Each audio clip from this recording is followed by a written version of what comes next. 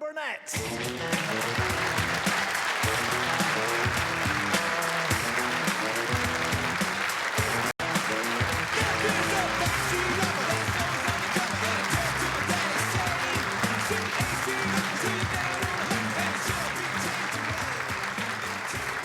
And facing Darren this afternoon, the Scottish International Open defending champion from Cambridge, Nicky Brett.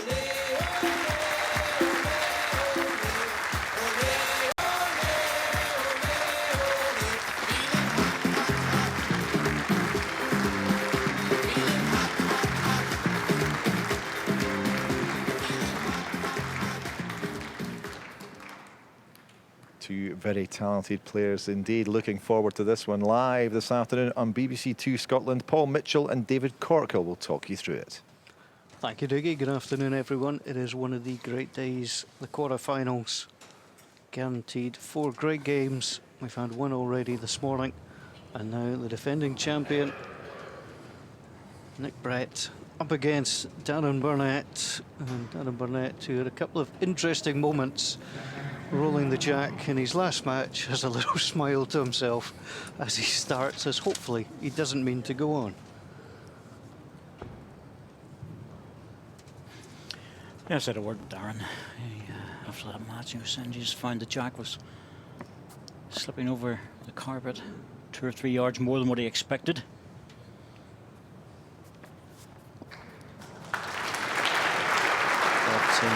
Assuming he doesn't make any mistakes today, the first ball is the important bit.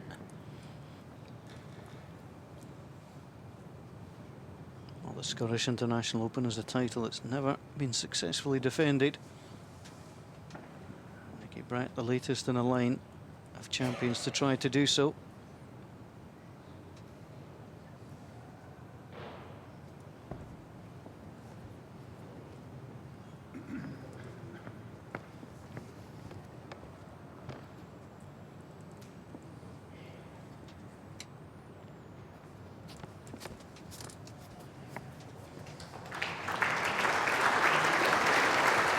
Same ball from Darren Bernett.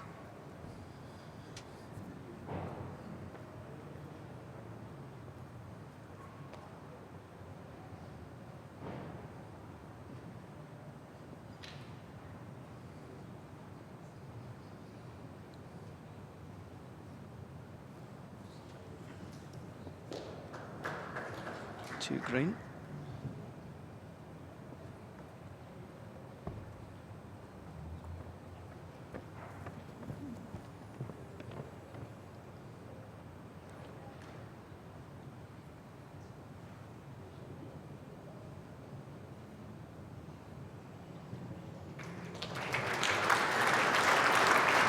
That's good stuff. 2 good close balls and a cover ball coming in. As usual, first end or 2, try and keep it nice and tight, don't lose too many shots.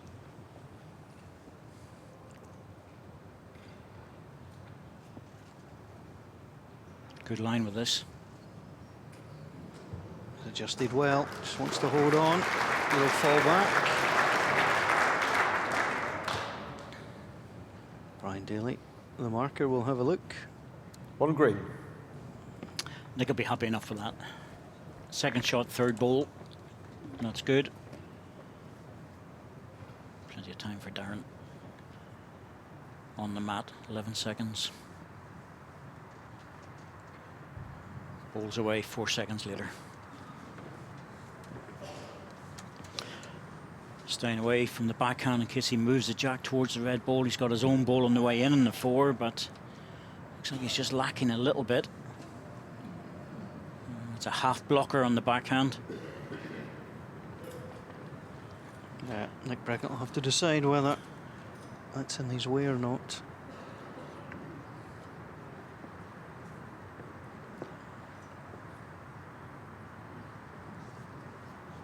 Well, you don't like to be too adventurous on the first end.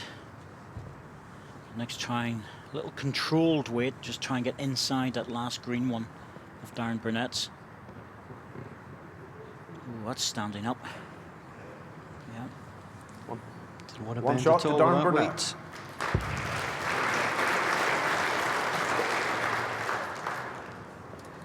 A very gentle shot there from the defending champion.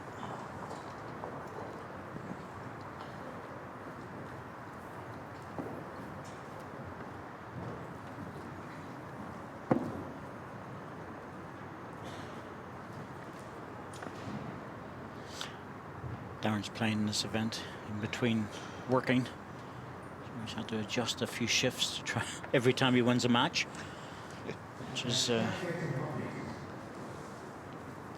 not always easy, but he's managed to work it out. The community officer for Arbroath West.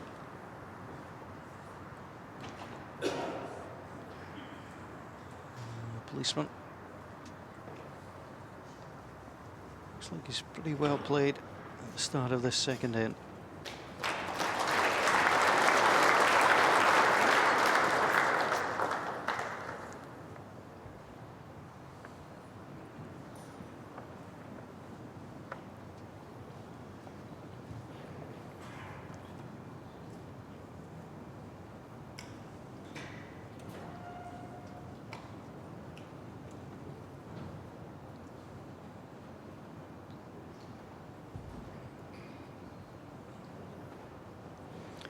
Well, if anyone's on a crest of a wave, it's Darren Bernett. There's no doubt about that. We've seen him come through some matches which he looked as if he wasn't going to win, but managed to scratch out a victory.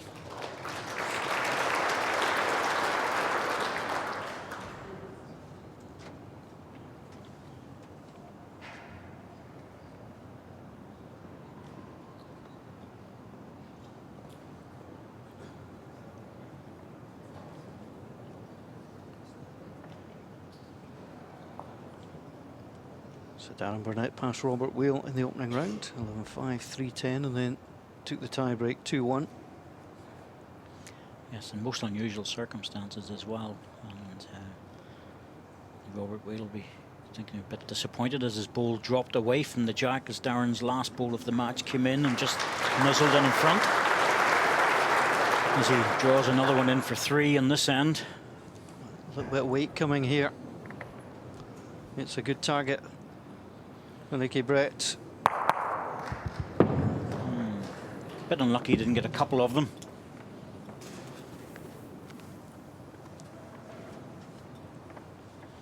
Darren's got the respot covered, he's got the deep position as well, so draw another one in. 2 green.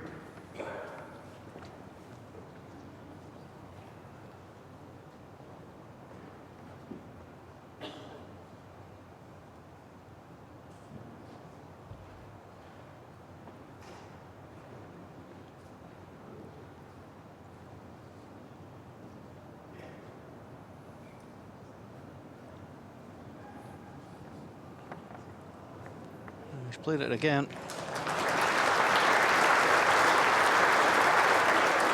doesn't widen the target either. 3 green.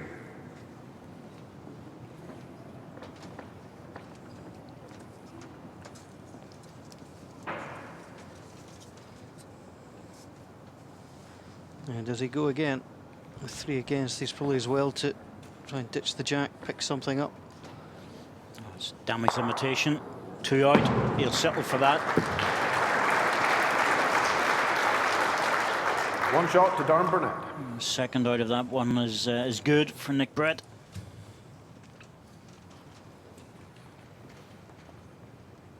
Yeah, it was a very tempting head to have a run at, and he did so.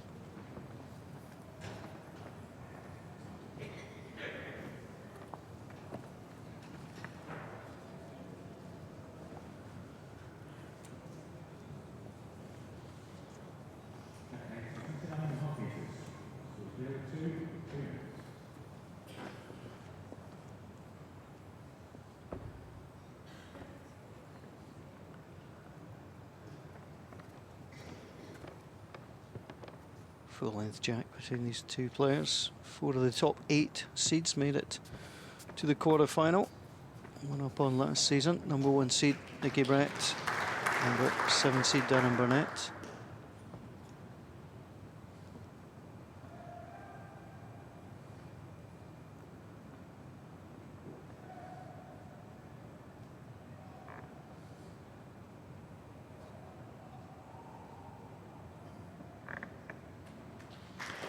I think it's fair to say that when you look at the 8 players through the corners, it's really only Mclean that was an unknown quantity. The other players coming through are all known. Mark Dawes as a qualifier and Les Gillett are both well known within the sport. Mclean, totally new to us. Come through the hard way, I have to say, taking out 2 seeds. Oh, lucky there, Darren Bernett. Well, as you mentioned, 3 unseeded players in the quarterfinals. Just been 1 in each of the last 2 years. Graham Sloan last year, Robert Chisholm the year before. Les Gillett is a very familiar name on the circuit.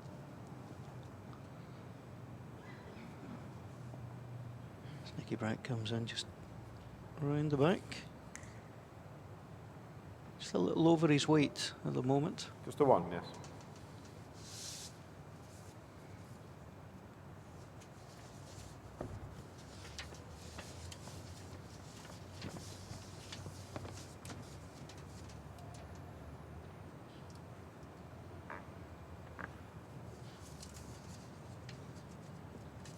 Giving this a chance, and he comes straight on, got it.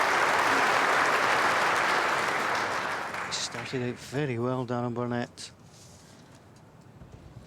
Yes, he's forcing Nicky into playing weight shots. This one's got a bit of work to do. Always looked on the high side, trying to wing the ball out. I think he'll not be happy about this. He's going to have to get his first 2 balls really, really close, because you get forced into playing those weight shots on a regular basis. It's very hard to get the consistency back again for the draw shot.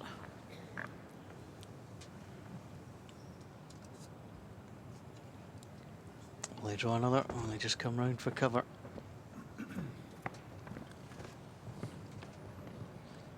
The ideal would be to get between the 2 reds and drop in towards the jack.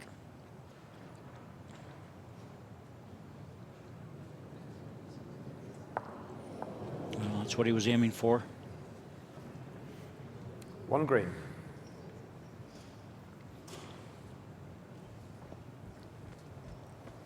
Danger for Nick is he's only got the 1 ball in there.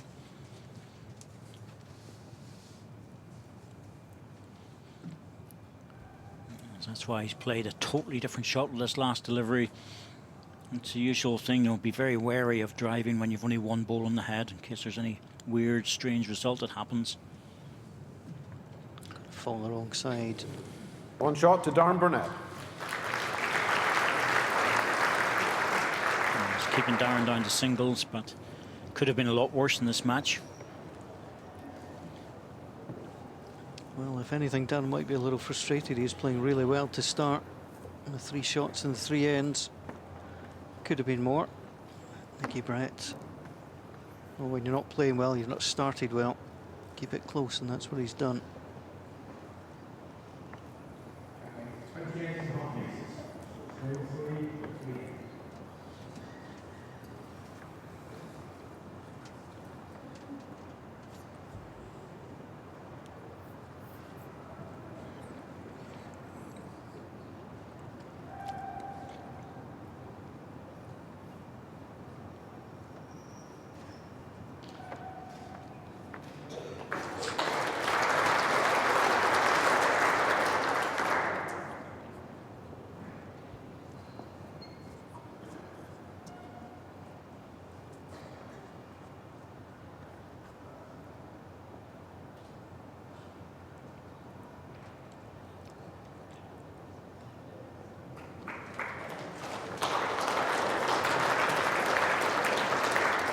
Changed his hand, been playing the other side, coming this way. It's worked for him.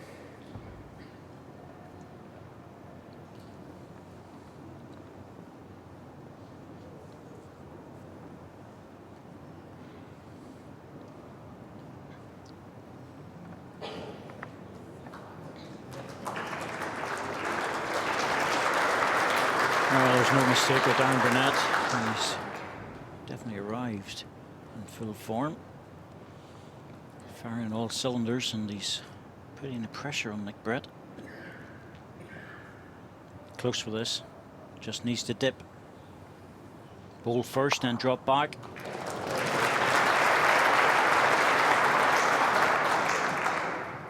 Excellent play from both players. This is fun to watch. Just the 1 red.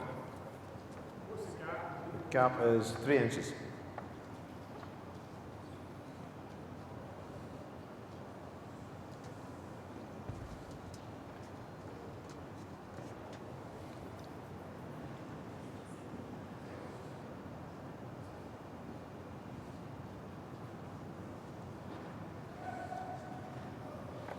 Same ball for Darren. Can he rest and fall back?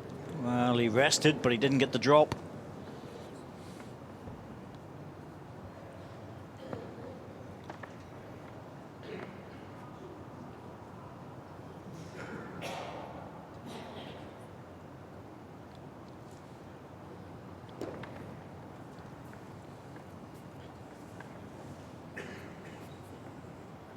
Darren's got a lovely little group of balls to drop into here. Very similar to his last come off as on the edge into shot ball. Has to be very accurate on line and weight though.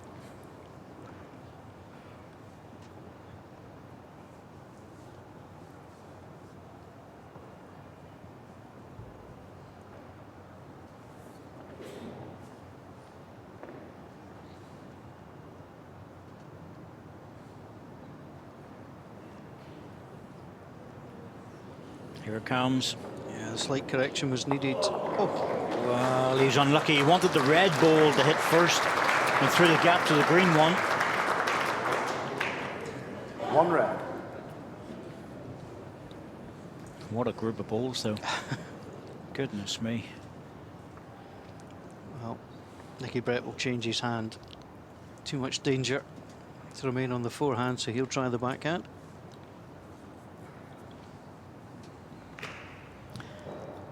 He's not going to get back in time.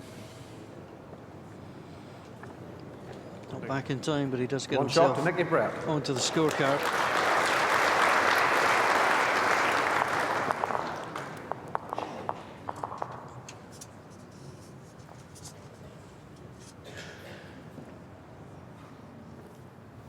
Well, I'm up in the players' balcony with Paul Foster, the world #1. He's up next against Mclean. But interested in this game, of course, it's the defending champion against the world champion. And you know the world champion very well, Darren. He's your teammate. And he started very, very well in this game. Yeah, it's not like Darren. His first 2 games he's been kind of scratching about, but he's come out of the traps very quick. And he's putting pressure. Nick's kind of scraping about here. Important single for Nick there, just to kind of stem the flow a wee bit. Yes, it was, because obviously he's lost the first 3 ends, going 3-0 down, and couldn't really afford to lose another shot there.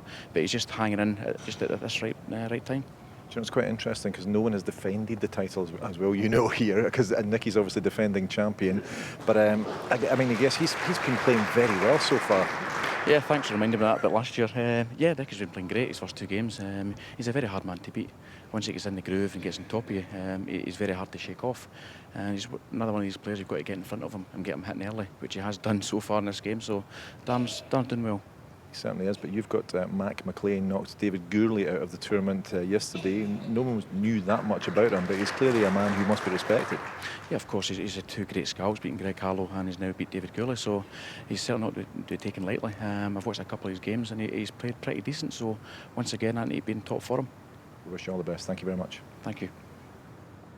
So Paul Foster, who in the last 2 years has battled with Nicky Brett for the title, 1 apiece. Nicky Brett winning last year, Paul Foster the year before. Half an inch short of Jack High. Paul Foster just missing out the first person to defend the title successfully and also win the title 3 times as Darren Bernett goes quickly. And that spins, that's going to go out and onto the respot. Yes, And but he's pushed the red ball right next to it as well. Exactly, that was the important thing. I was watching the red ball to see where it finished, and it's right beside the jack on the respot. He's still better off, but we never expect that to happen.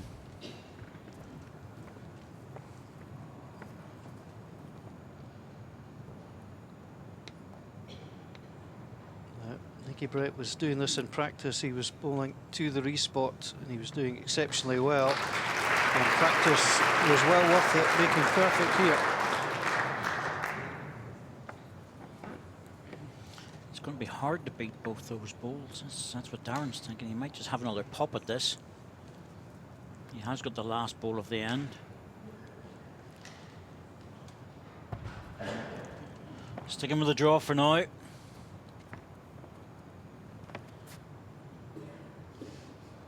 Try and get something in the area. Just going to dip across, not by much. Oh, it was a good effort. 2 red. Really good effort.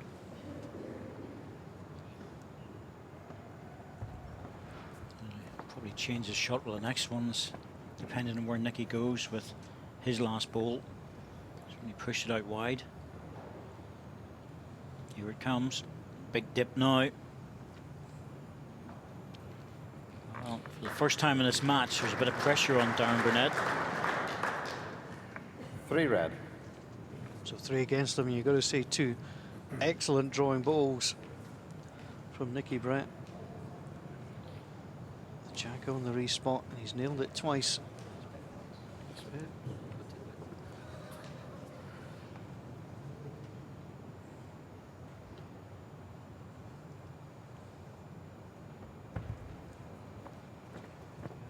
Just trying to draw in again. Much narrower line to Nicky, so he's going to have a bit of weight on this. Just drifting away. Good weight. 3 shots to Nicky Brett. Just under the line, but it's been a costly end for Darren Bernett after all the good work in the first few. Now 1 behind. It's funny how that can happen. Because Nicky Brett's certainly not been the better player. The scoreboard will tell you he has the lead.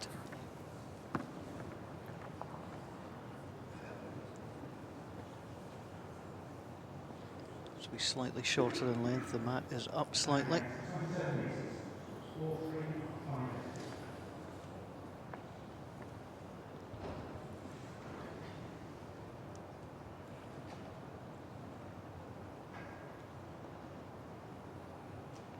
There are not that many other sports when you play 1 against 1 where you can actually make it very difficult for your opponent when they play their next shot. Certainly you can't really do that in darts. You can apply pressure. Snooker, you just get in and you can play a safe shot, yes, but generally speaking it's about making breaks to win. That's why I always refer to bowls sometimes as a game of chess, and you're guaranteed for another ball to be played, but you can make it very difficult for your opponent.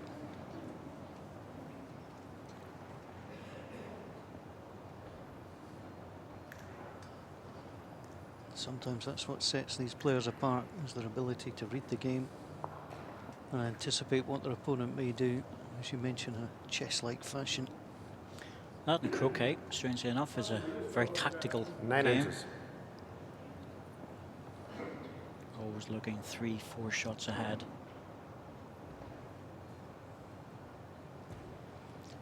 Well, fair to say neither player have liked their second ball.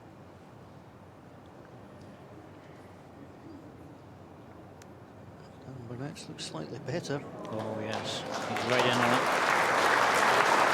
Back toucher, just a marginal change from his first delivery. Well, he clearly didn't like it when it left his hand. Yet, Yeah, in it came. he does that so often with Darren here. Hard to read him. Like just holding off a little bit on this forehand.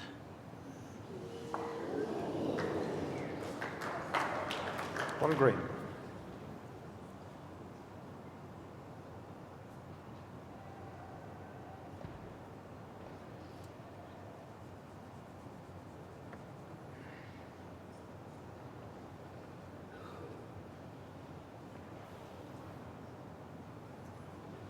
Doesn't want to leave this short.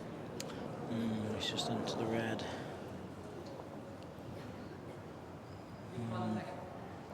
Sorry? It's a lonely ball, the green one. Yeah. Yes. Nick asking has only got 1 second and he has only the 1, so it's not worth the risk. Oh, a full drive. He's slightly inside the line this time, but It's all a matter of getting back in time as the weight comes off. He's overplayed it. The right idea. Jack would have been good with that weight.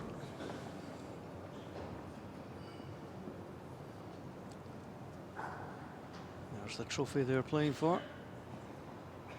Scottish International Open.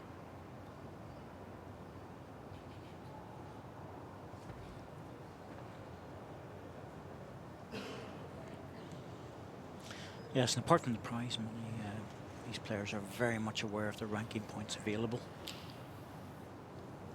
First tournament of the season, you really want to get those ranking points amassed. It takes the pressure One off shot the to next Darren one. Bernett. Darren missed the penalty.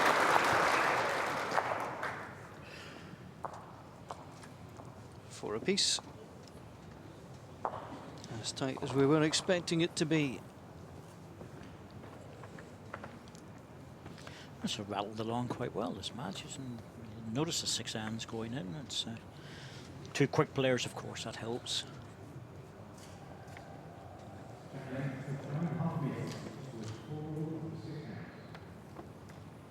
Well, you mentioned ranking points. I mean, last season Darren Bernett went out in round 1 of the Scottish, round 1 of the International Open, but just managed to win the world title, so that'll keep him nicely.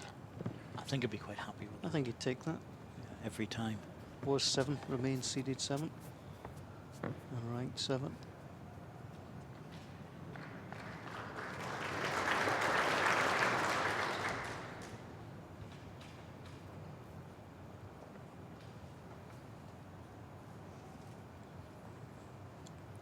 In terms of the Scottish International Open this time round, Wayne Hogg helped himself by winning his first round match. Simon Skelton at 15 failed to do so. Mark Royal also won his opening match. Yes, not too much movement down there. A bit more movement at the front, of course, with David Gurley losing out.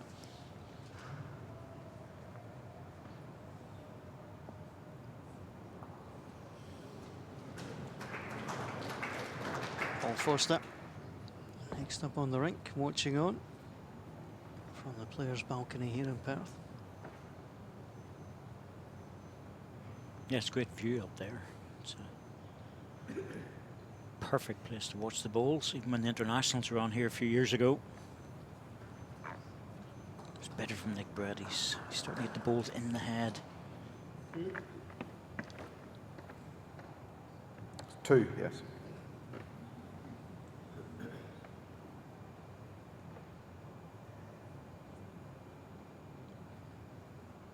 Just going to have a go at this. Very pacey. Bowl on the bowl would be good. Yep, Jack gone.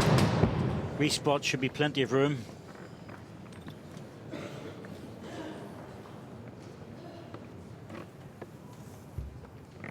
The shake of the head there with Darren because he was really hoping that the 2 bowls would be cleaned out. 2 good ones in there waiting, but 1 down on the red one. Well, the last time he had to draw to the respot, absolutely nailed it, Nicky Brett. Yep, he's out very wide. This will be good. He's always going to be coming in on the high side then. That's what you want. On the bend, you want to be coming in towards the jack, not going away from it. 2 red.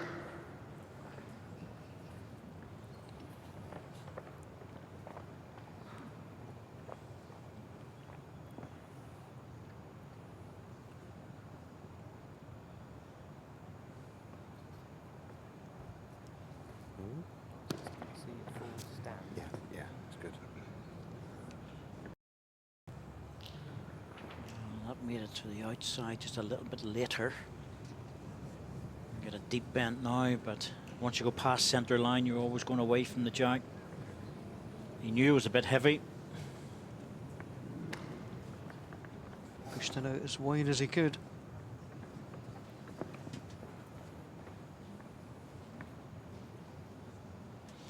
This could be a very costly end for Darren Bernett.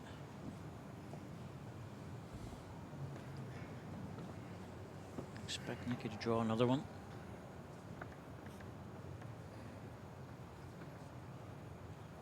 Not just as wide, but he's got good weight. As you can see, the ball just drifting, but nothing close at full green. 3 shots to Nicky Brett. Well, he may have started slowly, but he finds himself now with the upper hand in this set. The 2 threes have been the key.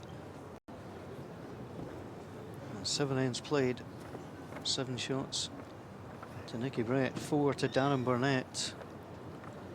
And where Darren Bernett took the first 3 ends here.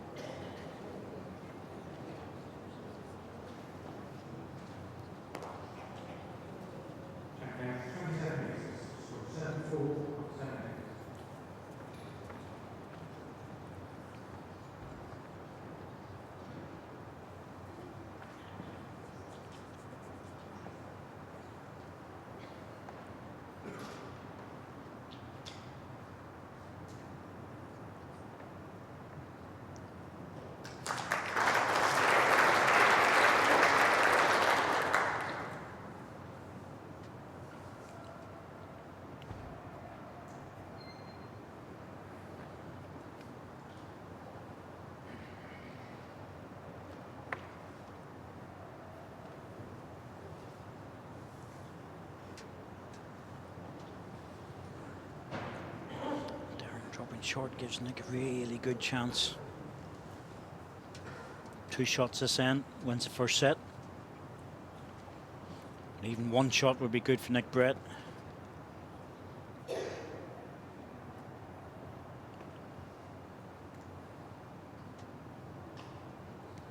he's missed the chance.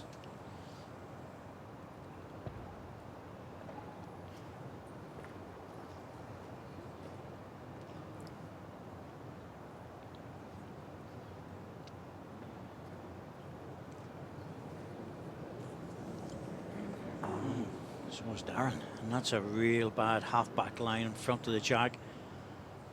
Won't help any running ball, but he might need. Oh, Nick didn't look too happy with that one. Must be over the weight because the ball is coming back pretty strong now. Yeah, just slightly. Big ball for Darren Bernett here.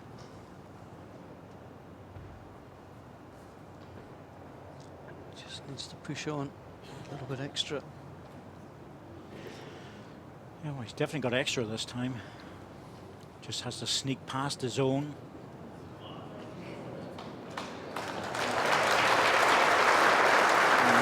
Dropped away.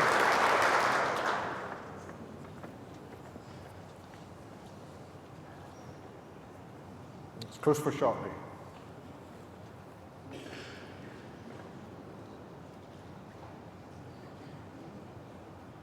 Timeouts available to both players. Nicky Brett deciding not to use one, quite happy that he knew his shot selection. A lot of people would have thought Nick would play the forehand, try and bring the jack towards his balls, but he's been good in this backhand. He's been very consistent with it. It's the reason why Darren Bernett's left with no other shot, just to try and follow it. It's 1 on a measure, could be a set lie. 1 red and a measure. It's a confident drawing ball from Nicky Brett, the 39-year-old from Peterborough. Didn't start the set well.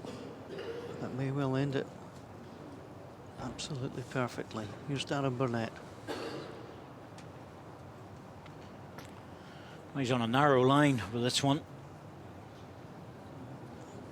It's very narrow. Taped in on. Back. Well, it's just a question of Darren Bernett, will he get 1 more end to try and get a 4? Or is the set over here? So the umpire has Dan Blewett. He will come in.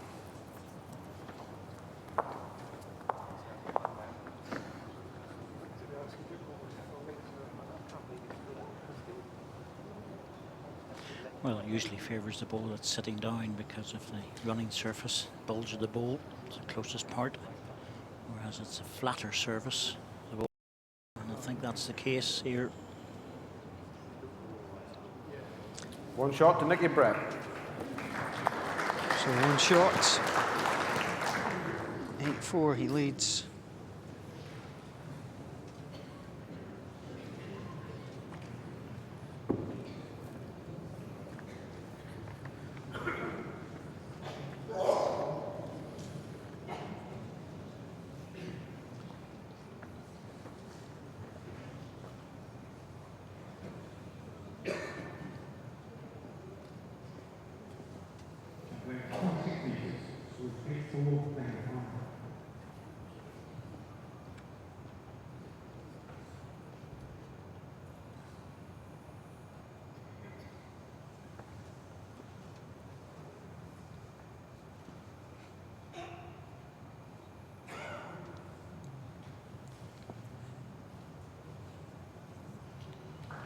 It's a nice opening ball.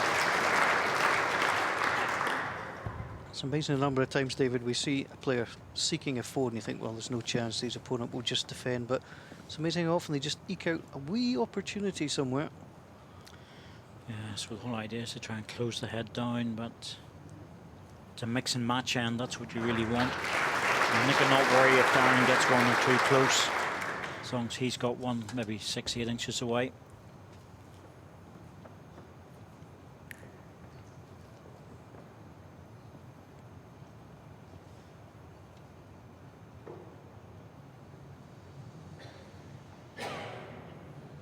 That's good there.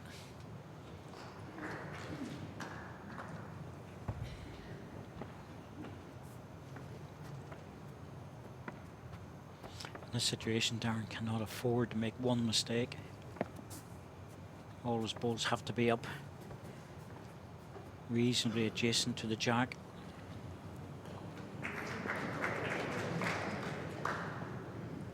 It's not helpful. It's the one. One green.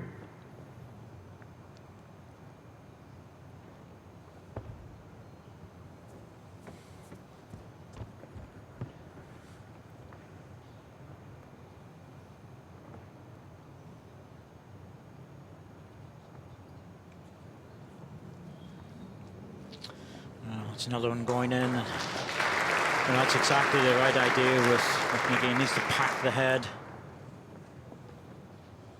One green.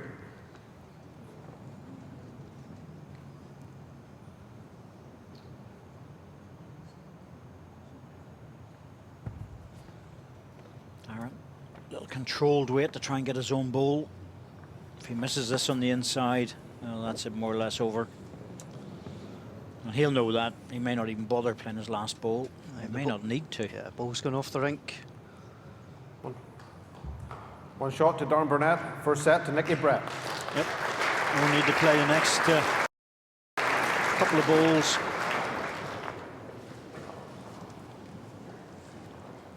Well, it was a slow start for Nicky Brett, but he got there. And you can actually trace it back to the drive by Darren Bernett, which put the jack on the respot.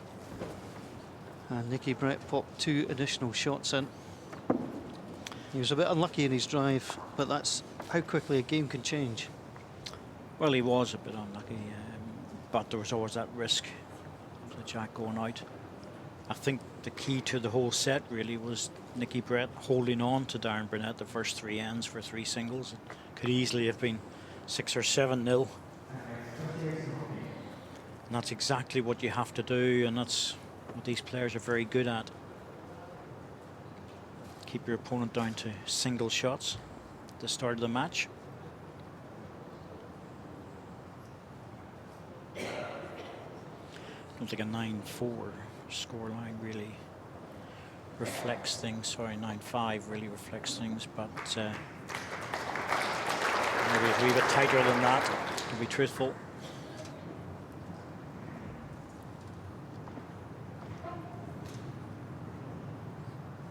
Yeah, the 2 threes were the key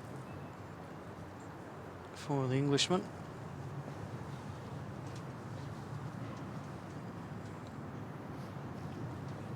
You can just see in the match his first ball has improved greatly. Just got him in nicely. So Darren Bernett here, looking to get to the semi-final for only the 2nd time in the last 10 years. Reached it back in 2012. Well played.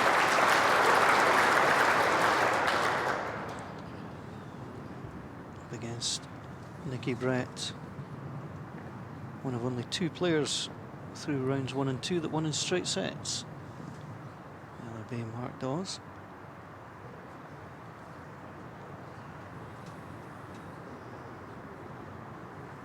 One green.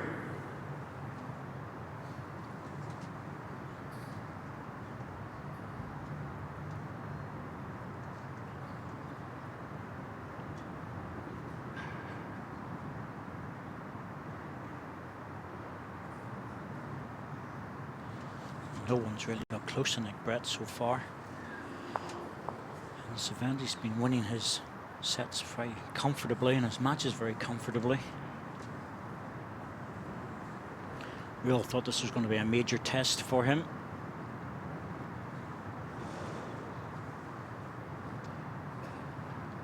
He's trying to urge this one up, which would suggest it's going to fall short.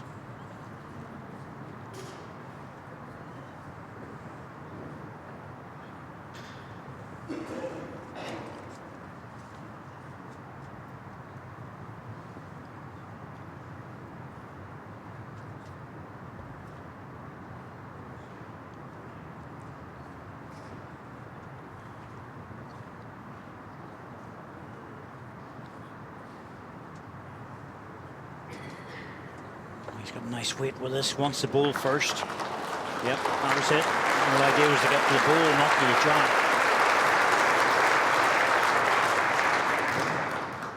2 green.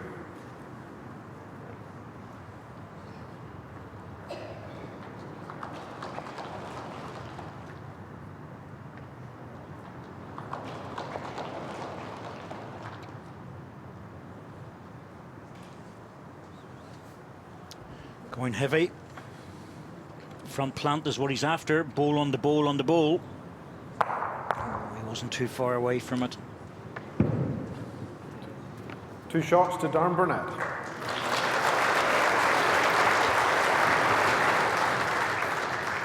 So 2 shots to the Scotsman.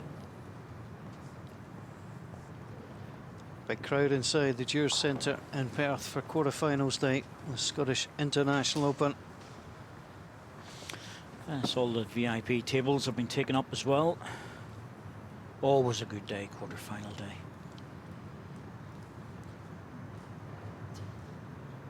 Probably applies to almost every sport. Players have had a chance to come through their early rounds, are well used to the rink.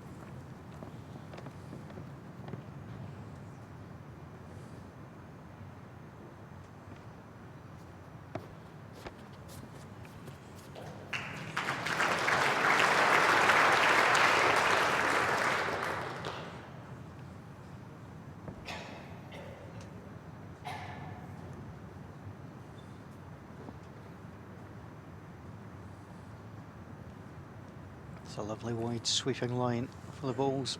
Nicky Brett. All the way around. 1 green. Your ball is 6 inches short of jack high.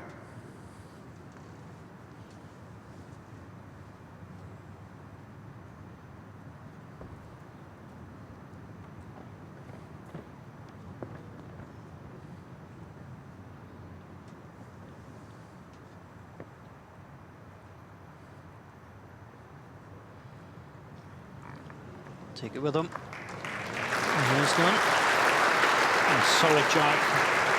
or anything less of the jack would have been good.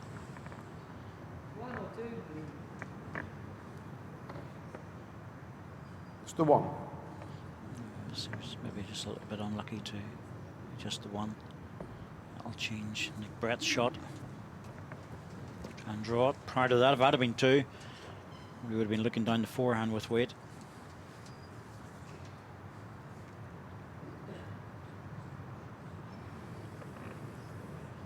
Just never looked like it was quite going to run out there. Just pulling up short. One green.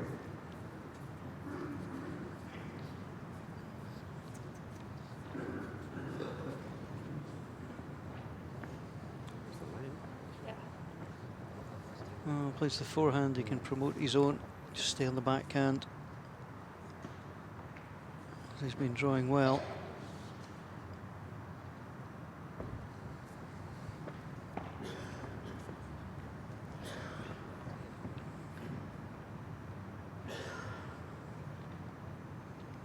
Has to come in between the two red balls. Close. Nick might be tempted with this. He's running back.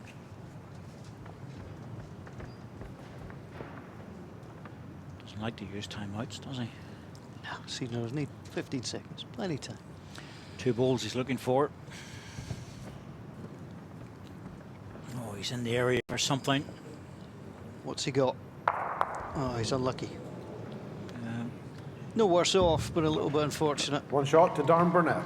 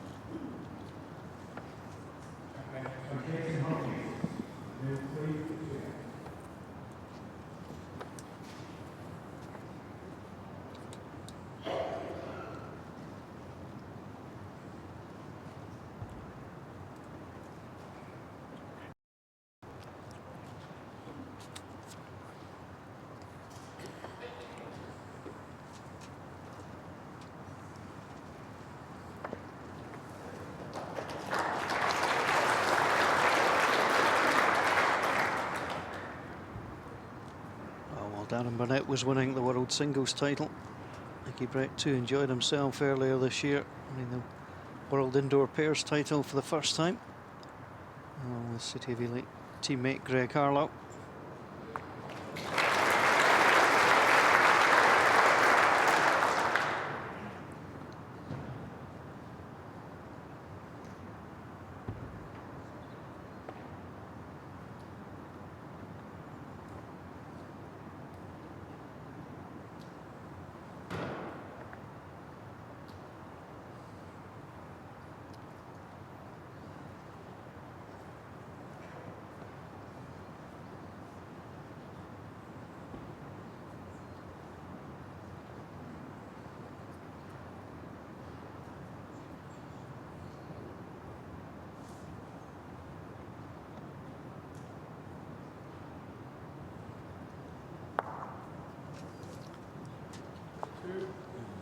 Might have made that gap.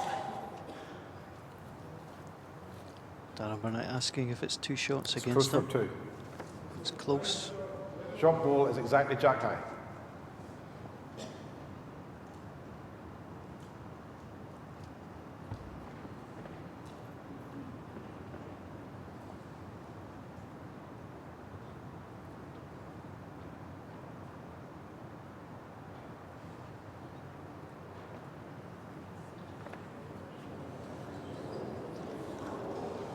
Just dipping under, but again, it's balls in the head.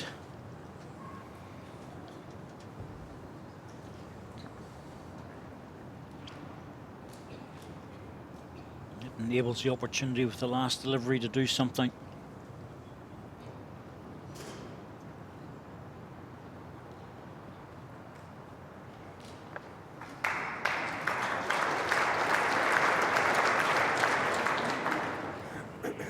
2 red. So he's drawn one on the other hand. Well, that'll make Darren Bernett think, because he can't lift both left and right balls out here. He'll call a timeout. So he'd be tempted to run this. Timeout called. He's got position. Darren has 4 timeouts remaining. He's got position available to him on one side. And what he's looking at there is getting to the ball and stopping dead. But over on this side, the jack is in favour of him. But on the other side, it certainly isn't. It's a red ball sitting waiting for it. And that's more likely the side it'll go. Backhand still there as well. That's an opportunity to run in for the 2 balls, but the angles aren't great. Sanders, stop the clock. He's asking for the clock to be stopped. I think there was a mobile phone had gone off inside the hall.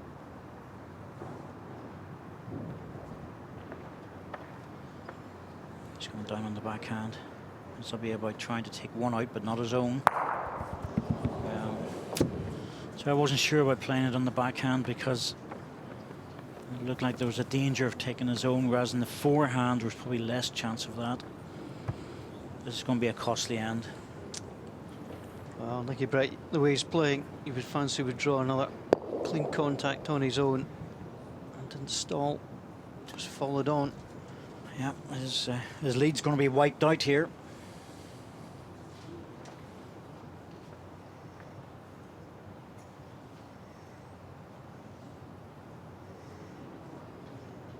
Just coming down.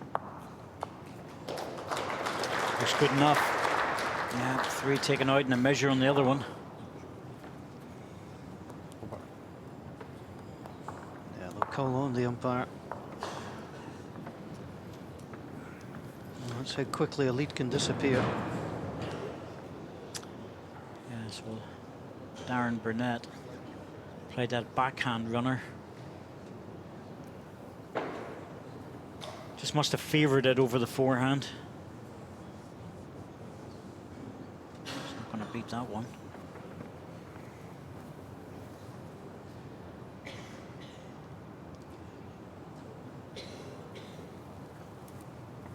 Looks like a full house.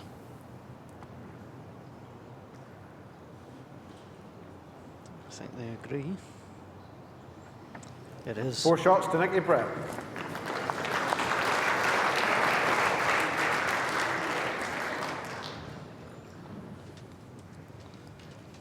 He's not making life easy for himself, the Commonwealth Games gold medalist.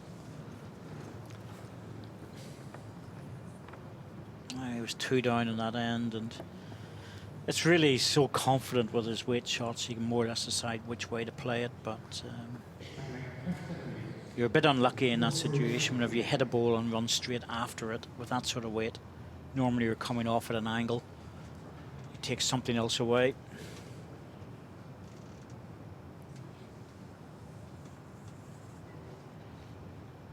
But it has been costly, and have to regroup.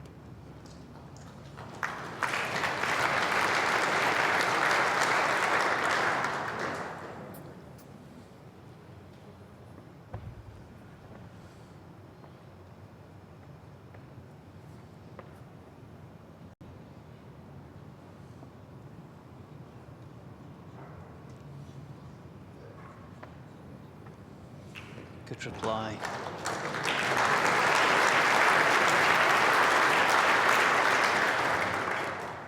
Put the previous end behind you and just worry about what's ahead. Precisely what he's doing.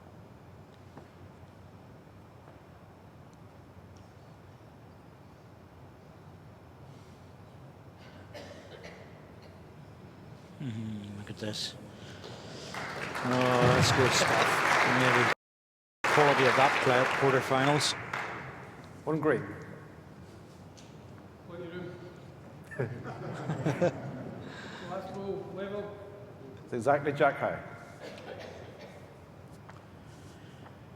There's not many times you'll have 2 balls that close and not line the shot. Lovely play. The problem for Darren is playing the backhand, he's bringing the jack into the red balls, playing the forehand. You just can't afford to be wide. Doesn't want to squeeze the jack the wrong way.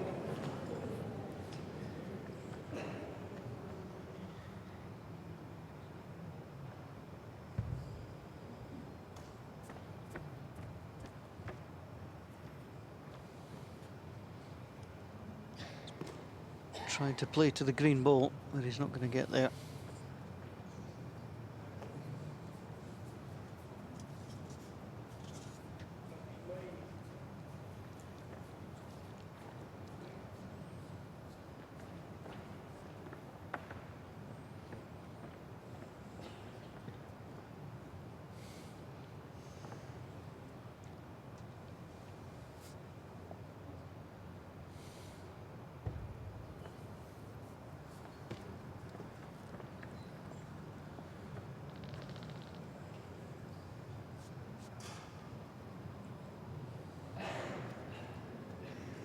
He's got a chance with this if it hurries for an extra foot or so. That's the problem, just needed the weight. The line was absolutely spot on, and that's going to close that forehand shot down.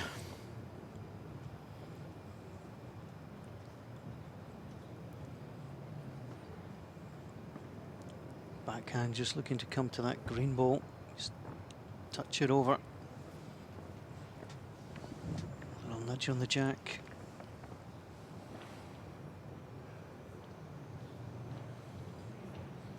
Just not coming back in time.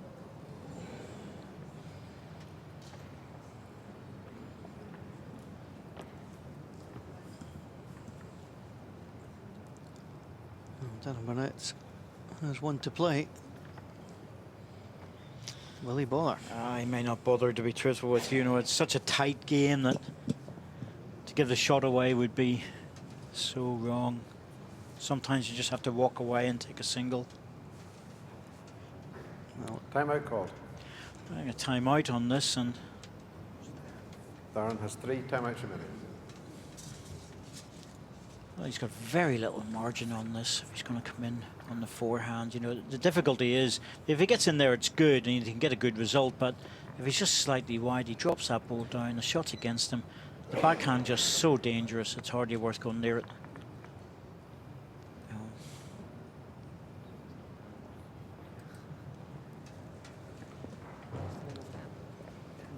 The margins in this particular end are so small. Not sure how they are.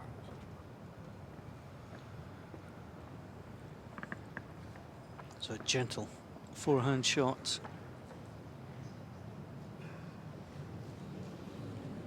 Just going to hit the front wall this last one. I tell you what, he wasn't that far One away. shot to Darren Bernett. Slightly narrow, but the weight looked pretty good.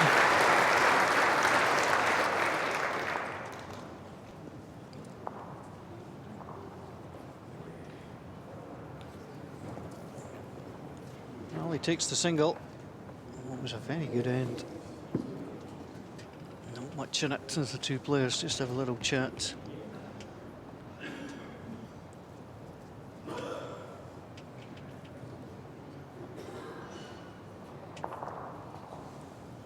He's been playing the long length. That's where it's going again. Stops very easily this time, right?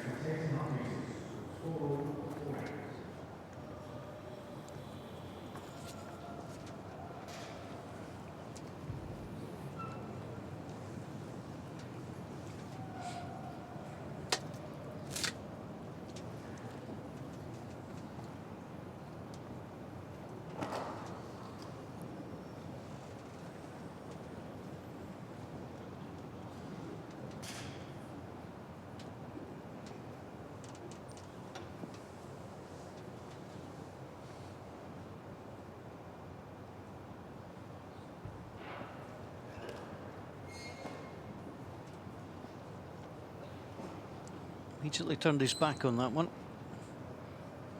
For a little drink goes Nicky Brett. It's not that bad. No, I don't think so. I think he might get a surprise when he walks back on the rink. Oh, that's where it landed.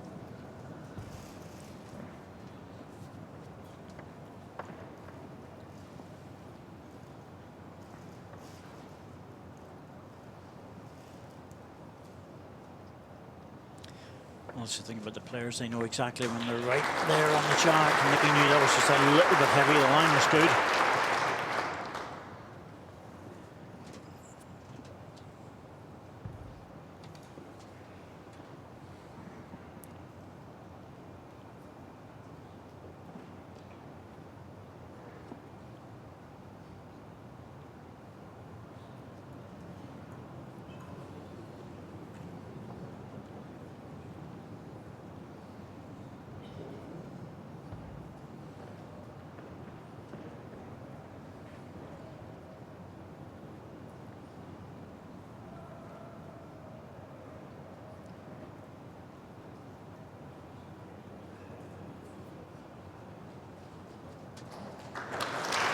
That's a handy one.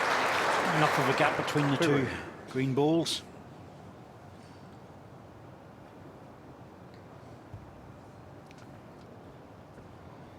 The expectation is very high for players of this sort of caliber. You're expecting every ball to have a value. This one does. No doubt about that. Round it comes, falls down. It's a shot. Yep. Ball back was not to touch the jack. 1 red.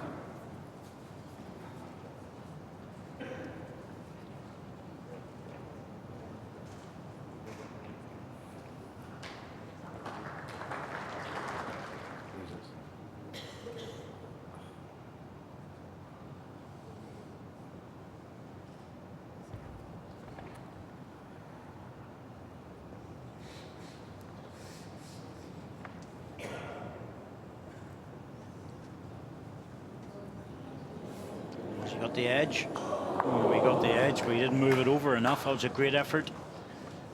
Exactly the right idea is to come past the front one. He really liked it too. Did look good, didn't it? Just expected to nick away. Just a nudge. An inch or two less and he would have eased the ball off.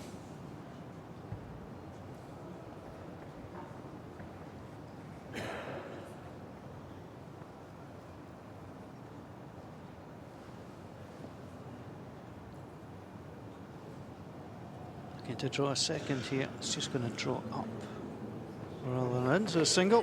1 shot to Nicky Brett.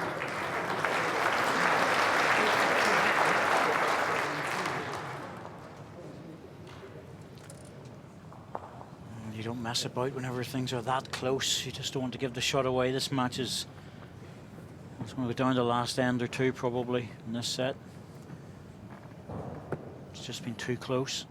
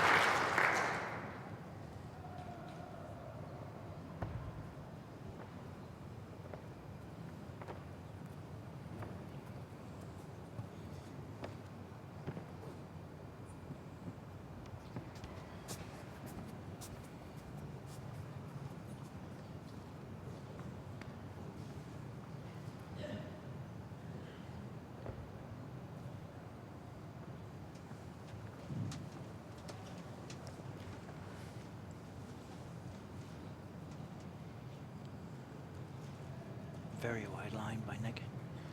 Here it comes.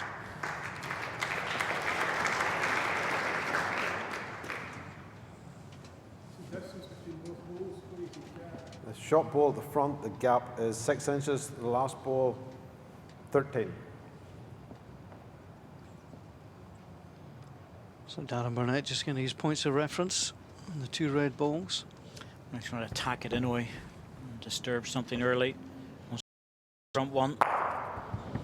Well, could have easily have managed the 2 balls out, but 50%.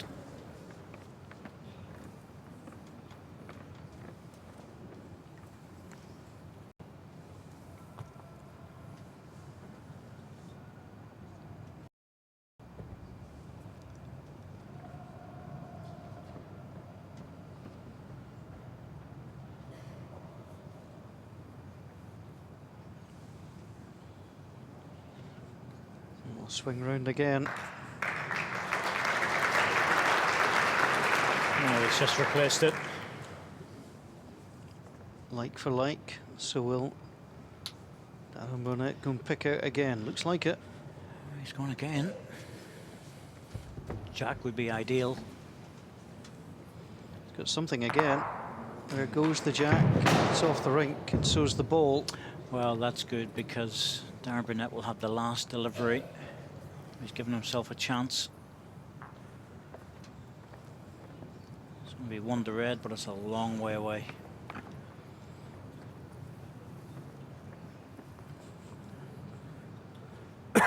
More balls off the rink than on.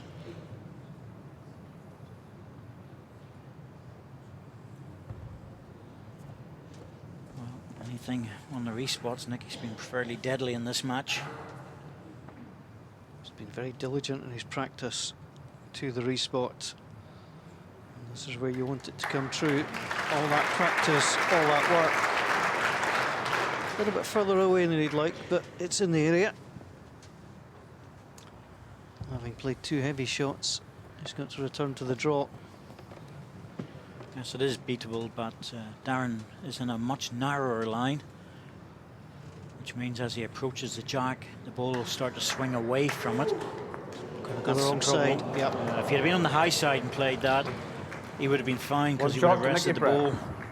Once you're on the narrow side, you're always going away. It's cost him in this end.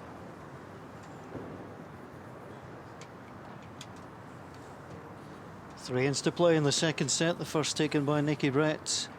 He leads by 6 to 4.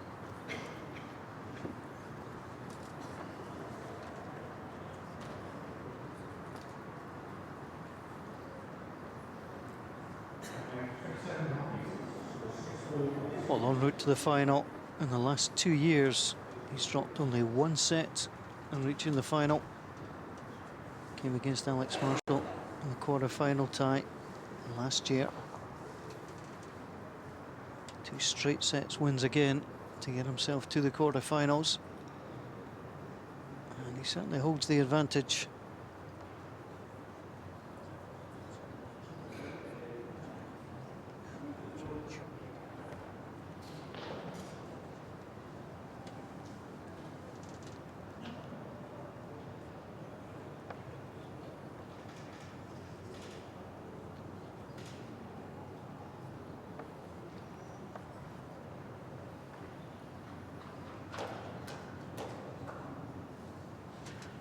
Darren Burnett's played well in this match, but he's been restricted just to 1 double, all singles on the other ends. And credit to Nicky Brett for doing that. That's exactly what he had to do, whereas he's been picking him up with 2 threes and a 4. So that's where the difference is when he's scoring. The opportunity of getting them in multiples, he's doing it. Well, they've come at good times. He was 3-1 down in the first set when he picked up his first 3. He was 3-0 down in the second when he picked up the 4. At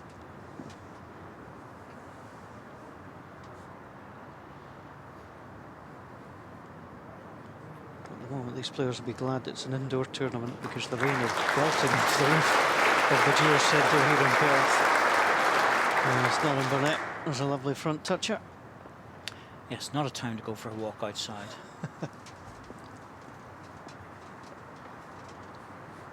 Go on, you have the next game off. You go for a 1. Let's go for a paddle, more like, by the sounds of it. Got a chance, just will it hold? Nope. Good ball there, though. Better second. Offers up a chance to punch the ball out.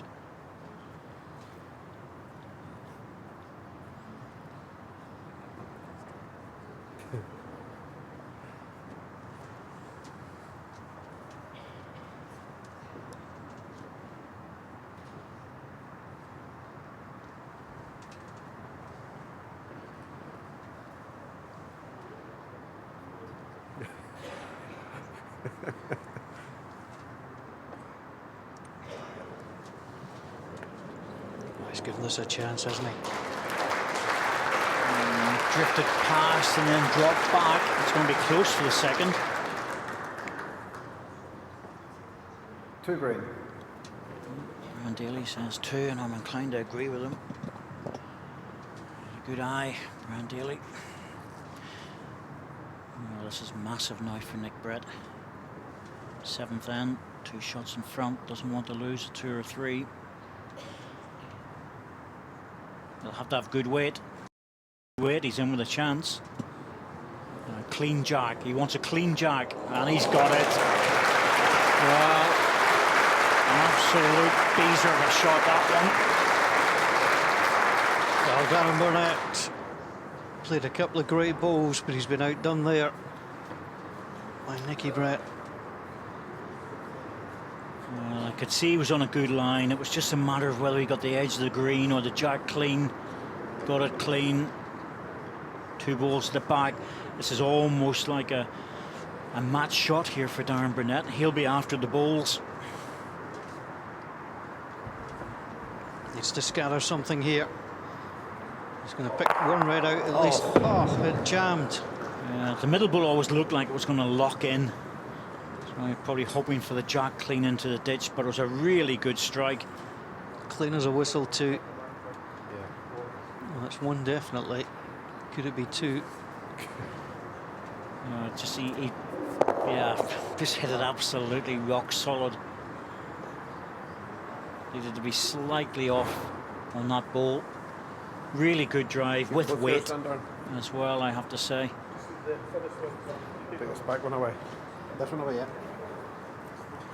So 1 red is out. And this does mean a lot. There's 1 red out. You could afford to drop 1, 2. You wouldn't think so.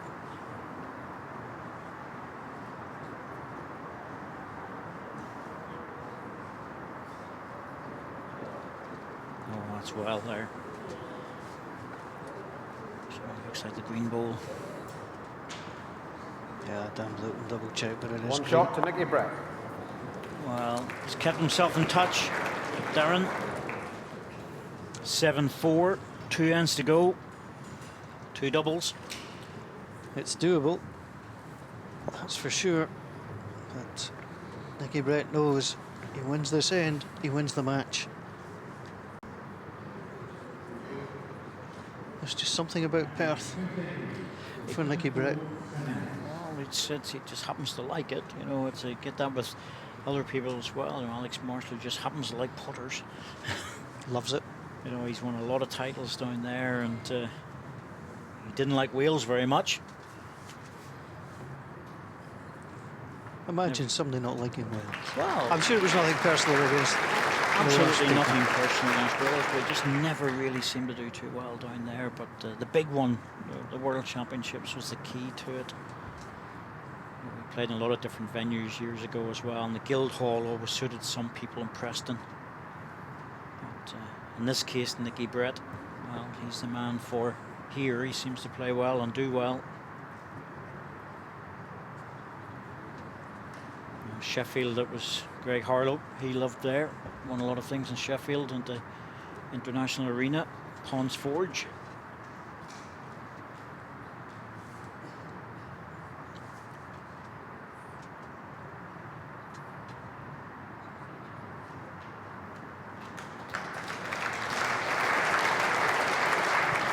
And Paul Foster, he doesn't really matter. He just wins everything everywhere. Yeah, he doesn't discriminate. No. 2 inches. Oh, what a great couple of balls from Nicky Brett. It looks like he's going through to 3rd straight semi-final here with Darren Bernett.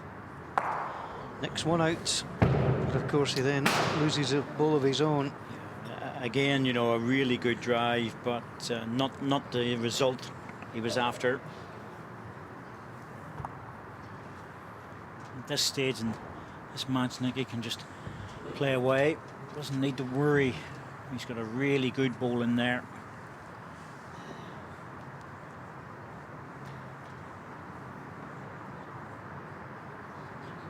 He's just over the weight with the second.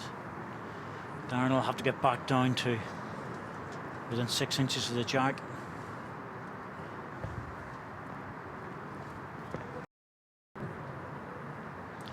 Well, he's trotting up after it.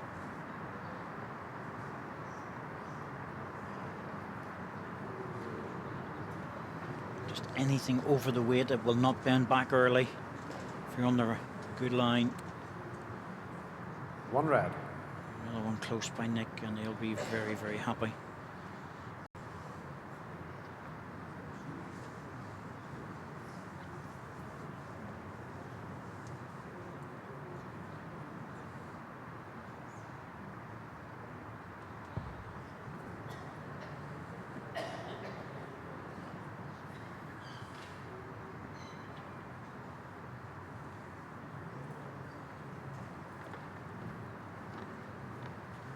That's the one he's looking for. If he can run to get up in front of it. Not quite, but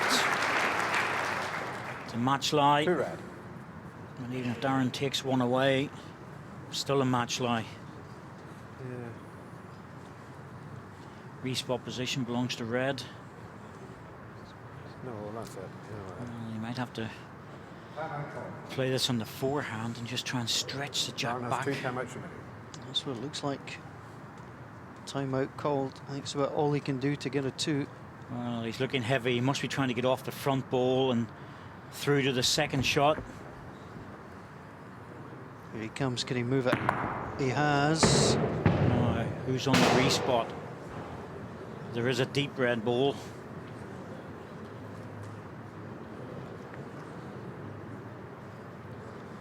I think it's one green Well, they're looking at it. from the angle. Nick's not saying anything. 1 shot to Darren Bernett.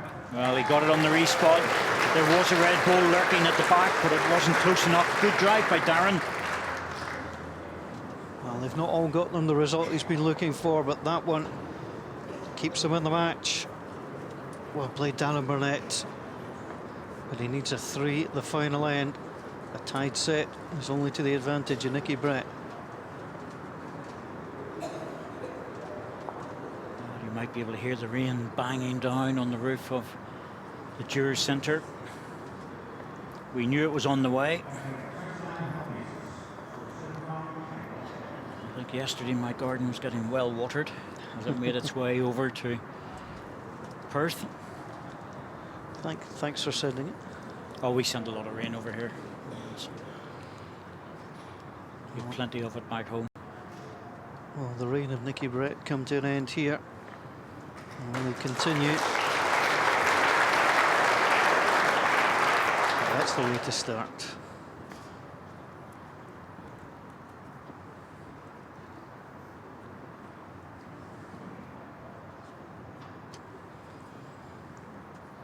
If Darren Bernett wins this match, he'll think back to that drive match against him, and what a fantastic ball it was, but Nick's not letting him off the hook. How about that touch of first ball? Not only that, when your opponents put one within 4 or 5 inches and you do that.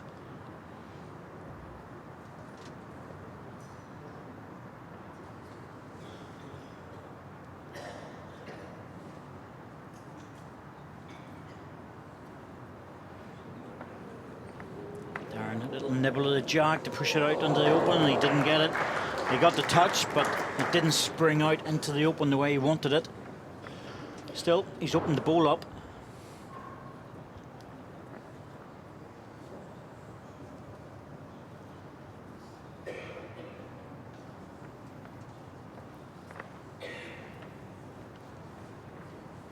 He's aiming for the respot just in case. So that will One cover round. that side. Hard to see it coming there, but you never know. Yeah, I'm not sort of sure it was a deliberate shot for a respot, but it sort of ended up there. So it has a value. We'll give him the benefit of the doubt. We this will. time. The way he's playing, we definitely will. Both these players playing particularly well. Darren Bernett thrashes the living daylights out of his cloth.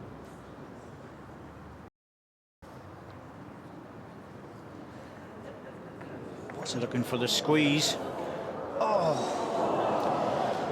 Well, And he's opening up that chance on the forehand to take the ball away. Well, sometimes, David, that's all you can ask, is to leave yourself with a chance. He was looking just to try and edge the jack away from the red ball, and once again another toucher. I think he's got 3 touchers there. Well, when you're looking for 3 shots, the final end, to have 3 touchers and not to be lying is unbelievable. And that's a nice... Oh, well, that might open up a chance. 1 red. I thought he was just going to sneak through there. Still has the ball to play no matter what. Timeout coming. Yes, and the jack to the side is really no good for Darren. What he's looking at is the angles to come off things. The red ball he's looking at is this one over Timeout here, ball. but the angle's not absolutely perfect. Darren has 1 timeout remaining. He might need to try and force things through there to try and get the red through the gap and lie 2. That's not enough. He needs a 3, and that's where the problem is. I'm wondering if he's going to try and nip the outside red ball and come in and hit the green to force the red away. That's hard, but Well, that might be the only way he gets a 3. That's what he was looking at. Is it just too far ahead? The angle looks good to me. Here Got he a comes. chance. Oh, well, he got the wrong side of the ball. He's going to lift the double. But it's not enough, because the tide sets will work 3 shots away. to Darren Bernett. Nicky Second Brett, set who tie. wouldn't even Match bother to Nicky playing his Brett. last. Great quarter-final. 2 players in good form. But it's Nicky Brett, the man who loves Perth, who will advance into the semi-final. Great contest. And Nicky Brett just had the edge in the end. A tied second set. Nicky Brett won the first. And that's why the Englishman takes his place in the semi-final.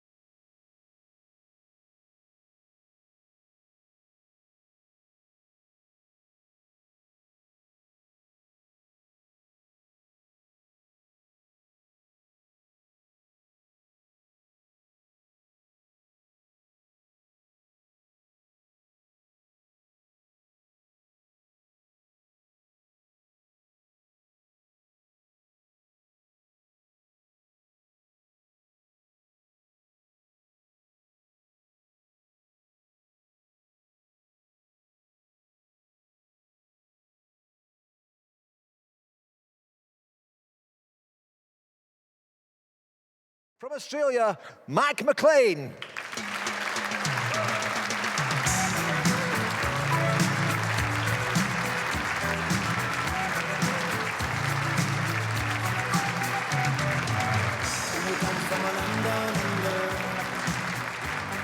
And up against Mac this afternoon, a multi Games gold medalist and current world number 1, Paul Foster.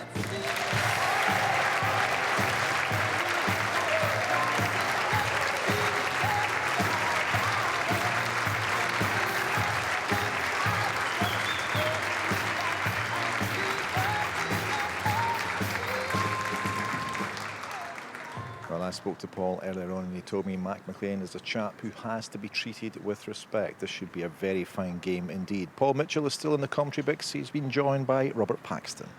Thank you, Dougie. Robert Paxton's got a bit of an interest in this one. He'll play the winner of this particular match. We know very little about the Australian. We know so much about Paul Foster. Makes for a recipe for a great game. Yeah, it should be an interesting game out there. Mac's come out the blocks. First 2 games, beating 2 former world champions. So he's got nothing to be afraid of out the day. Relax and see how he gets on. All the pressure's on Paul out there. I had a good chat with him yesterday. He's certainly enjoying himself, that's for sure. So Paul Foster, the home crowd favourite, up against Mclean. And there's just a little bit of a delay while 1 or 2 of the audience here get settled. Not sure there's jostling for seats, but there's 1 or 2 people always have their preferred place.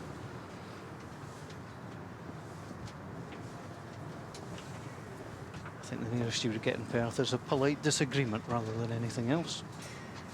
So let's get this one underway. Yeah, it's a decent crowd in the day, which is always good to see.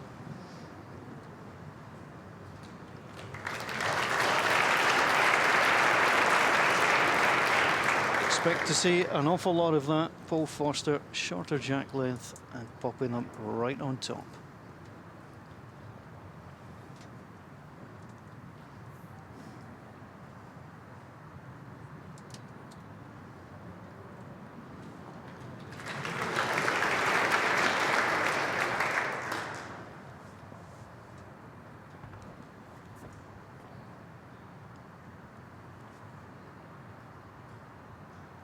Different tactic from Paul today. Against Mark yesterday, he went for a longer length jack. Obviously been out here for a few hours today, and yesterday spent a bit of time on the carpet and decided for a change. A change of a different type for Mclean. He's played green twice, he's now gone to red. He's obviously going to test a few sets of red balls and find a set he's happy with. Yeah, it's their first time. They're new to Mac anyway, so I don't think it'll make too much difference to be honest. So he's enjoying his time here, so I think it's just as long as he goes out there and enjoys himself, he's going to give himself a good go, possibly getting over the line.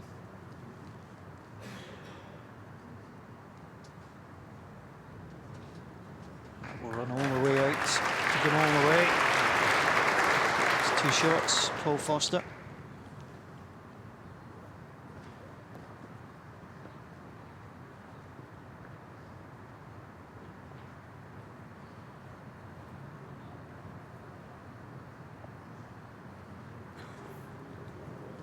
It's not a bad effort at all, just going to draw up though. Last ball done. Jack right. Your last bowl, 1.5 inches past.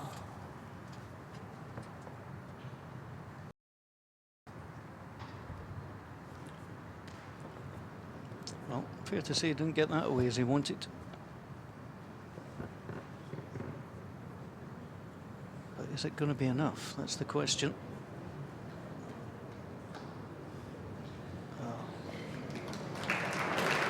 There's many a player who wish they played bad balls like that. Definitely. 2 green and a measure. Yeah, so this is Paul always calls the business end of the tournaments, quarter-final onwards.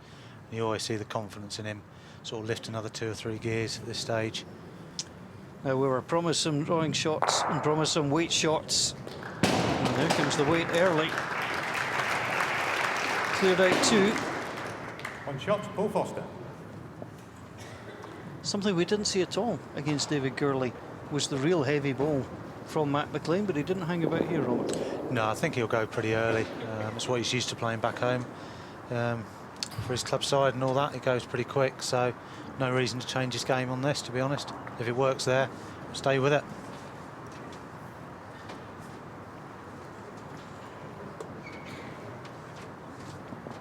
Paul Foster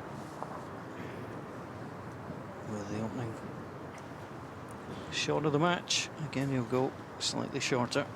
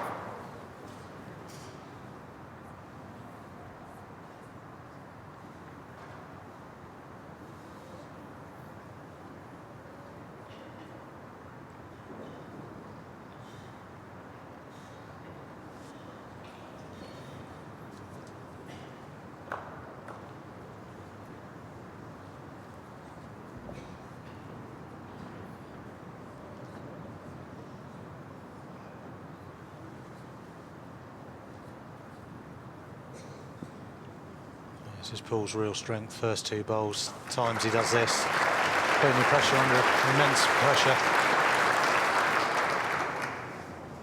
Opened it slightly there. I won't be too concerned about that. Matt Mclean, just 21 years old. State government official. Works in planning and permits and the likes. 2 green. Max first bowl, 2 feet past.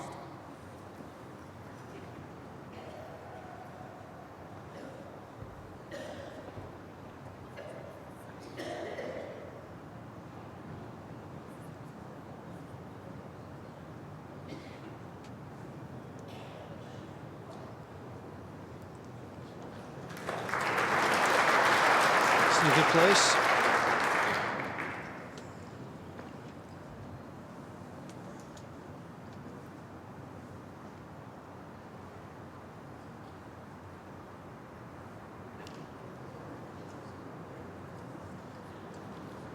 Just not reaching on that occasion. It's not easy going playing the best guy in the world at the moment, really. First time on the rink, especially a quarter-final. It's never easy. You just need a couple of good ends just to settle in. And sometimes Paul doesn't give you that chance, unfortunately. Well, the first set has been the secret of success. Beat Greg Harlow in the first set, beat David Gurley in the first set, and then dropped the second very heavily.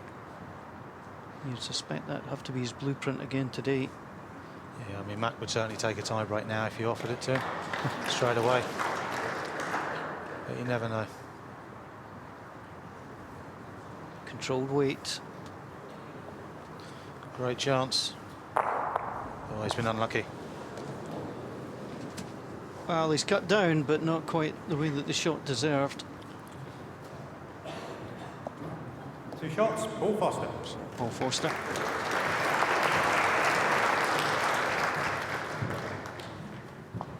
One school of thought, Robert, would be the fact that he's played 2 weighted shots, he's got a result twice. The other school of thought was he's having to play weighted bowls in the first 2 ends. Yeah, I think he's always going to be doing that. So with Mac, I think today a lot depends on the results he gets for his running bowls, to be honest. Paul's not going to give you a great deal of room out there. It's unlikely Mac will outdraw him. So it comes down to his runners and results he gets from him.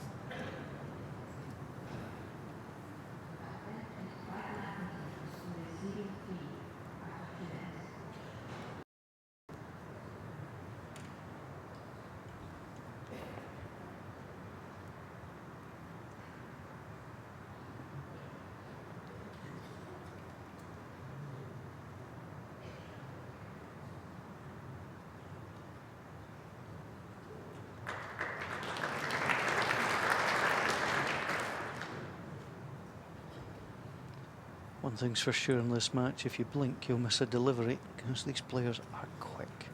Yeah, they don't hang about too much. Like the previous match with Nicky Brett. There's many quicker than Nicky on the carpet.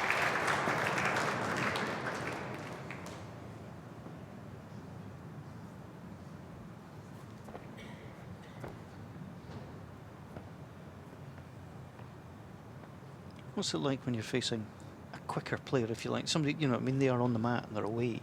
You know, do you tend to speed up or do you keep your own rhythm? Some people do tend to speed up without even thinking about it, but you just got to play your own game. Whether it's not so bad if you're playing someone that's quick, it's the people that are slow that makes it hard. When with this, obviously, you've got your shot clock, so it's not as bad. But sometimes club level and things like that, you've got some people that do take an age on the mat. And that's the hard time, is when the concentration, because you've got so long in between bowls. So, yeah, it can be tricky sometimes, but people that are quick, it doesn't really bother them. Yeah, I'm sure everybody watching who plays the game can empathise with a slow player and how it is to face them. Here comes Paul Foster. Just needs to run this one out again. Round it comes.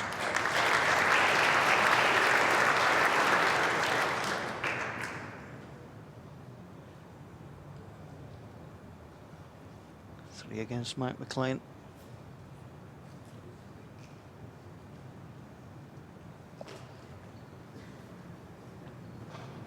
Right, line just needs to run up a touch. Just needs to run. That's a great offer. Drawn the win, I think.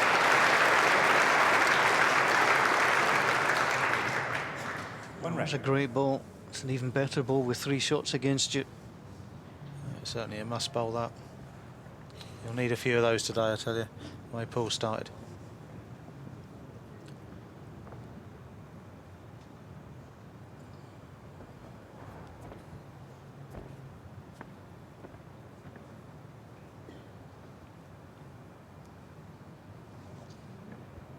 He's asking it to hold out, but it's not going to.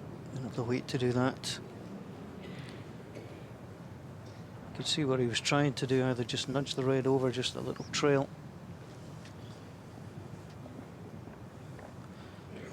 Free chance for Mac. It's not an easy one. Main thing, get on the board. Settles the nerves a little bit. Yeah, I'm not sure how many Aussies have too many nerves on this carpet, to be honest.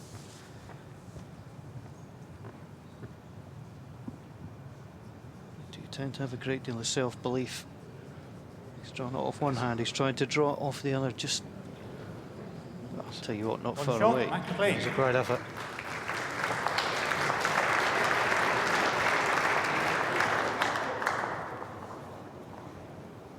So 3-1 to Paul Foster against Mclean. Big sports fan, coming from where he does in Australia. Of course, he supports Man United. You always figure that there's fans everywhere. I've got an Arsenal fan next to me. I'm not sure that's the best news he's heard today. No, it wasn't great news midweek, but they should still get through. Hasn't been a good week for English teams in Europe this week, to be honest. Just depends on your definition of good, really. Let's just say it was entertaining.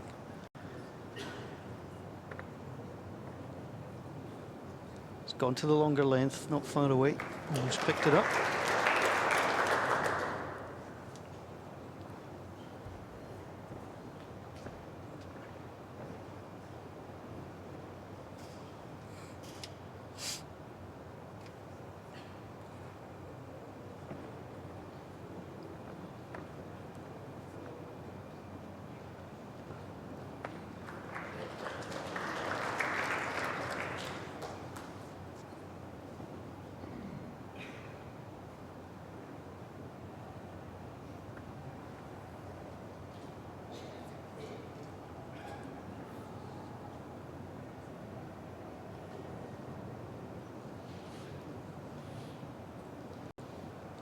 Green. Well, he changed the jack length, but he's not found the length himself. 24 inches, so 2 feet. It's going to be definitely a game with 2 jack lengths here. Paul playing with a wider drawing bowl than. So Paul's got more advantage on the shorter jacks, and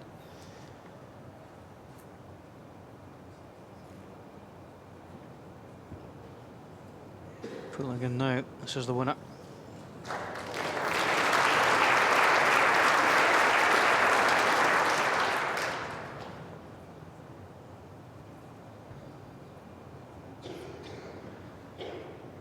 Paul using the famous set of birds.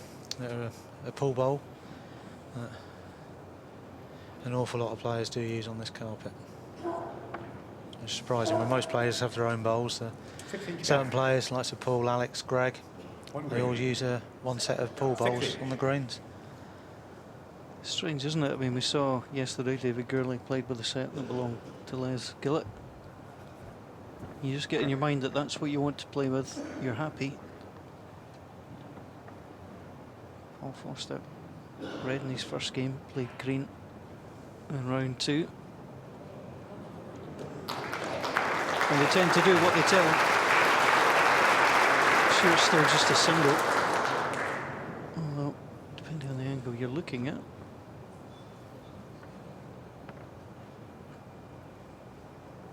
Well, Matt Mclean barely gives you any chance for reflection. And he's on the mat and going. Let's just push through this one again. Interesting what Paul plays here. Well, he's got a little chance, hasn't he? Yeah, it depends if it's 1 or 2. I think it's only the 1. He might play a lifty bowl. 1 green and a measure. So it's 1 green and a measure. And he won't give us a chance to, well, the time to illustrate, but that red ball slightly out to the left-hand side, if he lifts that out, he could score heavily. Looks like he's just going to play for the draw. He's very good. And he comes. Well, full trust in his drawing Arsenal there. 2 out. There'll be a measure. I think that tells us a lot, Roberts, the fact that Paul's supremely confident in the draw, either hand, any length at the moment. Yeah, I mean, he played very well against Mark Raw yesterday. I mean, Mark played superb himself, to be honest. It's probably the best game of the tournament so far. Both players played extremely well, but so Paul yesterday, he took some time to live with from Mark, and he looks like he's carrying on the form today. So 2 balls out. Understandably close, but it is going to be the red ball.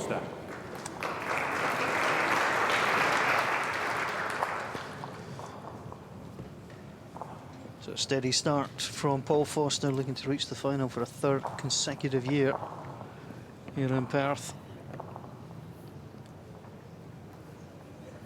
So obviously the last 2 finals have been exactly the same. Nicky Brett against Paul. It's 1 each on that mark at the moment. Both been very good finals as well. Yes, yeah. I mean, you expect that of that standard.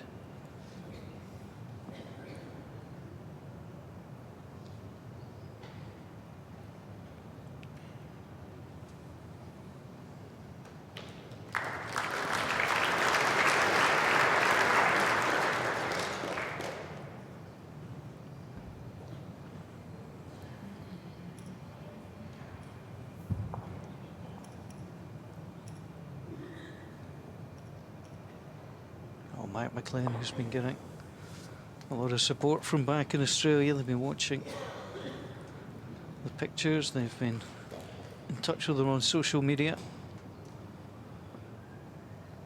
trying to give him the encouragement. Came out here with Clive Adams, who lost in the first round, the other Australian qualifier. Yeah, they always support their qualifiers extremely well from Australia. I mean, even the time when I spent over there for 7 months, I had the support from all the Australians over there, which was really nice. He's on in the bowls club, a few drinks. And they'll be cheering on the Aussie against the local favourite, Paul Foster. 1 green. Just a little bit wayward at the moment, Matt Mclean. There's Nicky Brett on the right, Les Gillett yet to play on the left.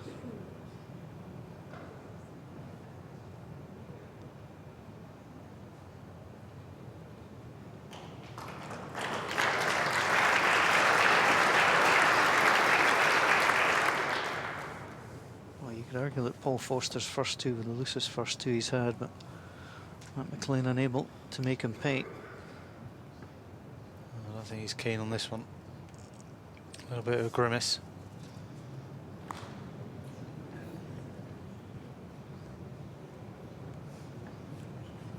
Two green.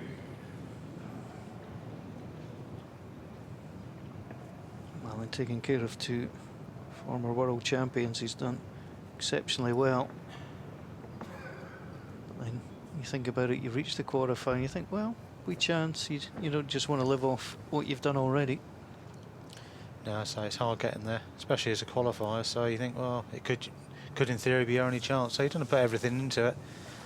But say you've got to be playing well against this guy, because Paul's just all over it. If you give him a bit of room, he's just going to take full control. Three green. Line three, and already you feel the set could get away from Mclean. So Paul, one of the best front runners in the game.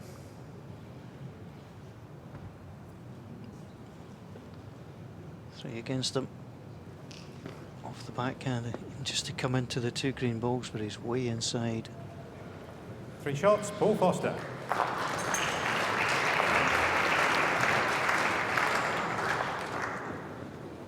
Well, there's one thing for certain. If all you're going to ask of Paul Foster is to draw, he will outdraw you all day long.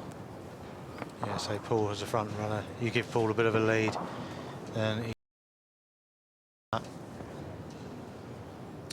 all Matt's got to try and do is stay with him, put him under a little bit of pressure. Then there'll only be one person worried out there.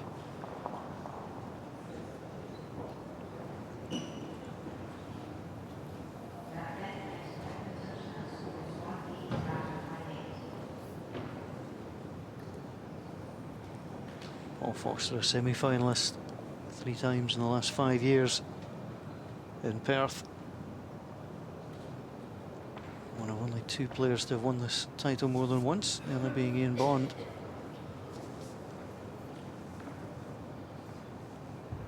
Yeah, say Paul record on the tour over the last, well, especially the last few years, has been incredible. He's a top player, and then he just almost upped his game even more about 2 years ago, which didn't seem possible, to be honest. But he has. And say all the work he's put in with the Commonwealth, I think, has helped with that through David. All their time away, the psychology work, and it's almost lifted all their games through, from Darren, Alex and Paul, and obviously the others aren't on the circuit as well. I think if any nations are looking for a blueprint of Commonwealth Games success, they would find it with Scotland this year. Yeah, definitely. I mean, they turned the athletes into professionals for about 2.5 years, which is what you've got to do, and it worked. And you look at the end product, and that's your evidence. It was always hard, down to funding and everything like that. Sport Scotland, I know, were fantastic. Well played, Matt Mclean. Matt Mclean telling us yesterday, lots of good young bowlers coming through in Australia at the moment. Lots of competition. Some for former Australian junior winner. And he just sees his good ball beaten by that of Paul Foster's.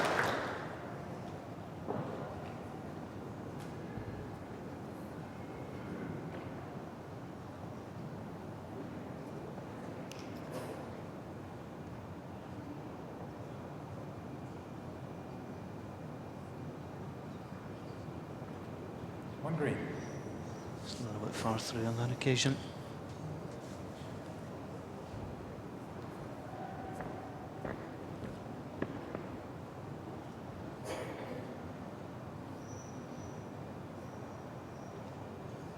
It's pretty good again. Just looking to slip past his own.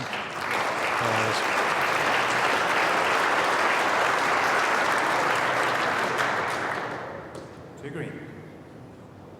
Making a bit of trouble. Paul's got the 2 deepest as well, so can't see the 2 going without the jack. Might just about, but it's not an easy shot for Mac, but I think he will. Yeah, it's gone quick. Yeah, he's going to try and get the balls. In fact, he's going to find the gap. Oh, no, he got lucky. He didn't quite see it that way. He was going for the balls, he split it out, certainly won.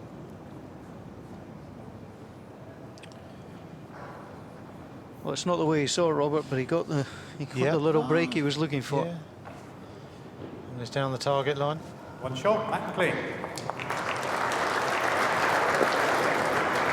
Well, just got the little nick across, playing that little bit of weight.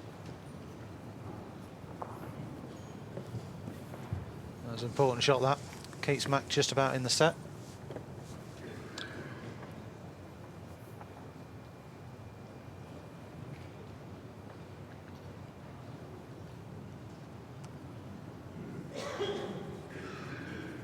Well, maybe playing against each other for the very first time, but it's not the first time that Mclean has encountered Paul Foster on a bowling green. He watched him when Paul Foster was out in Australia playing a few Grand Prix events. It's almost a cliche, you know, you're watching one of the best players in the world and then a little while later you're on the same rink as him. Yeah, I mean, it's every youngster's been the same. For the game, you always think, I'd love to be out there playing against him. So when you get that opportunity, you just want to go out and perform. That's the main thing, especially as an overseas, playing on an unfamiliar carpet, which they're not used to playing. I think, as Max said, I think he played about 3 or 4 games on an indoor carpet before he was turned up here. So it's not, you're just looking to go out there and try and perform. His own club green is a synthetic one, which, while it sounds similar, simply isn't. Yeah, they are completely different between the two. Even though it is carpet based, they are worlds apart. One green. 18 inches. I was talking to Mac earlier and he was asking just about the ranking lists, where roughly he'd be if he didn't get a result today.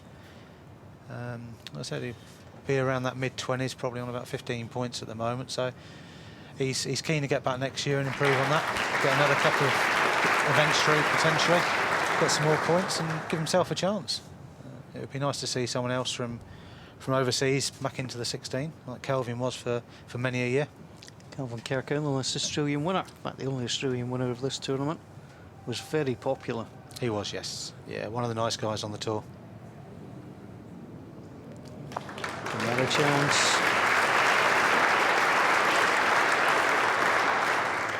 One red. Mac just getting himself back into this set now. Needs to score twice to force it to where he wants it to be and give himself a chance. He's got a chance, he can add another one here. Just feel a single's not enough. No, he'll be looking for he'll be looking to score 3 doubles to get a half set. Anything more would be a bonus. He's giving it a good chance.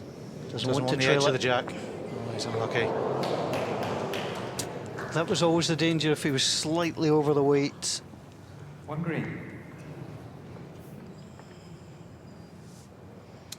Be disappointed with that, but he had to give it a chance. So scoring a single wasn't going to be any good to him, to be honest. He had to give himself a chance.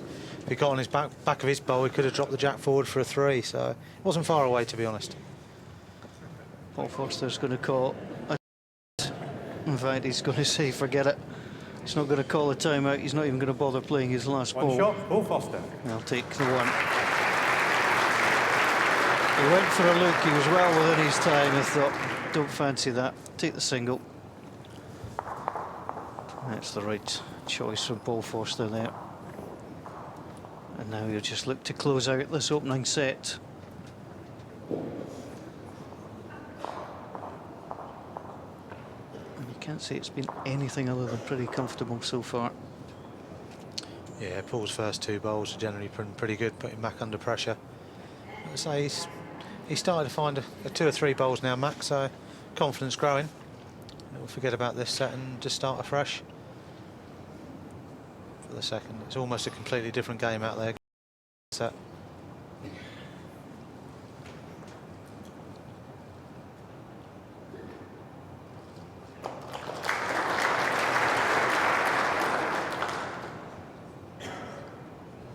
First time out of Australia. He certainly made an impact, defeating Greg Harlow and David Gurley. Their matches he will not forget. You can see that real competitive streak, despite the fact he's 7 shots down here, 2 ends to get close.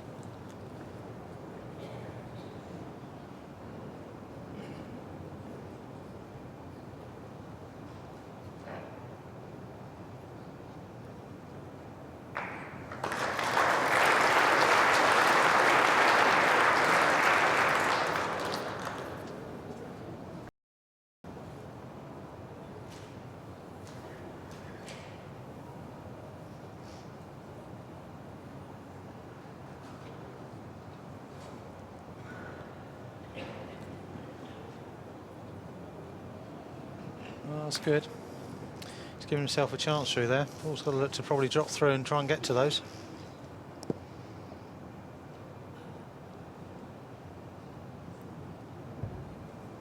Something caught the corner of Paul Foster's eye.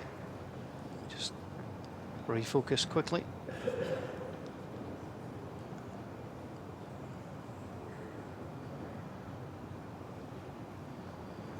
Two green. Mac turning over, looking for the jack down the 4. Oh, he's gone quick. A little bit of a surprise there. Jack's only going to come out to the side where Paul Foster put his ball. That's precisely why it was put out there.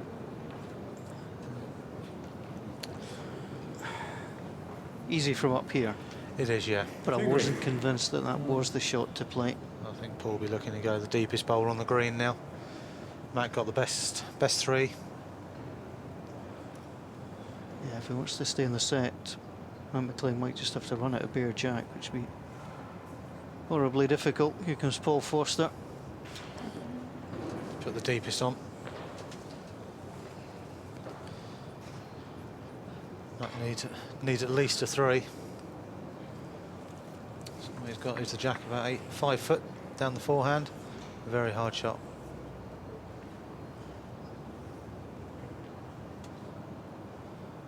Out on the wide line. Everything just up. Just won't get back to the... Well, it was a good effort. Trailing that back might have worked for him. 2 shots in the first set. Paul Foster. Paul Foster has just strolled through this opening set. Clinical, I think would be the word. Yes, professional. Just doing what he's got to do. Respecting your opponent, but going out there and just playing what you need to. Putting your opponent under pressure in a game you're expected to win isn't always as easy, but Paul's doing a great job out there at the moment.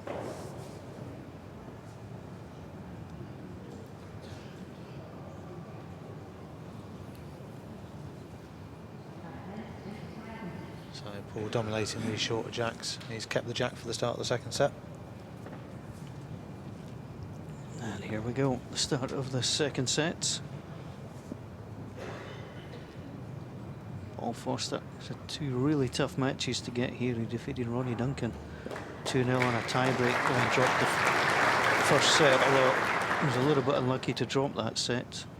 And then against Mark Royal, 10-9, 9-7, as close as the scoreline suggests. I think it was 9-1, 9-2 up in the first set there. Mark got right back at him. Yeah. And Paul played a fantastic end. Well, the last end was actually a great end of bowls. I mean, I think there was 7 bowls within about 12 inches of the great end of bowls from both players.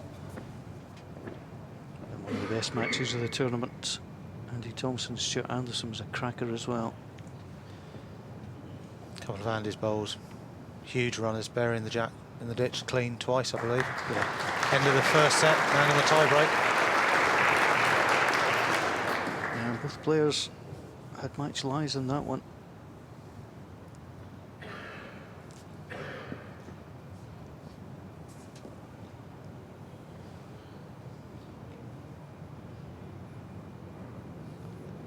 Chance. It's a great shot.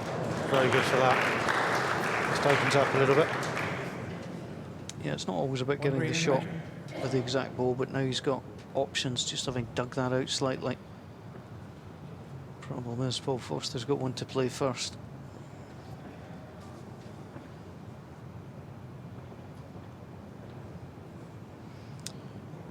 And he's not too bad either. Just dropped under.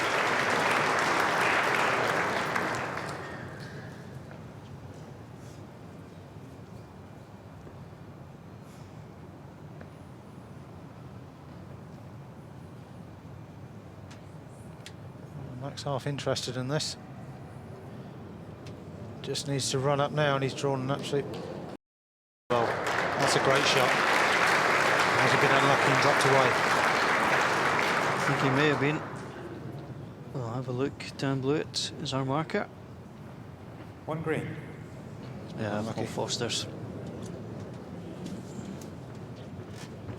And on a day like this, you need a little bit of luck to fall your way. You do, definitely. So the way Paul's playing here now, wouldn't be surprised if he tucks the jack round the corner again for a 3 or a 4.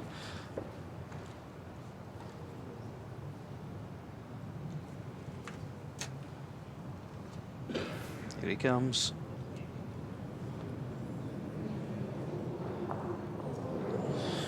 Well, might have made a bit of a difference. Has Bowls he- do shuffle quite a bit on the carpet here. Look at all those jokers. 1 green. It's great. What an end. 1 green.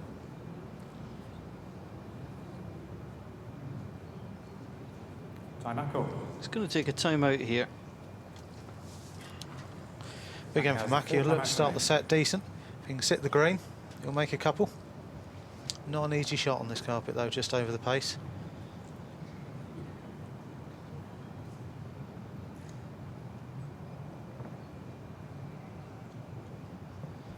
He's going firm, looking for the green bowl solid.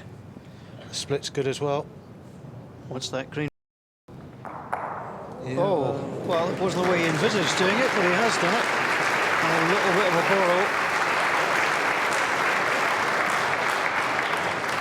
1 shot, Mclean.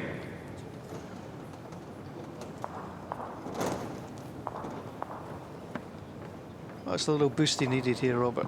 So Yeah, he didn't get it quite cleanly enough, but he was in the area. Yes, he wasn't far away. I mean, clean run from that. Without the touch, he was getting the bowl clean anyway.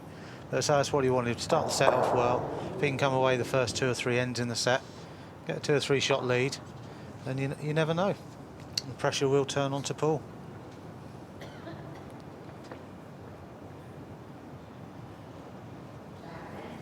So with the sets play, it doesn't make a difference what the score is in the first set, whether you lose by 1 or a big margin.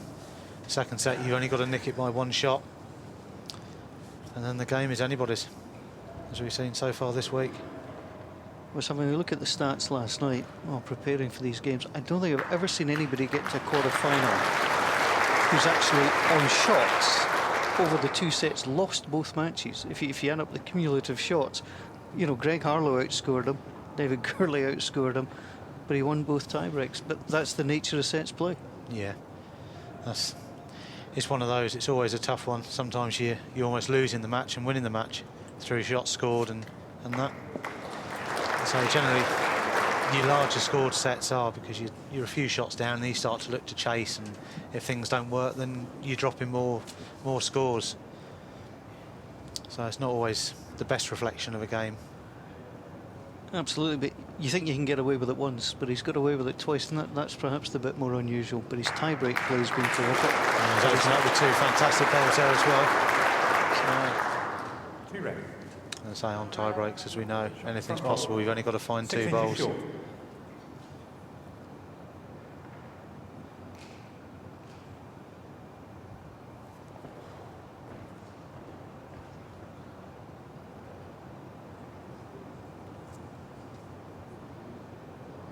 We're just looking to drop under Mac's front. He's very close. Looking for the jack. Got it. Oh, right off thought he the had it goal. from here. In fact, probably better that he didn't. He was going to nick it across if it was just a touch too thin. Looked for all the world like he had it. So, Mike Mclean now. And just to curl inside that green ball. It's finished well. Good cover bowl from Mac.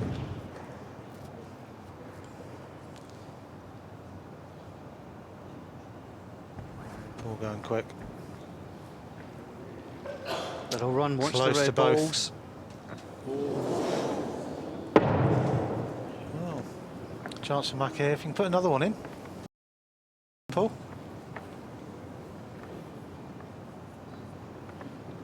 Wasn't far away with that at all.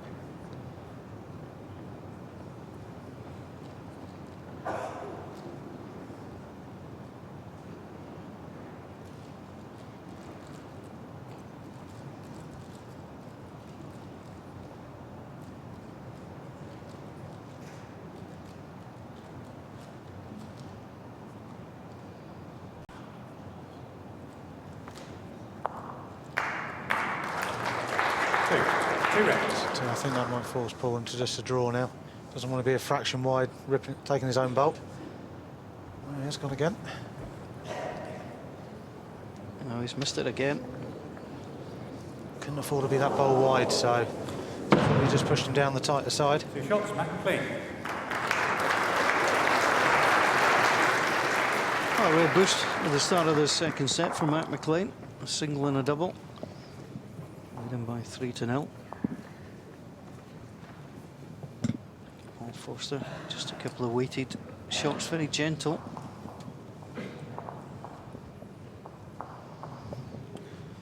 So Matt will certainly be pleased with that, getting Paul into playing the runners. Just as Paul Forster forced him at the opening set. So it's turned round in the second.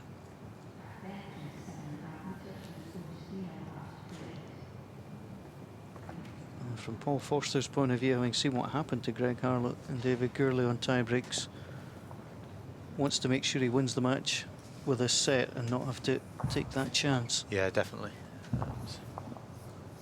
I say with tie breaks, any player can win a tie break.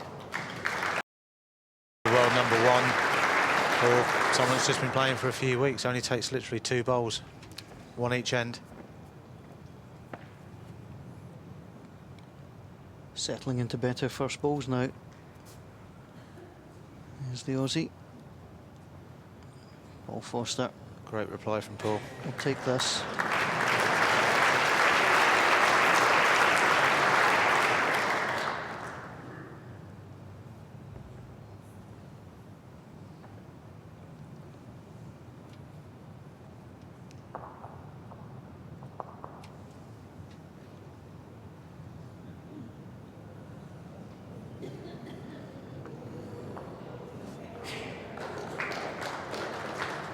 One green. Gap for the last ball, please. 5-inch gap to Jack. You have to change his hand here. Up off the forehand.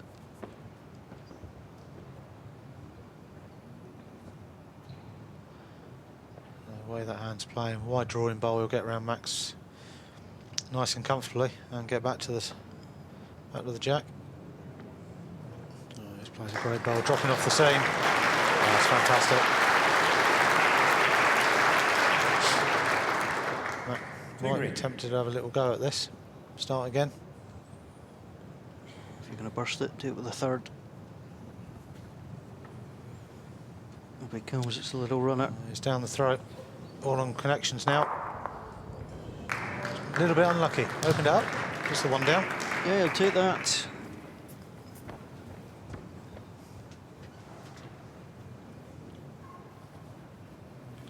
That ball on the side is out of the rink, so it's lifted. And there's one on the other side, so a bit of work for marker Dan Blewett.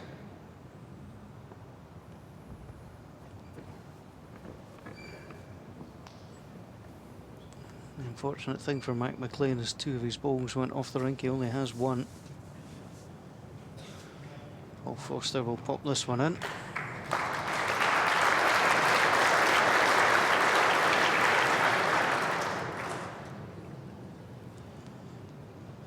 Big bowl for Mac here. In terms of this set, if you can get something closer. Yeah, Paul Forster's got 1 to play, which will affect his shot choice.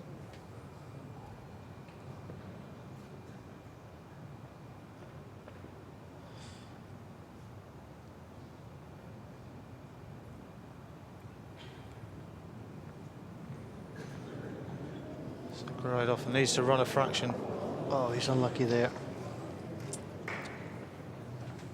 Paul Two green. Foster. Go for the draw. There's a little trail on us there as well. Just a little bit of movement on that, Robert. Could be a 4. I think it'll just be a repeat of his last bowl. Get to his last, he's making a good 3. Back to all square in the set.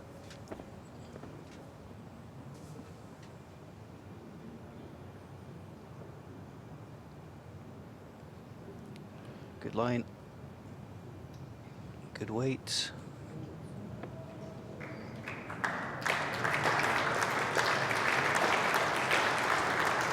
Is it enough?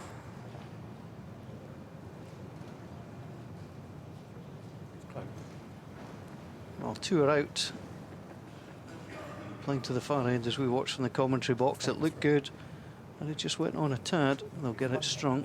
Umpire. Got up. 2 shots, Paul Foster. Paul Foster deciding that 2 was the outcome. Many players would have just got that measured, but he obviously decided himself it wasn't in. It looked good, and it just went on. Yeah, Dan Blewett had a fancy for Mac's bowl for 3rd. Obviously, Paul had a quick look. He fancied that as well. So.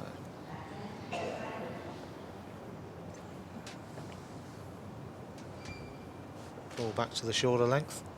He's favoured.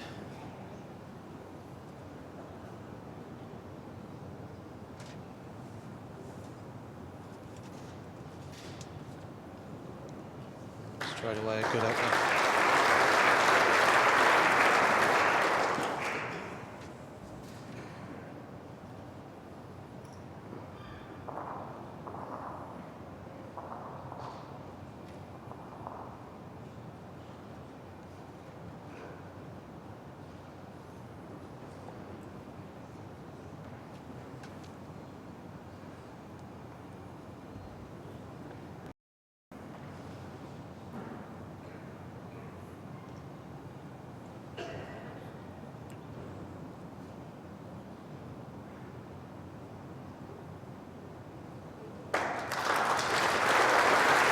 Again, centre line.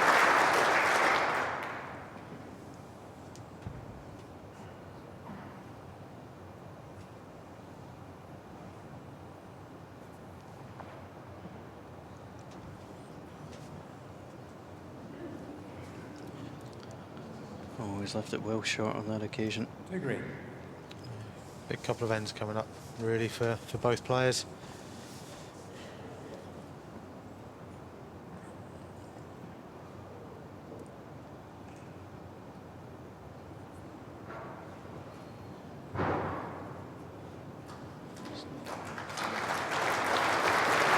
It's 3 green.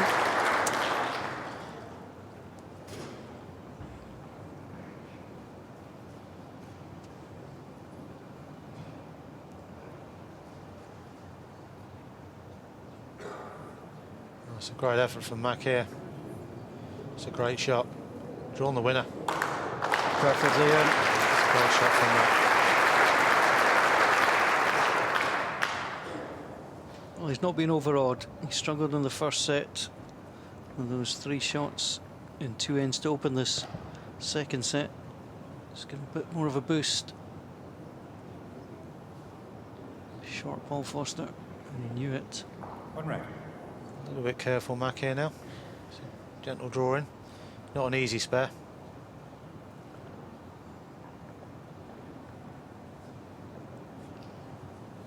He's got through that one. So just a single. 1 shot, Mclean. They'll be happy enough with that.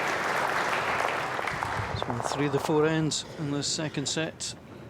Big crowd inside the Dewar Centre on quarter-final day. Paul Foster taking the first set. Matt Mclean in charge. 4-2 in the second.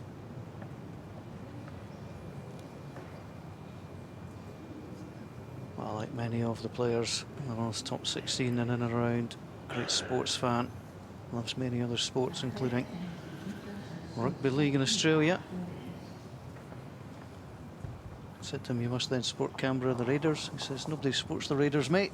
Says I'm a Brisbane Bronco.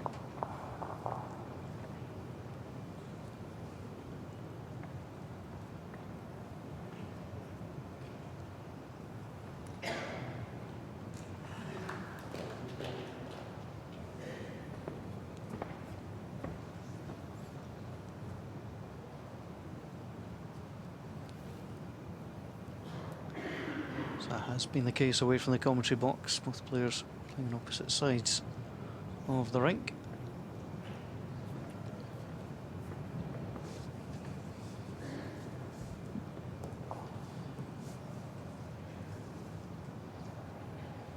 It's tended to be the hardest way this week. And jack up near the tee, mat at the back, down that full length. No players really found a consistent line down there this week. Not really seen too many players keep the mat at regulation distance and play sort of 24, 25. It's always been bringing the mat up. And, you know, if you want the short one and then playing it to the tee. Has that been the better line for the shorter length? Hasn't been too bad. I mean, I've had them out 3 or 4 up and try to get the jack 2 or 3 off the tee for around that sort of 25 metres. But say just the tee to tee, it's been hard this week to find a consistent line. But same for both players.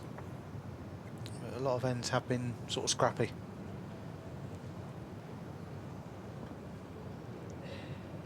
All Forster line 1.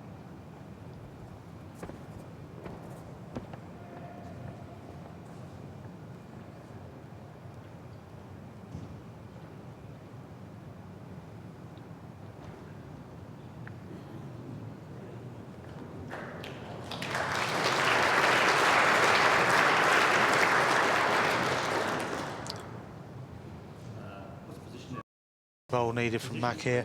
2 green. You're the fourth one. 4th bowl.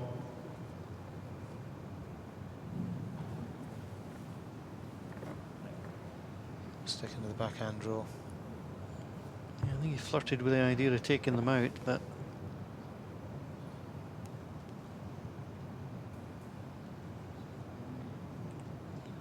round he comes.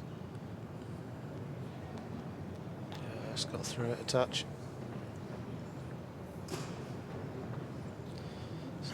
Should be a comfortable 3 for Paul here. Got probably a couple of foot to draw another. You'd expect him to do this comfortably.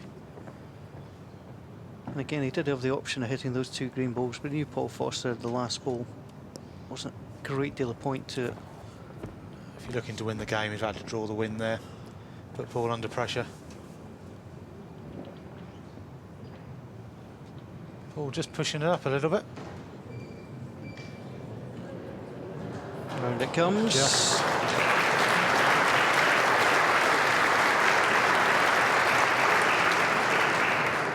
Three shots, Paul Foster.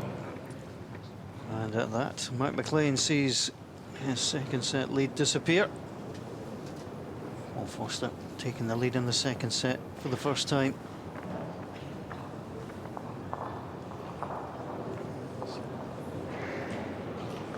Just enough of a graze off the red ball. As he pushed this one a little bit further. Just a metre and a bit too far really from what Paul wanted, but I don't think it'll make too much difference, to be honest, to his first couple of bowls. He's been finding them very good this way.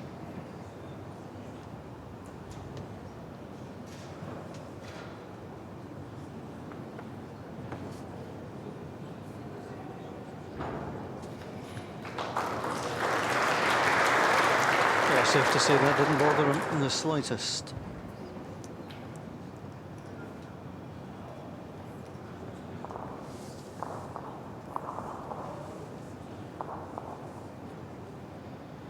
Great reply from Mac.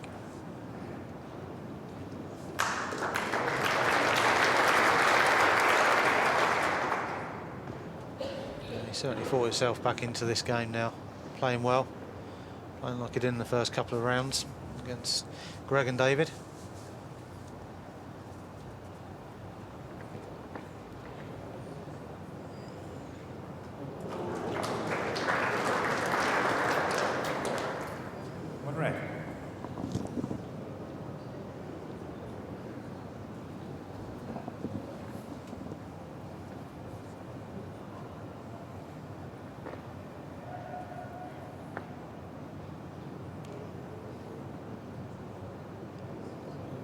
Just not running.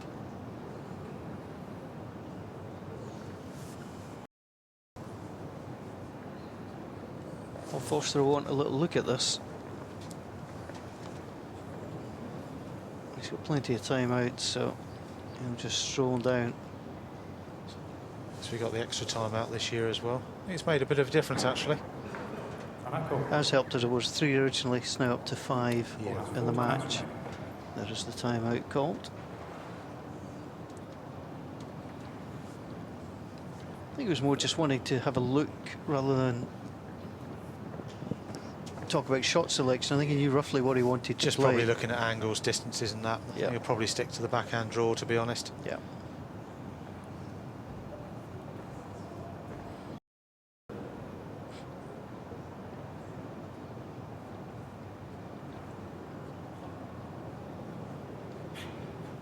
Just left this one a touch.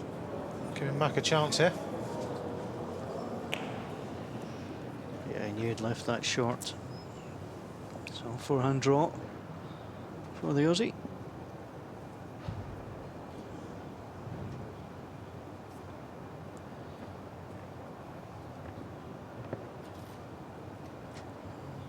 Certainly looking better. Pulled a little clap of the leg. Must mean he's good. He's played that. And Paul Foster's the 2 best back balls. There is a bit of a target there. Paul will be arriving down at this. Any connection's going to be good for him.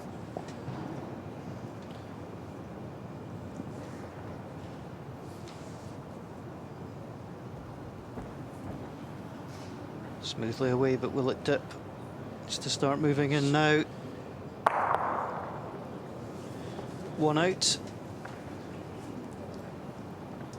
1 rec. Not really the least he was hoping for from that shot. Yeah, it wasn't far away. Inside of the bowl would have been perfect. He got the jack as well. Let's give Mac about 12 inches to draw another one here.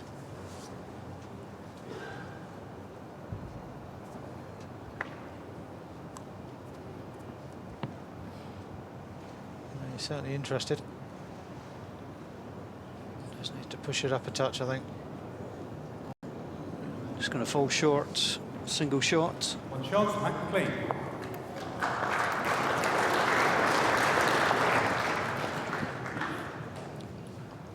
Much better set for the unseeded quarter-finalist. 5 apiece, 3 ends to play. He needs to win the set to force a tie-break.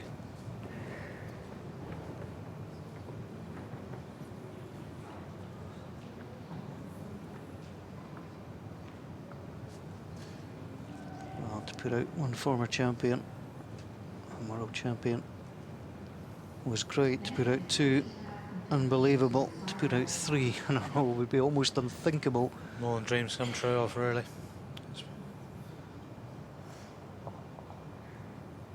Not just world champion, numerous Commonwealth medals, world championship medals out on the outdoor circuit as well. So obviously double gold at the Commonwealths this year in Glasgow. It's been very special for the Scottish guys. But winning gold medals or any colour medal on in their home country. 19 gold for Scotland at the games this time round. Best ever tally. It shows what home support does for every nation.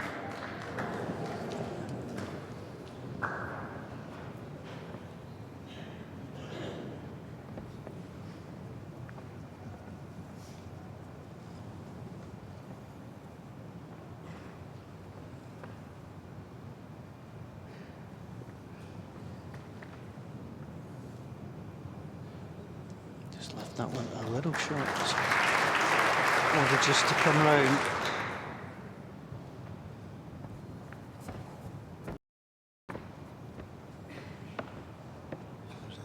Next Commonwealth out in Australia. So Mclean 21's obviously on the right side. This will get his name out there. So you never know. He might give himself a chance of pushing on for the Australian squad. 2 rec. It's very true. Anything that just differentiates you from others. And as they said, there's a lot of great players. Paul Foster with exactly the same ball.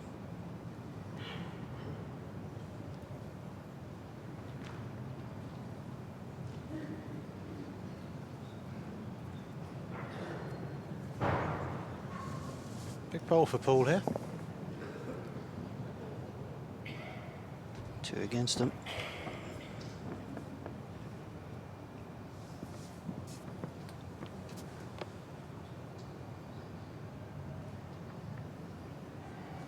I think he's just the other side of the jack this time. Oh, he is. Oh.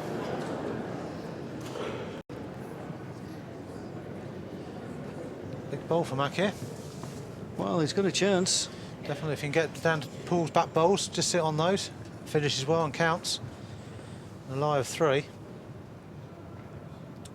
Almost put in favourite for the set if Paul then misses.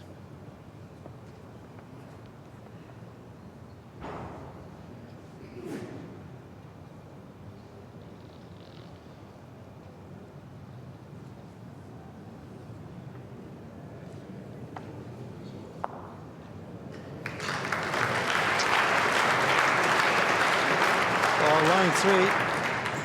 What a good 3 it would be. Paul Forster needs to change this.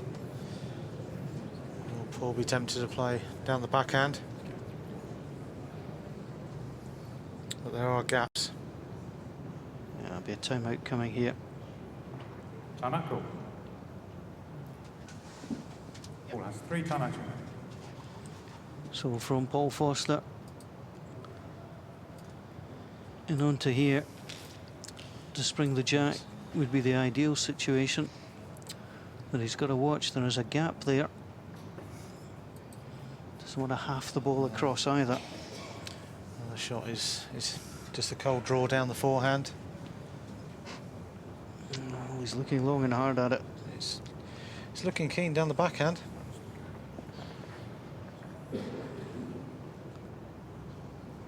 Now then. And he is. So it must be an attacking bowl from Paul. And he's looking at it. I think he's under. He's under, but he's going to get a little touch. Ball onto Jack. Yeah, he got a result there. Not the way he was expecting it. Paul holding his head there.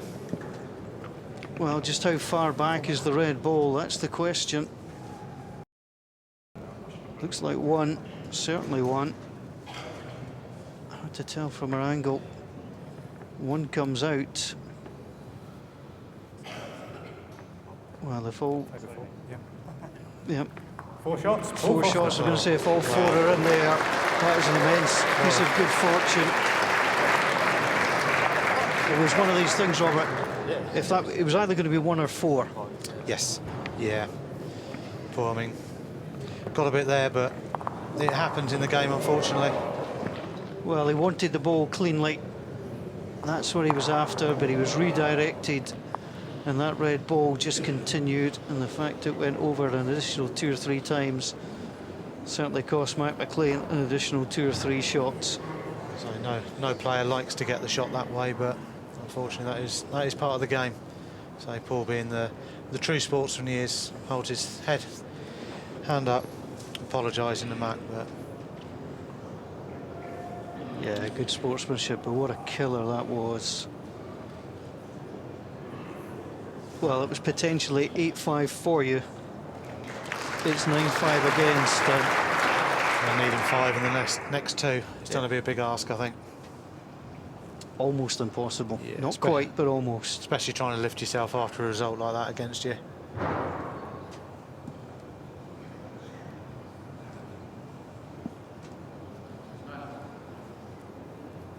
Gap is 14 inches. Well. It's easy up here, just say hold your head up and dig in again. But say when you're down there and that happens, it's not easy. That's when you regret the fact bowls is not a contact sport, because you feel like just, you know, kicking something in frustration. So to make matters worse, Paul's just played 2 great openers.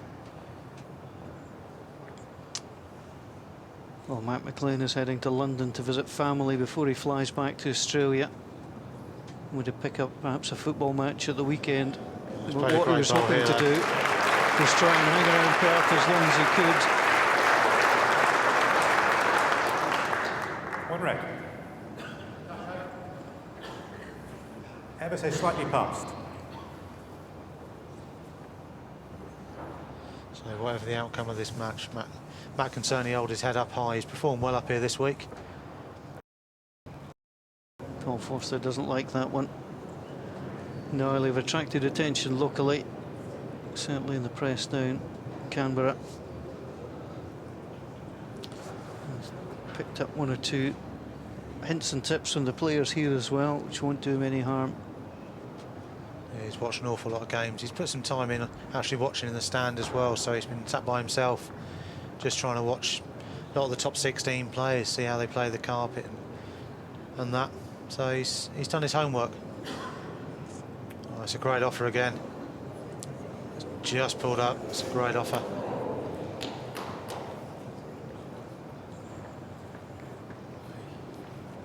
Well, Paul Forster will be happy just to give the single here. Mac certainly needs really a double to give himself half a chance, I think.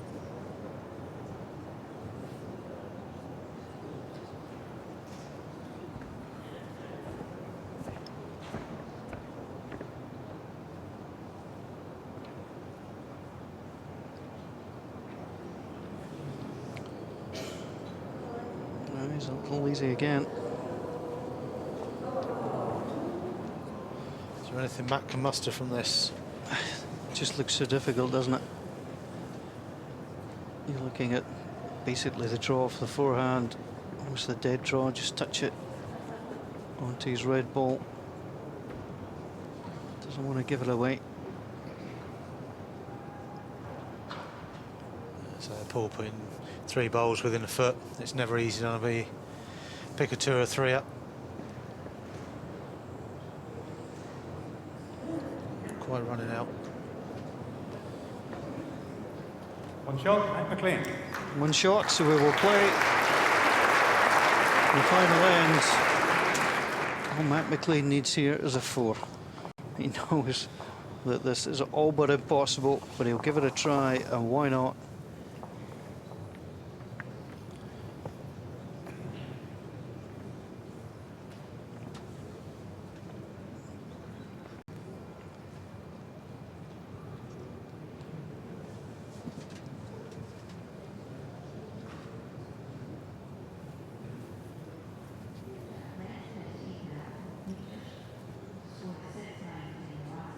When Max played this set, he probably deserves to take the match to a tie-break, to be honest.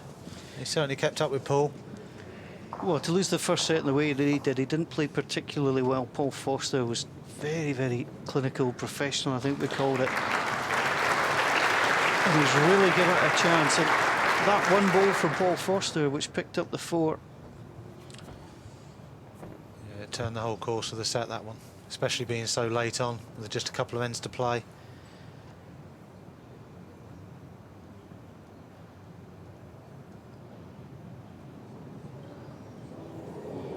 Just through.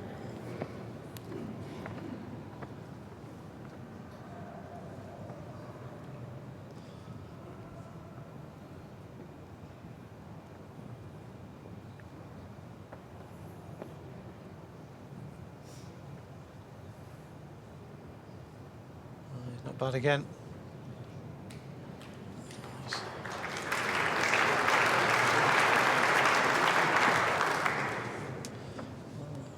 What's the chance? And he knows it. But also, Paul Forster. Mark Royal went in needing shots against him, and Paul Forster simply lifted one off the rink. Paul looking for any jack or bowl movement for the match. And he's good. Got the bowl away. If that bowl's away. And that's it. Yeah, that's going to be it. They'll shake hands. Well played, Paul Forster. Paul Forster. He took care of Mark Royal in a similar fashion in the last round with his last ball. But the Aussie was outplayed in the first set, but not in the second. He gave it his all. Beat one world champion, beat 2. 3 was a step too far on that occasion. Paul Forster is in the semi-final, taking care of Mac Mclean by 2-0.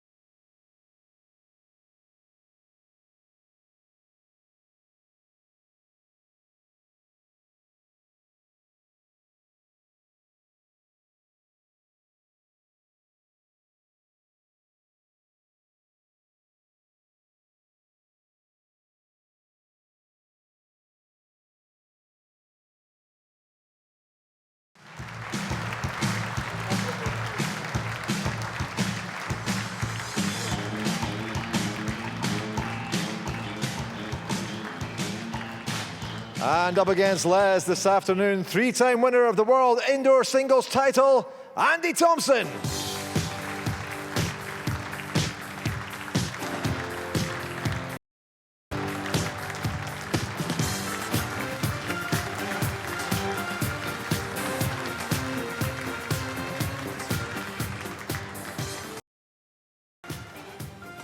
Yes, Andy's such a fine player, and Les determined to get back into the world's top 16, talking about maybe another world title for him. That'd be interesting, and this is the week he wants to do it. Well, David Corkill has rejoined Paul Mitchell up in the commentary box. Enjoy this. We will indeed. Les Gillett might be unseeded, but it's not unsurprising that he's got here. He's got the game, he's got the... And Andy Thompson knows that. Yes, and he's got the determination as well. I think Les was very honest in that interview. It was good to see it. I like Les. I think what you see is what you get, and he doesn't pander to what people expect him to say. He wants to give a message out, and he was very honest. He just said, look, no, I thought about giving up. I didn't. I've still got the determination. I still want to play, and that's why he's here. And I think that's great. That's exactly the right attitude to take. All credit to him for that, no doubt about it. So, a very interesting quarter-final ahead between Andy Thompson and Les Gillett.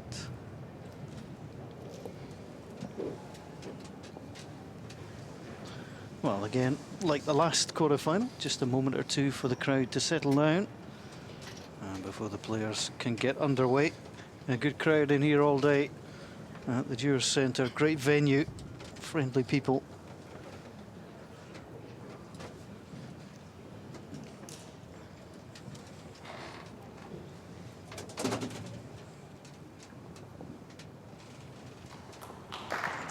Let's go opening up, shorter length.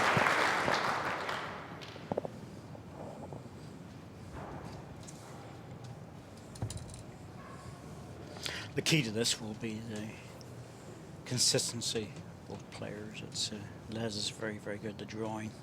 He's got a good weight shot play, but very much a draw player. Andy will attack much earlier, much quicker.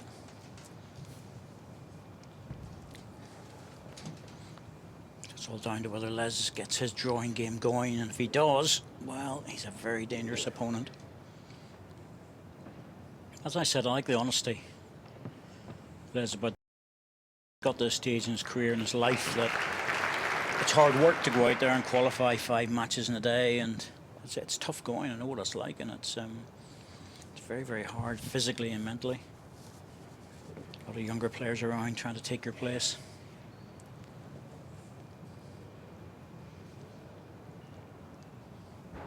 Says a lot for his determination. It would have been very easy for him to kick back and say, I'm happy to be here, just happy to be playing, but, you know, he's setting himself lofty goals. No. I think it's important he does do that. You know, there's a lot of the top 16 players who've said to me that once they go out of the top 16, that's it. They're not going to bother to come back because they feel it's just too difficult.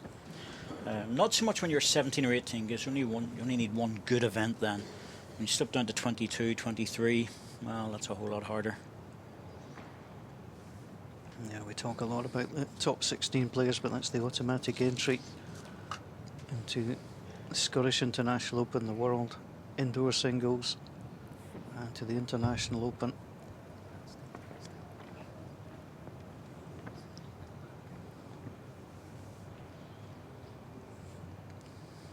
Here comes Andy Thompson. He hasn't made the correction. 3 handy bowls there though, nicely in position. And they'll have to seriously think about this.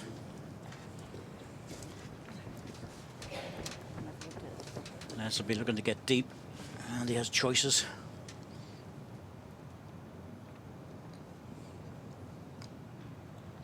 Left-hander, of course, playing his backhand. It's understandable. Try and drift past his own balls if he can to the red ones. Well, struggling for weight. Yep, made a mistake there.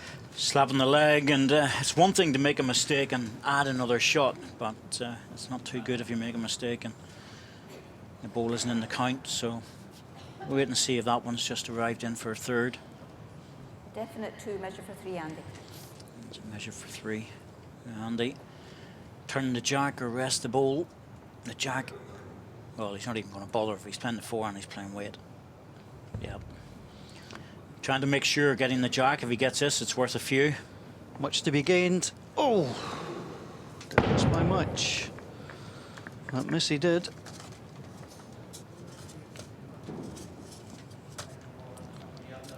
So, 2 and a measure.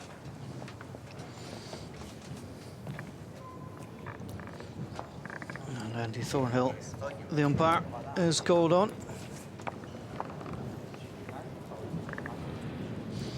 Well, surprised at Andy there. Thought he might have played it in the backhand because anything on the inside in the backhand, he was coming into the green balls. Andy But taking that one out. it's all to do with how you favour things. You want That's them all all. measured? Yep. Oh, okay, yeah, okay.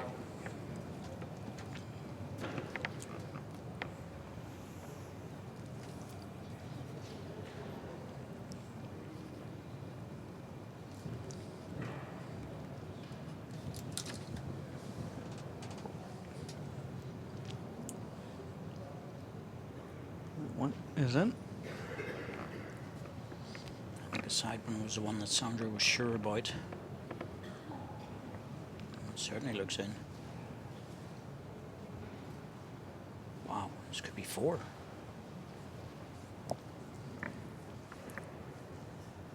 Andy Thompson didn't miss by much, but the consequences Yep. 4 is shots, that's a let's full go. house. As I say, if you're going to lose a 4 down on the first end, you've plenty of time to recover. That was surprising. Well, if he'd picked it up, he was scoring 3. As it was, he finds himself losing 4 at the first.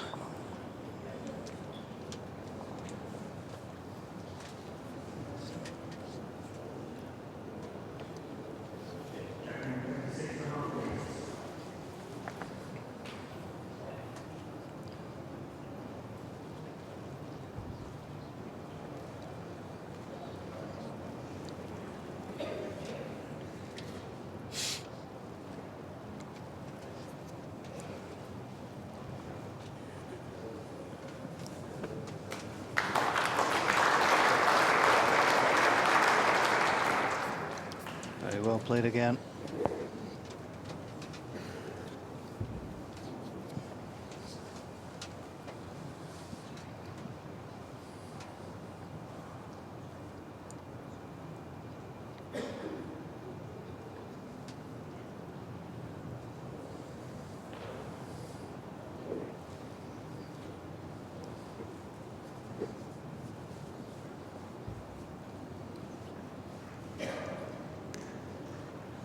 To England internationalists.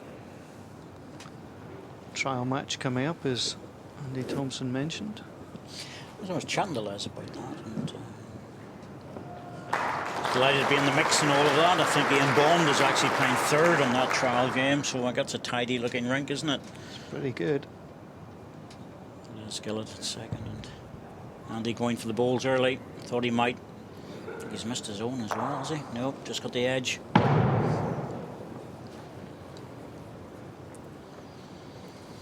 Well, he fancied that with a little bit of weight. Well, that's what I was saying. No, Andy will go early. That's the nature of Andy. He will go and attack early. He's got that confidence in the running ball. But it's a couple he's missed.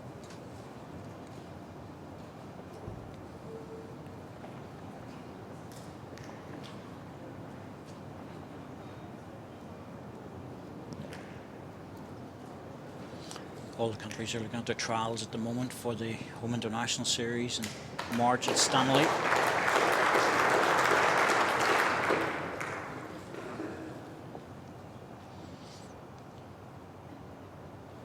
Andy back to the draw, try and get something in there. Doesn't want to lose another 4. Well, he's in the area with this one. Big, big effort. Good 3rd. 2 green. Yeah, I'll be pleased to see that one right in there. That's a tough crowd out there. Barely got a murmur with that one. Oof. Yeah, welcome to Scotland. They're hard to impress, aren't they? Even if you originally came from just down the road at St Andrews. That's right. Might be a local boy, but you got to do a lot to impress in Perth.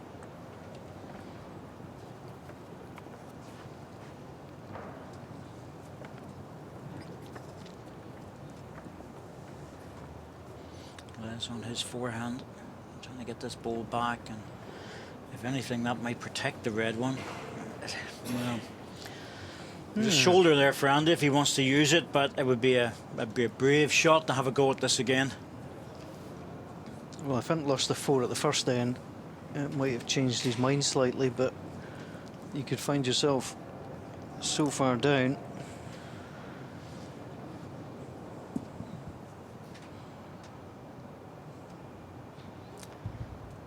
He's playing it very controlled, and that's understandable. If anything, he'll be on the inside. He's well on the inside. He didn't want to get near that outside green one. I can understand the shot. I could understand the way he played it as well. Sometimes you just have to be very careful. Yeah, he was trying to be very, very careful indeed. Wrong side, 6-0 though. It's not been a good start at all. A little drink of water. Settle down. Andy Thompson just getting a couple of the balls out the ditch.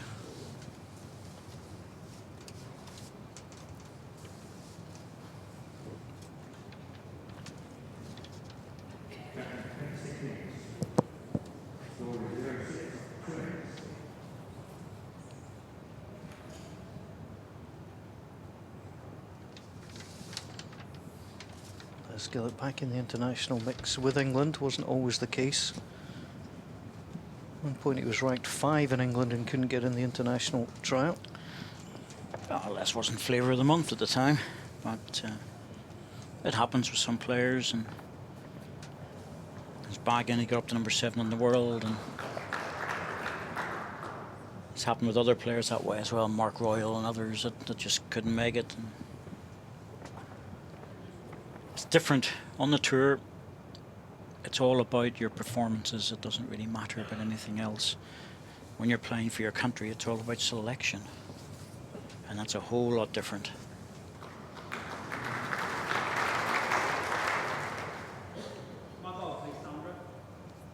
Two We feet could short. write great university thesis on the minds of an international selector, and I don't think you'd ever exhaust the words in the dictionary. I've certainly written a bit about it, but yes, you're absolutely right. You would wonder where they come from sometimes, but it's not an easy job because you're everybody's enemy after a while. Good goal by Les, just sneaking around the corner.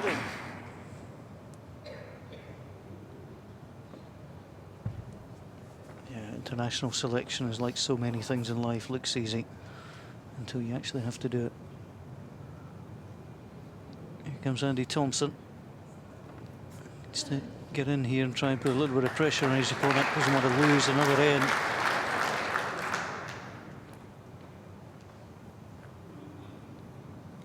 Favour of the last ball, Liz.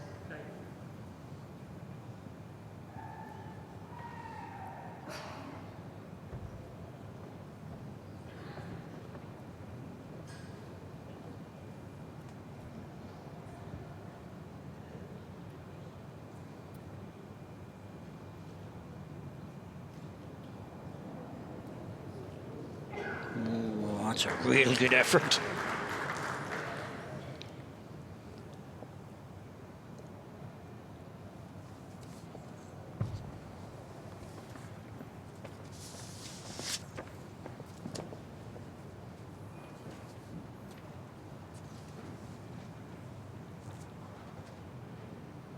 This one looks better. And is. Two red. So line 2, Andy Thompson. There's Gillett has one to play.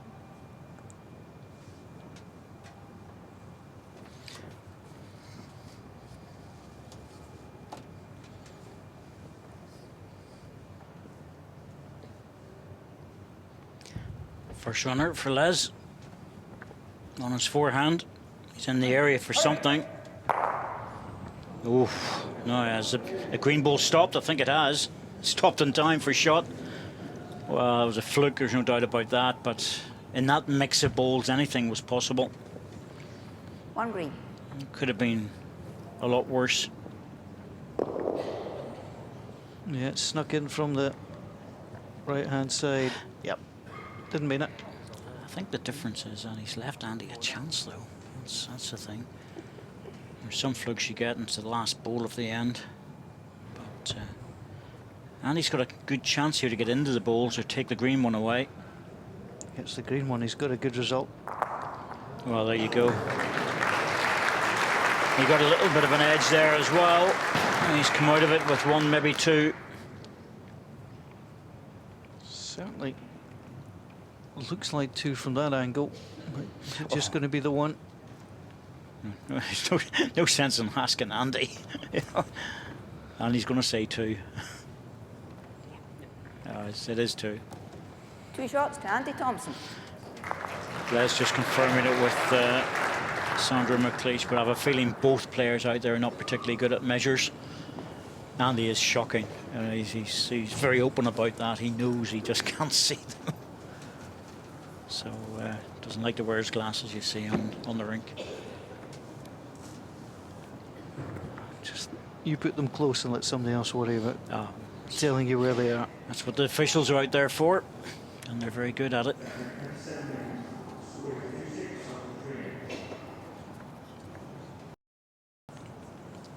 So on the card,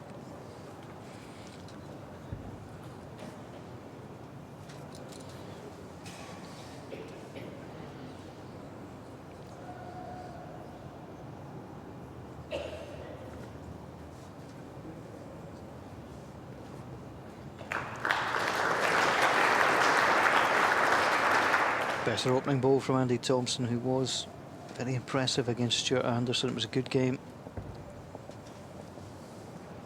Taking it on the tie break in the end.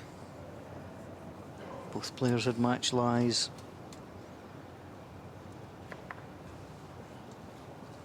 Held his nerve well, Andy, in that match. Look at this. Oh. Great stuff. Ditched the jack in the second end. The last bowl of the end, and effectively, because it was impossible to beat it, landed right beside the jack in the ditch. 2.5 inches short of jack high, and the gap is 1.5 inches. You are 2 inches past jack high, and the gap is 3/4 of an inch. Stuart Anderson tried a speculative shot to try and punch his own short ball into the ditch, which was a toucher, but there's virtually no chance of that happening. Great game. Trying again. Anything behind is good. Yep, that's handy.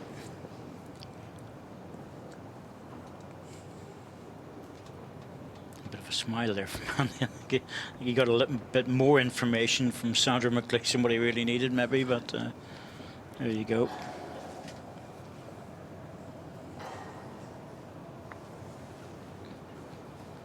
Little touch on his own. Almost was enough to turn. On red. Even if he dropped it, he had a chance.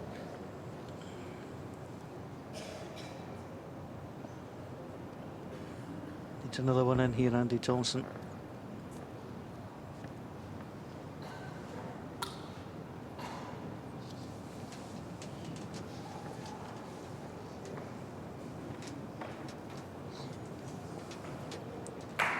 Oh, yes. Oh. No, don't drop. Oh, unlucky. That's what he didn't want to do. He wanted just to hold up. He needed another ball in there, he knew it, but you don't want to do the work of your opponent. Very unlucky.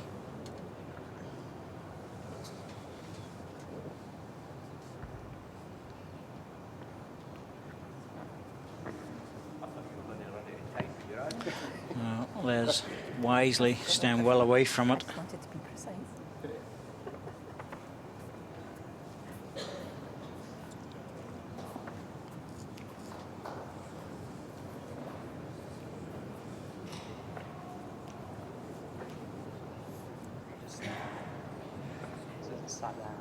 Well, that's what he sees. Well, Andy can still play into this. If he gets into the green balls, he gets squeezed the jack through to the red.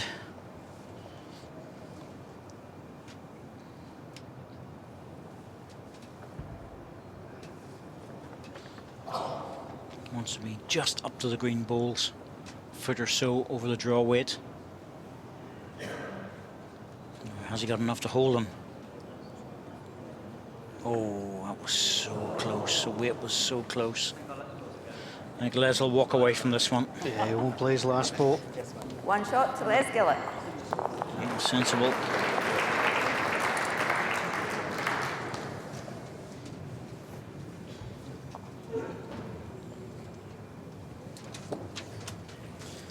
Well, benefiting from the ball falling down that time, Les Gillett, from his opponent. Very unlucky, but it does happen. Happens in the indoor quite a lot, so especially the portable rink. It's pretty quick.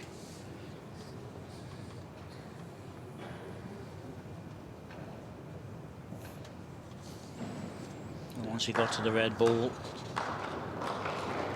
there he goes, just hoping that would hold it up. But he would have known as soon as he dropped that was going to be against him. Fine margins.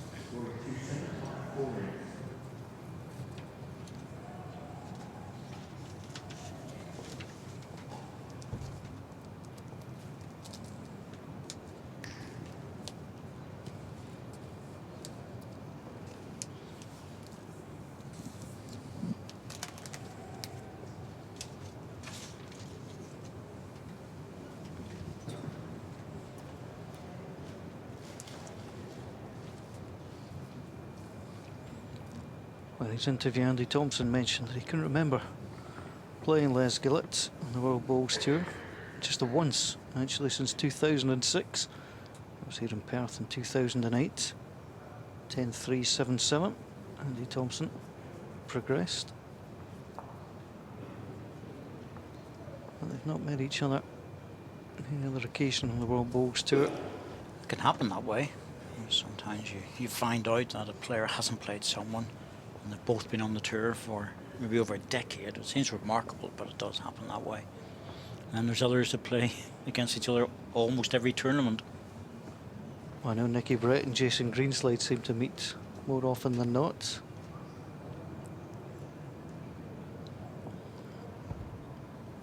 It's all the luck of the draw. That's it.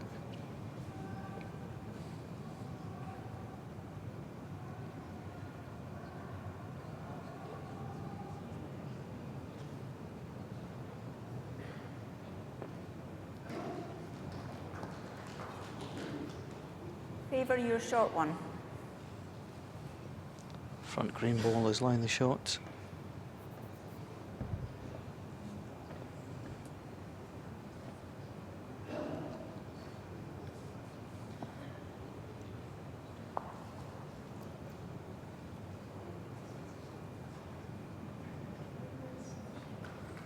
Round it comes.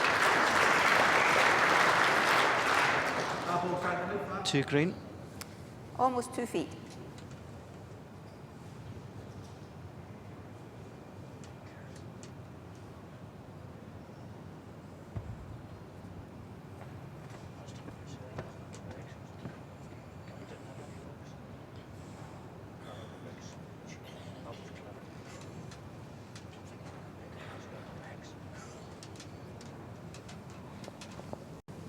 It's an improvement. One green. Just one green now.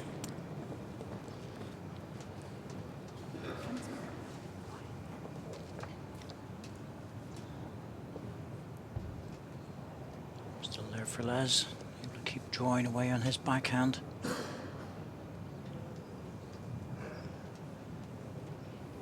Certainly pushed this one out. Now it's coming back very strong. Will it stop in time? Not quite. Good ball there though. Yes, well played. So Andy, just draw the shot, or will you chance a runner to take the 2 green out?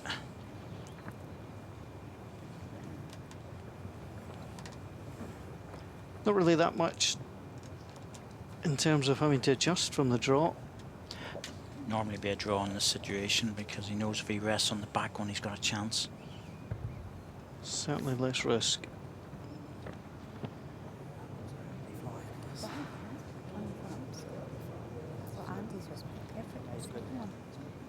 And the line looks lovely. It's just a matter of getting back now. Has he got the running? Dropped away. Hard for us to tell. It's difficult from this angle. We'll have a quick look. One shot to Les Gillett. Yeah, just didn't make it. And there's the difference. You know, you're 8-2 down rather than 6-3 down. And with 4 ends to play. Les Gillett looking reasonably comfortable, just getting the better of things so far. You know, the thing is, he's carrying that big 4 from the first end all the way through. That's the whole idea. If you score a 4, you tuck that in your back pocket, play the next ends as if it's level, and hope that you can carry that lead all the way through to the last end. Is that not like the Danny Blanchflower, we've got to equalise before they score? Yes, a bit like that, yes. But you're absolutely right. That's the whole idea.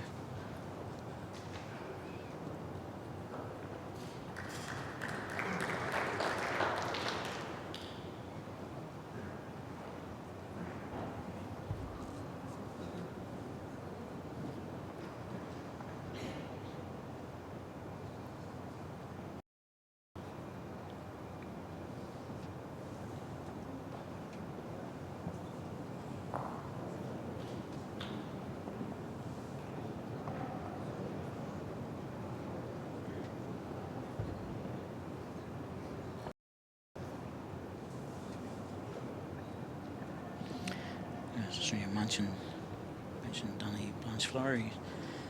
His sporting grounds are not far away from where I live. A lot of football played there every weekend. The gap's 7 inches and it's about 9-10 inches short of Jack High. And Andy Thompson, a man who likes his football as well. Charlton Athletic. Which, as the old line goes, is not an oxymoron.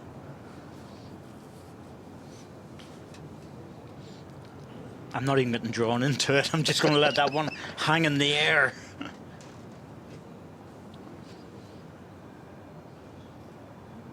I'm sure Charlton fans can get in touch if they want. Only with you.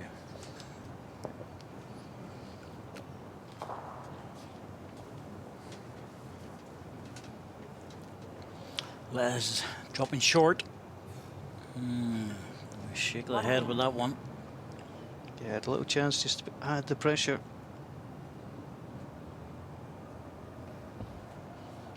Certainly expect Andy to draw this.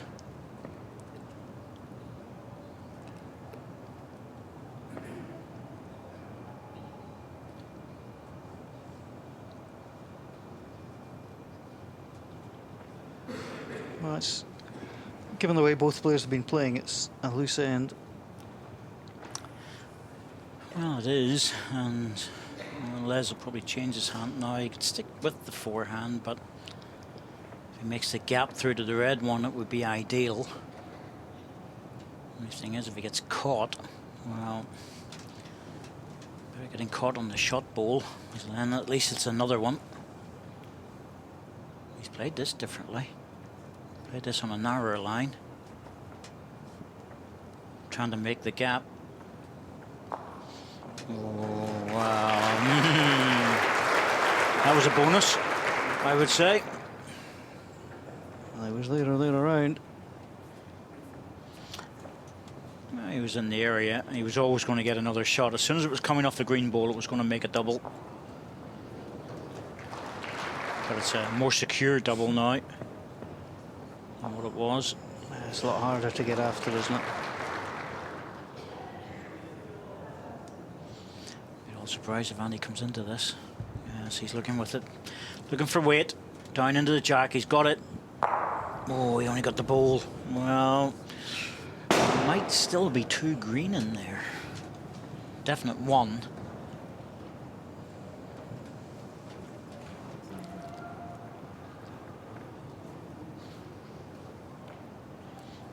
Yeah, I just wanted a little nudge on the jack as well to take it out towards the 2 red balls. Well, Got it clean. Jack out to the respot. You can see it with Andy's reaction. Jack out to the respot was worth a couple. Yep. But that green ball, because when Les' last ball moved the jack off middle, it has possibly brought that green ball into the frame for an extra shot.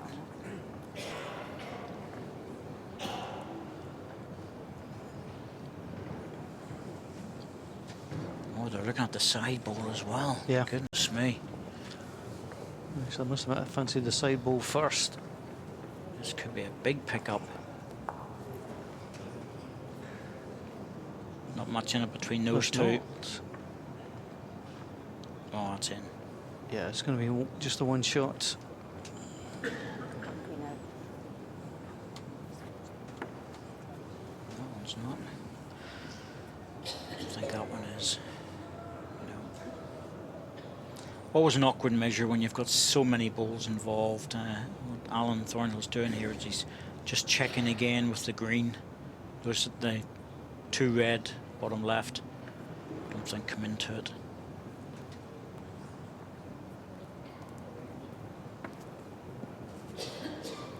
Just desperately making sure that they weren't.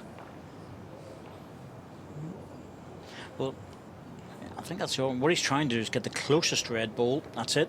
That's the one. That beats the other 2 green. To be absolutely sure. And it's worth the extra 30 seconds just to make sure of that. Very thorough indeed. Every shot very important at this stage. Well, any stage.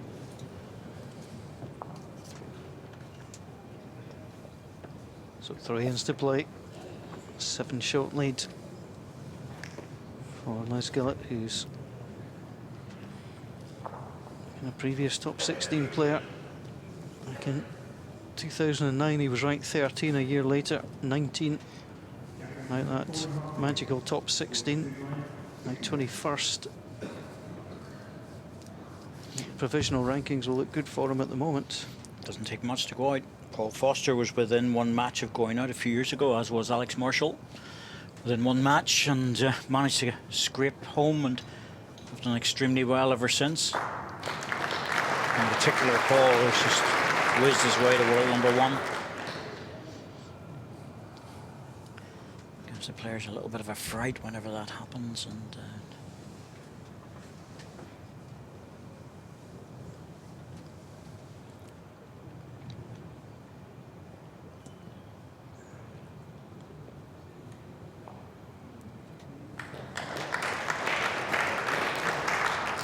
On green.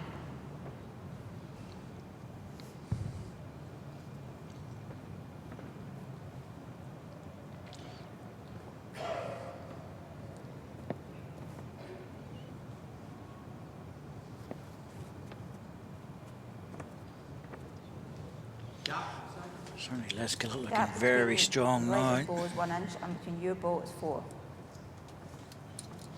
He keeps getting that first ball in.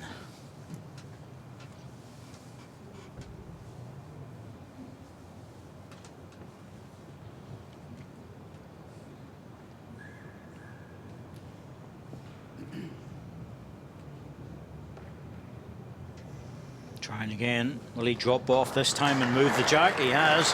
Back to the green ball. It was a certainty. It had to happen. Yeah, if he was going to fall back there, any touch on the jack was taking it to Les Gillett's ball. Yeah, Andy would have known that and expected it. Once he got to this position, a foot away, he knew any touch on the red ball was going to bring him down onto the jack. It's just unlucky. Be a timeout for Les. He's coming down to 6 seconds. Timeout called. Les has 4 timeouts remaining. First time out called by Les Gillett. Called it about 4 or 5 seconds, and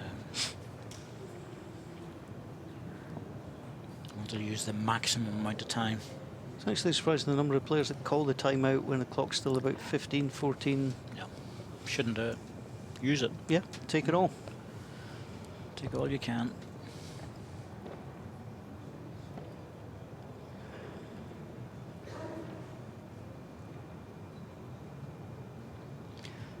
It's not surprising, he just wants to get past the jack into a receiving position. Yeah, that's pretty good. Yeah, looks good from here. Be happy with that.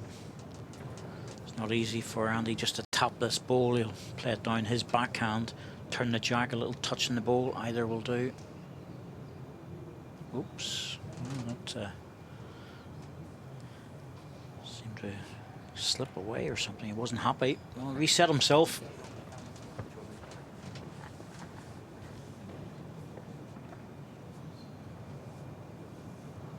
No, has he got the weight to carry it? He's very close to the jack. Got it. Has he? Oh, yes. What a great ball, Andy T.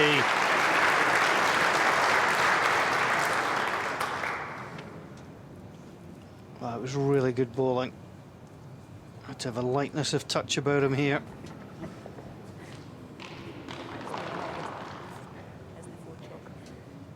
Yep.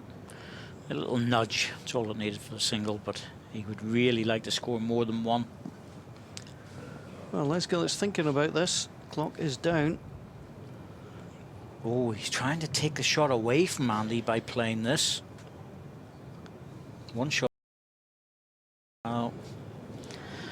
I could see what he was trying to do there. If he punched his own ball into the jack, he would really take away all three of the red balls, effectively from counting in any way in this end. Yeah, you would suspect the jack would have to move out towards the ball that's on the right-hand side. That's quite a clever shot by Les, because Andy, well, I think Andy has to take a risk here and come in between the two balls. Well, set's almost away, so if you could pick up a 4 here, you give yourself a chance.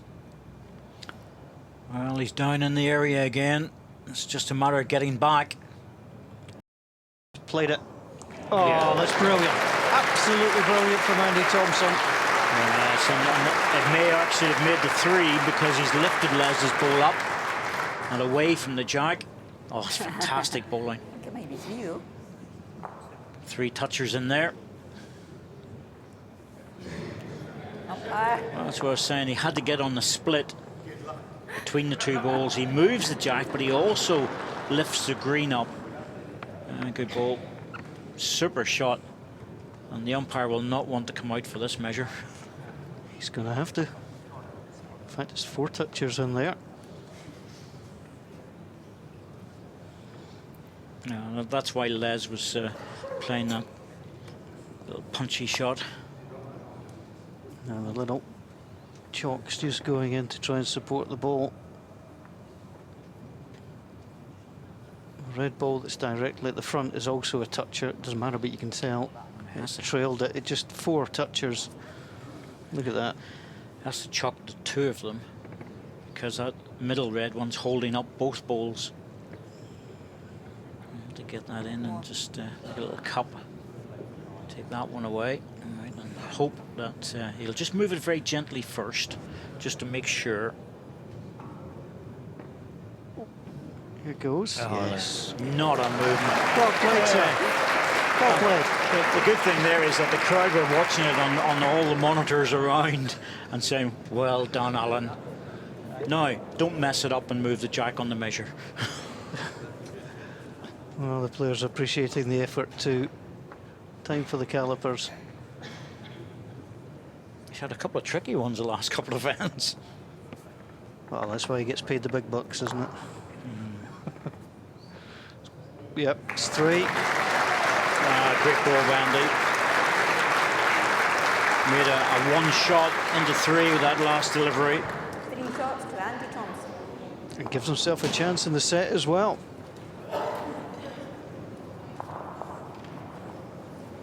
There's a match not short on entertainment.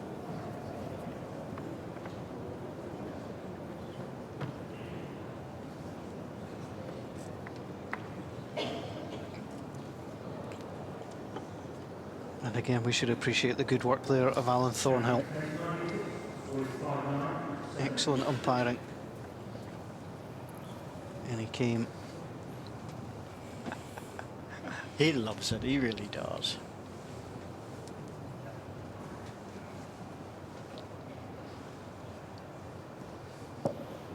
can tell you out of vision, the umpire is currently enjoying a nice little cup of coffee to recover his nerves.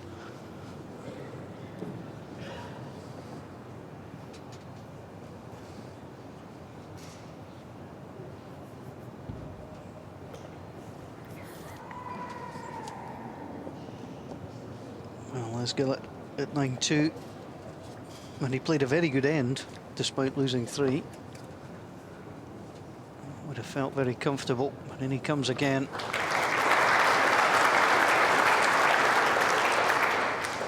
Inches. Well, he has been prolific with his first ball, there's no doubt about that.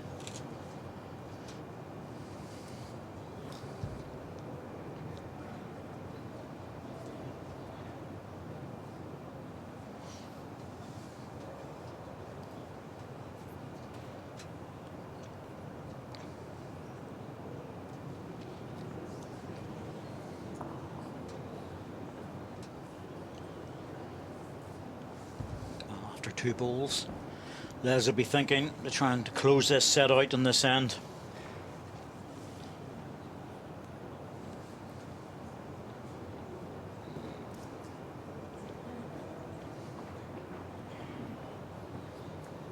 Two green. It's okay there.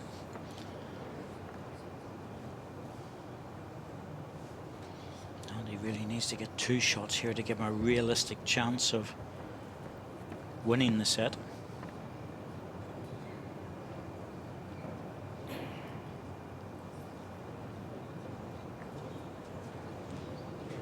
Looks better. I think he's got it with this one. Yeah, he's played that. Keeps the shot. Oh, his first 2 balls weren't helpful. That one keeps his chances alive.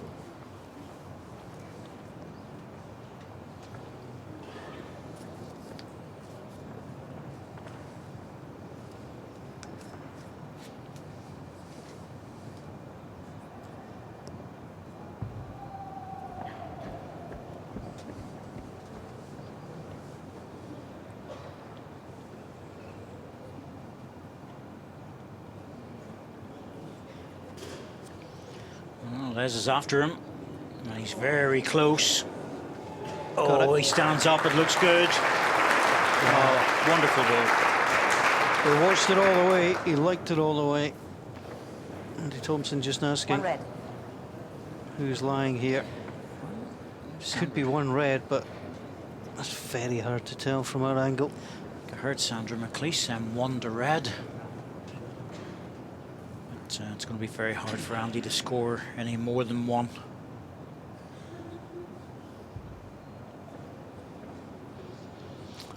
Ball away, down to 3 seconds. 4 timeouts. Oh, it was coming in the inside. Oh, goodness me. Nearly got onto the green one, but that's going to offer a little bit of a shoulder to Les. It must be 1 to red, otherwise the set would be over. And Les will just draw it in again. He can afford to play this with a little bit of extra weight. He's got the red ball to use. The red ball just dropped in. Oh, sorry, dropped out of the head, but Les not bothering. I'm surprised at that. Left hand going to come around as short balls on his forehand.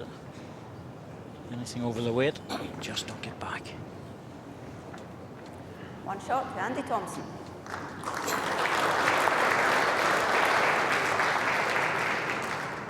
So Les Gillett will have a 3-shot lead going into the final end of this opening set, the final quarter-final. And Andy Thompson has brought the mat well up here. Yes, he's just trying to change it for the last end. He realises that he needs a 3 to get something out of it. This Jack's running on a bit, but it's safe enough. Brought back to the 3-metre mark.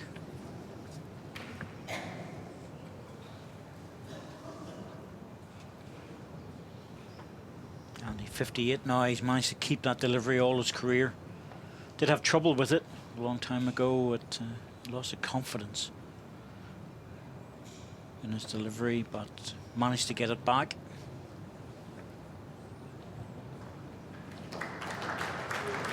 And now he's the most capped indoor player for England, which is quite ironic, being a Scot.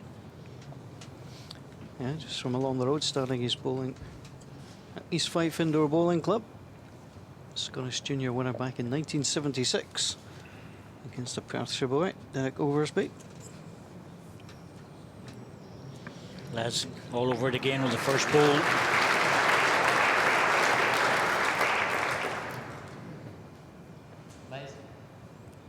Gap is 6 inches. Just keep drawing. Hope that there's an opportunity with your last ball.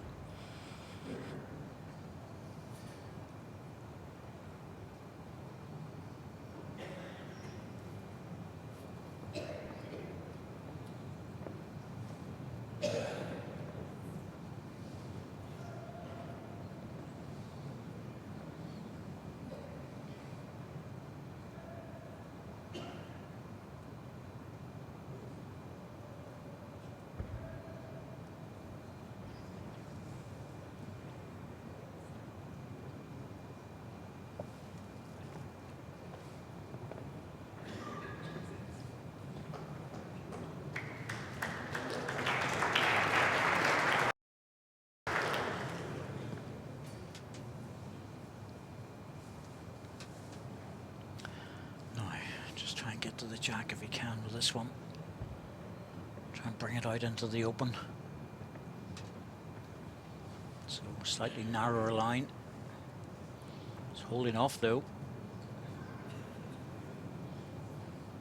Okay, blind was good. Just to drop in for the shot on the. He needs to be a little bit narrower than that if he's going to pull the jack back. Close for 2, Les. So Les will be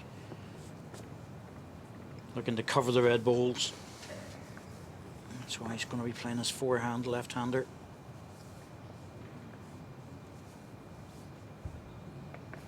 Andy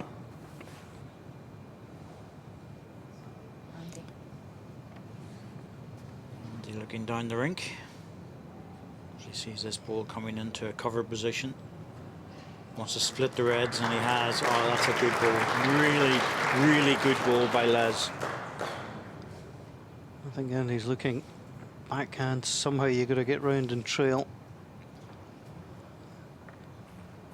Oh, I have to say, Razor's played well here. I think really what Andy might be tempted with, and that is the ball on the jack and try and squeeze the jack out to the respot position. The angle's good, but it's going to leave Les a bundle of room. It's the only way I can see it happening. Well, he's sticking with the draw. Just can't see how he's going to end up getting 3 out of this. Well, he's not. The opening set is going to go the way Shot in the first set to Les Gillett. of Les Gillett.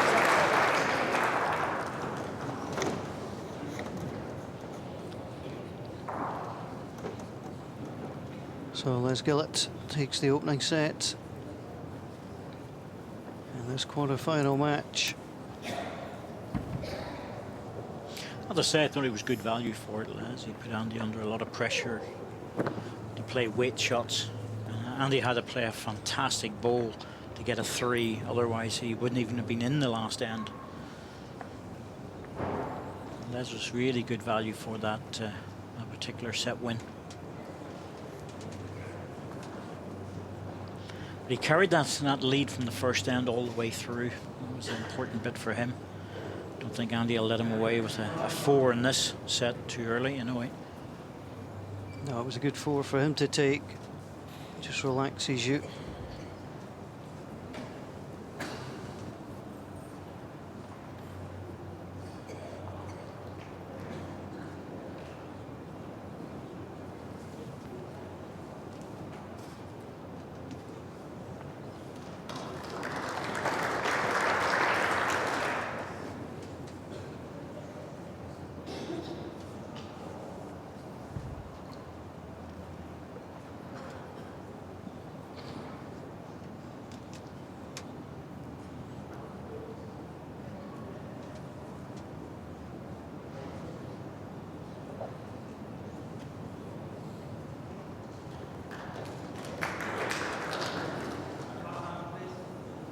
18 inches.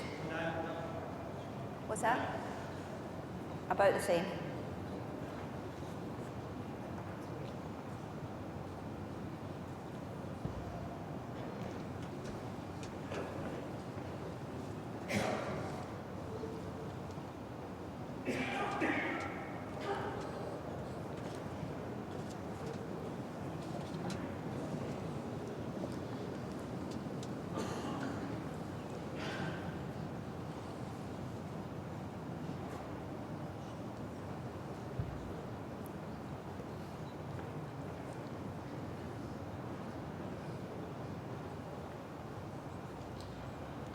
There's not been too many second balls of Les Gillett.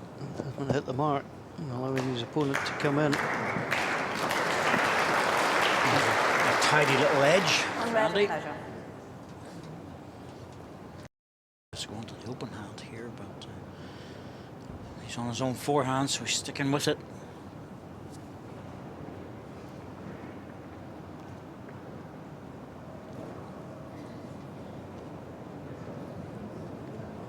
A lot of confidence in his drawing ability, Les.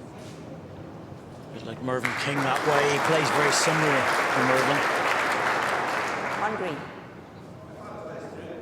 He really only The played gap's sort of just one over ball 6 with a little inches, bit of 6.5 running inches. weight in the opening set. 3 or 4.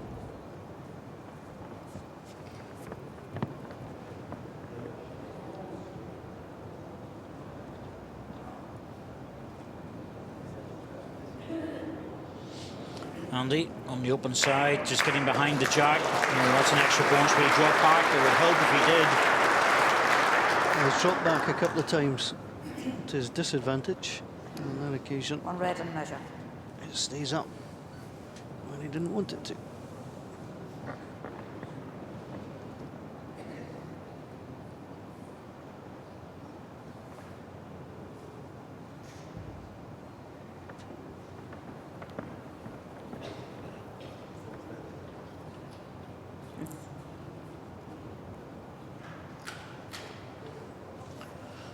Oh, he is after it with this one.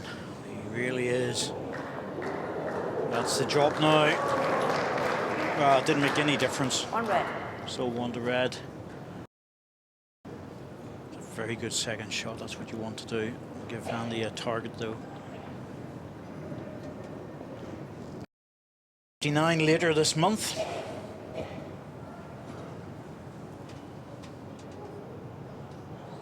Les Gillett, also a November boy. There's 44, so almost 15 years between these two players, but you would know it with Andy. Just not there that time. They'll set up for the opening One shot shots. to Andy Thompson.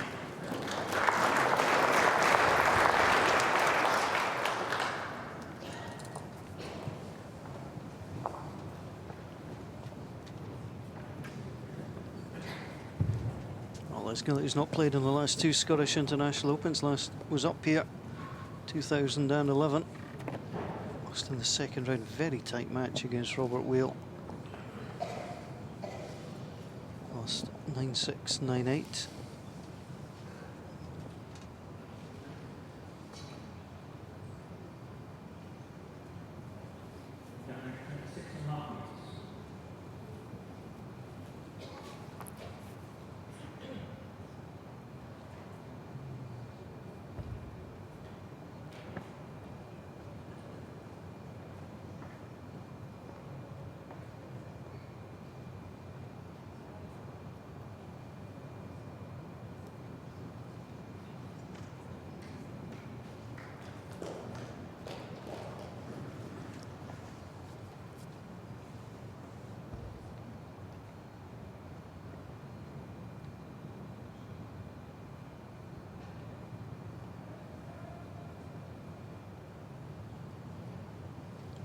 That's a bit loose with his first 2 balls the last end, but normal service resumed in this one.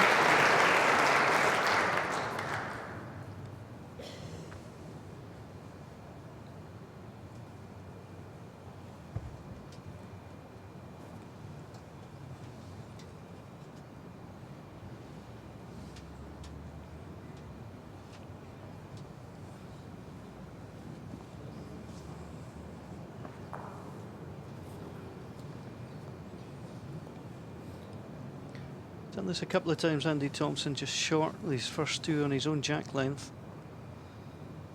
And Les has been making him pay.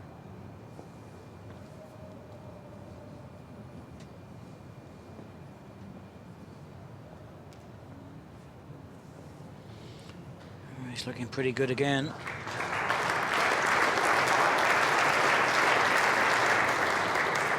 Two green.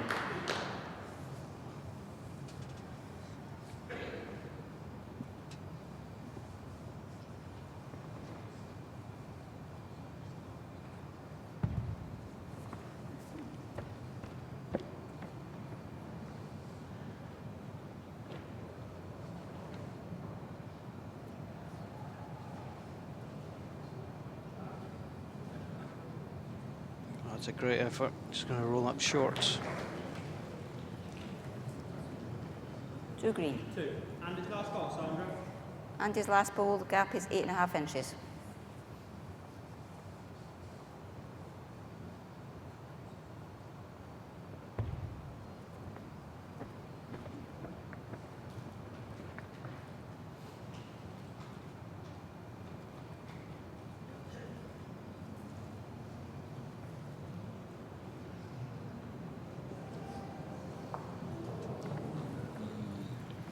Anything past would have been good. Even going deeper.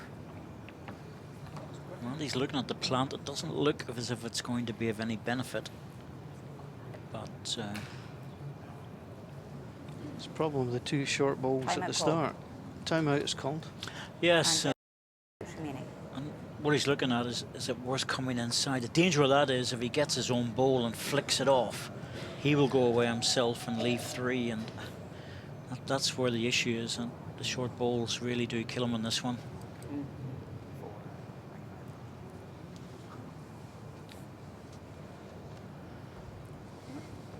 Yeah, that's why he's just playing down on the backhand on a draw, because it was just not worth the risk. He doesn't want to lose another 4 in the first end of the set.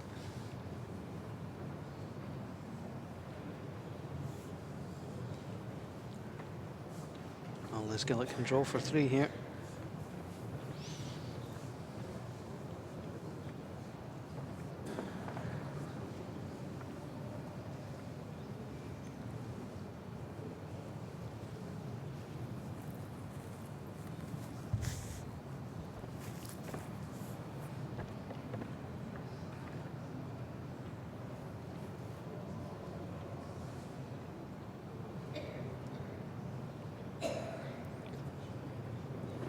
Perfect line, just didn't run out the way he was needing. 2 shots to Les Gillett. Oh, I think Andy will be thinking to himself, that's not too bad out of that. Just losing the 2 shots. So Les Gillett leading by 2-1 after 2 in the second set. One man very interested in this match is Nicky Brett. He'll play the winner of this match here. And Les Gillett, my goodness, is playing very well. Les is playing some very good stuff at the minute, yeah, and he's not getting the best of fortunes when he plays anything. He's drawn and given it away a couple of times when he was desperately unlucky, but yeah, Les is going real good at the minute. I know Les is really disappointed when he dropped out the World's top 16. He's having to go through qualification for all these tournaments, and he doesn't like that. He was talking about, you know, determined to get back in the top 16. You know, he's playing like a man possessed this week. He's certainly got the bit between his teeth. Played really good, really good. 3 games so far, and he really looks so he doesn't want to let this one go either. And Andy Thompson, of course, knocked out Stuart Anderson yesterday. Stuart's been playing so well on the inside in the indoor rink. That wasn't a surprise by any means. Andy's a great player, but he's just a couple of millimetres off compared to Les at this moment. Yeah, Les is getting in early. He's getting in early, which is not giving Andy any room to settle, and he's forcing him into shots that he doesn't really want to be playing. And he's, unfortunately for Andy, he's not had the best of results either. Now, I know what your answer's going to be to this, but which one do you fancy playing in the semi-final? Oh dear, it doesn't really make too much difference, really.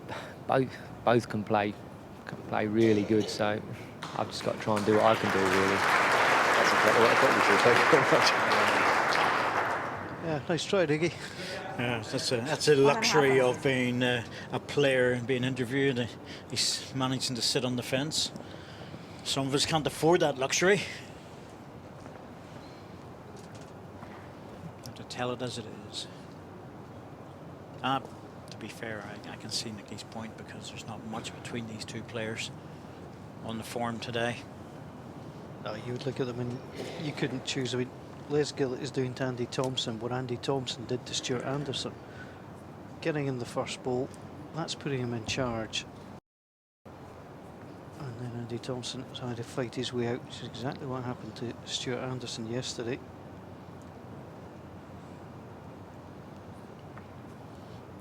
Oh, he's looking good here. Just needs to run. Oh, well, I think he might have got enough of that. Sandra McLeish having a look. Got to be close. I think it's just one lays, but it's very close for two.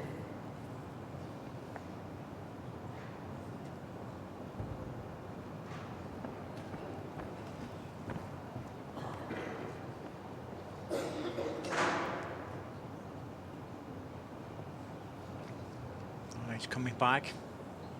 Has he got enough running to get to the jack? That's all it needs. One red. No doubt now. Definite second shot. It's about 1 foot short of jack high and the gap's 8 inches. He's just going to have to try and draw around this.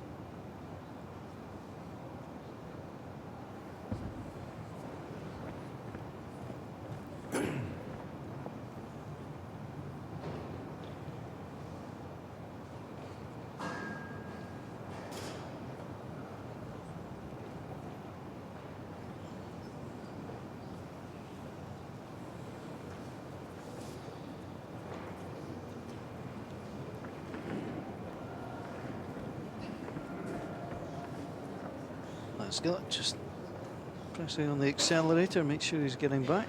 He's got plenty of time.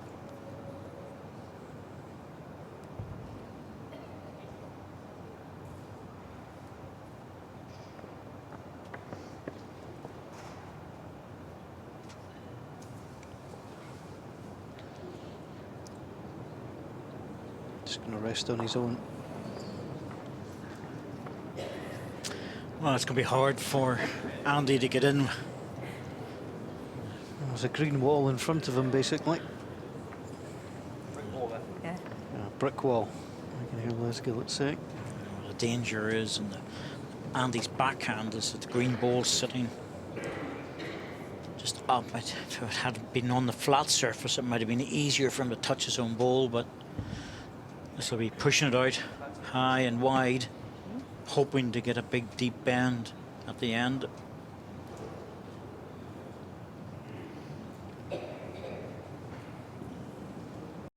To be single shot for Andy Thompson. One shot to Andy Thompson.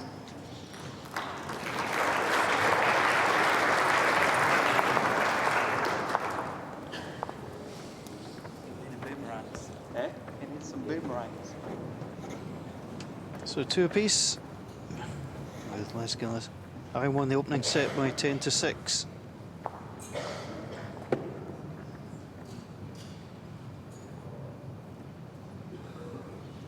Well, took care of number 15 seed Simon Skelton. Tied set the first set, then won 10-4. Well, dropped the first set, and Les Gillett against Duncan Christie. Then won the second 11-1, took the tiebreak. 2 cracking bowls. Front touchers. Yes, we're going to remember those 2 front knockers, and I have to say, very impressive. He just ran for cover for the next few bowls after that. It's exactly what you need to do. So he has been drawing really well to the jack, Les.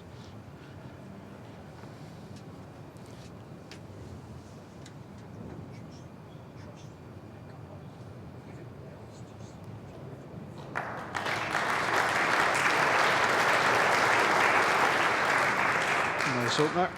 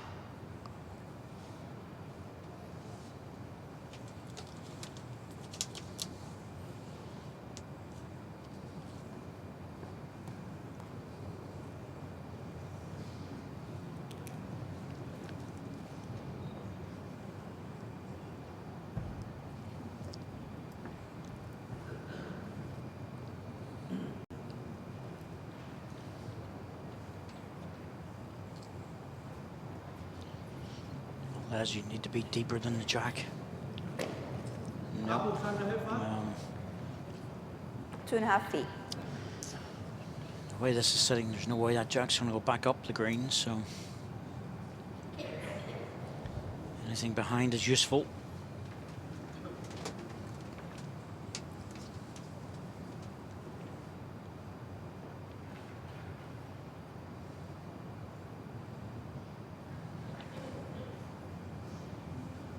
Slightly higher line not coming round there. Well, there is a gap between the ball and the jack, and that might just tempt Les, but it's going to be hard to get that red ball out without moving the jack, and it would be all against him. Just needs to draw this.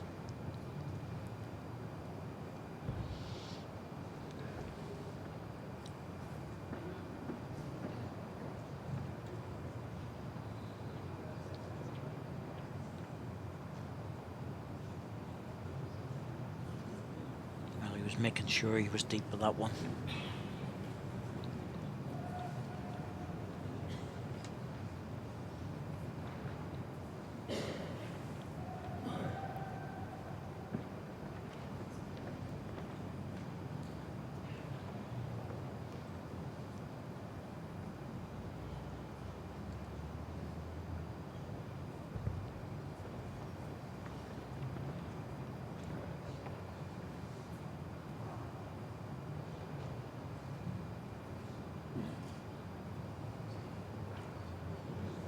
Here he comes.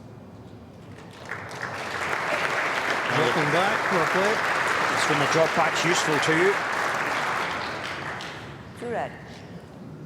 As now, are you tempted? Because there's a lot of danger. You could take your own 2 balls out just as easy as get the ball onto red. If he's on the forehand, well, it looks like he's arriving, but he's been very careful with this. He's on an inside line. I don't think that's going to make it. Yeah.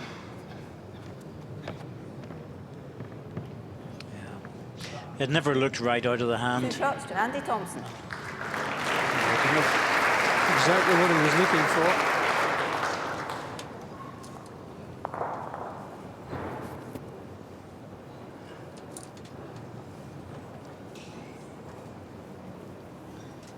Andy Thompson with 3 of the 4 ends in this second set. And he takes the mat up once more.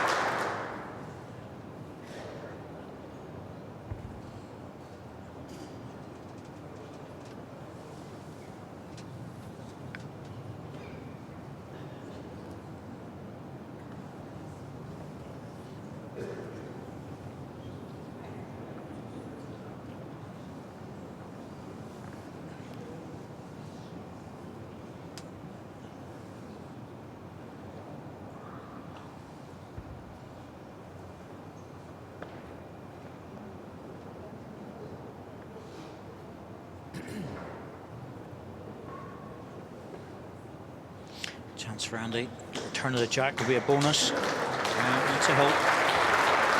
Len's dropping his first ball short. Gives you the open door approach now to add a 2. Keep the pressure going. See what Les does with this one.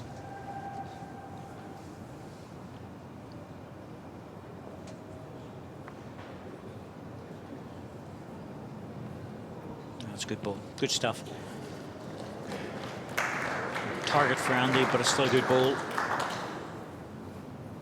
Yeah, just wants to drop to that green one. Oh, it's fallen over. 1 green. Exactly jack high.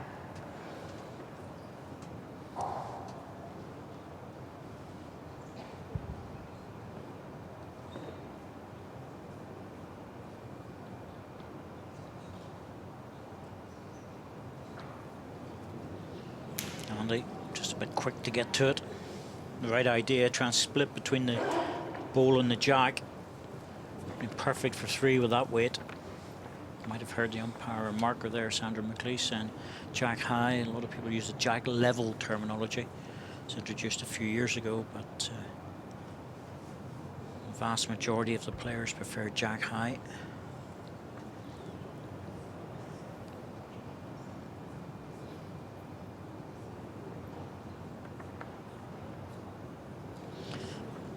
Oh, that came in.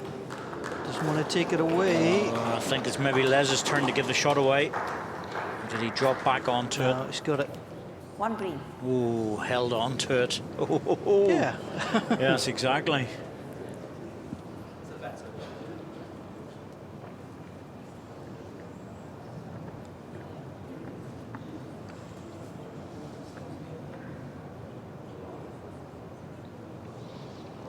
Just fell back enough to lie the shot. Needs a little nudge from Andy Thompson. Little crack an egg on it, that's what we say. But he's just under, and I think Les will walk away. Yes, little shot, chicken Les, go. noise I think came from Andy Thompson there. Or was it from Les? One arm certainly. Not a chance anybody was going to play anything on that.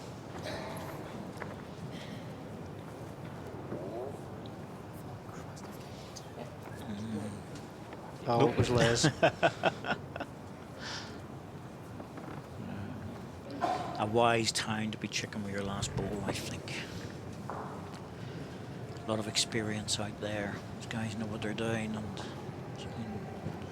not a time or a place to play anything silly with 4 ends to go. Oh, you mentioned it, mistakes. Not what we expect from these two. It's going to be a battle. Get into the Scottish International Open semi-final. Nicky Brett, the number 1 seed, and the holder awaits.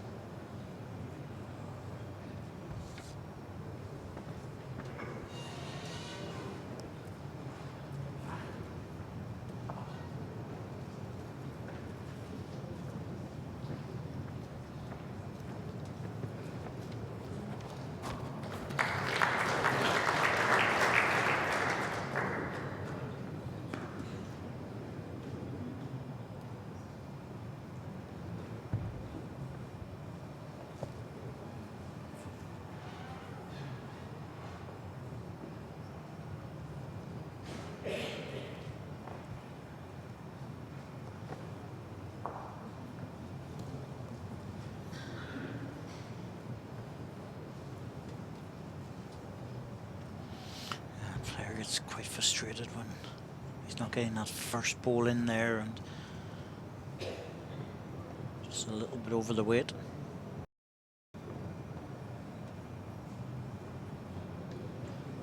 Big deep pull there for Les in the last 2 feet if the balls travel. 2 green. It's been a while since I've seen Les just as consistent as this. Playing very many bad ends, if any, in this match.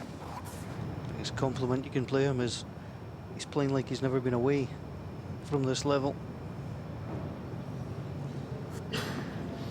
He's been around at different events over the years since he's dropped out of the top 16, but he's been very consistent in this event so far, and so it's the best I've seen him be for some time, because quite often when you're away for a while, you just lose the touch, and the consistency goes walkabout. Maybe 1 ends in every set.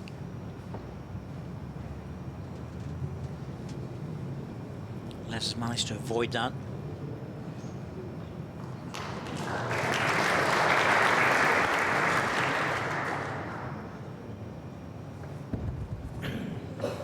And he's going for this. Jack and ball. Oh. Well, it'll be on the respot on the far side. The ball's out too. That's pretty good for Andy.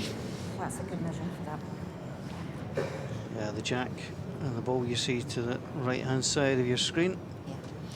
I think what they're interested in is the toucher actually at the other side at the moment. just sorting that out. That's where the difficulty is. They need to go and look at the toucher that's in the ditch.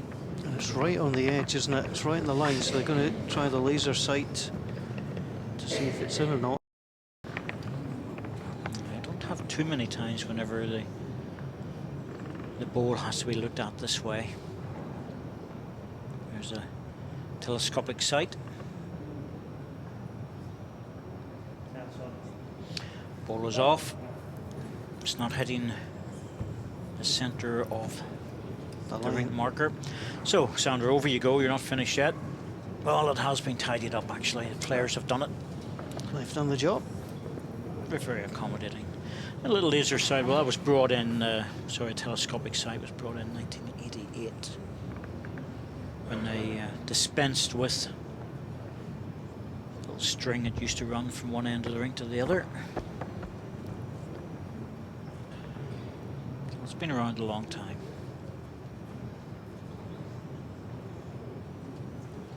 All right, lads, on your forehand, that's going to be a very good ball.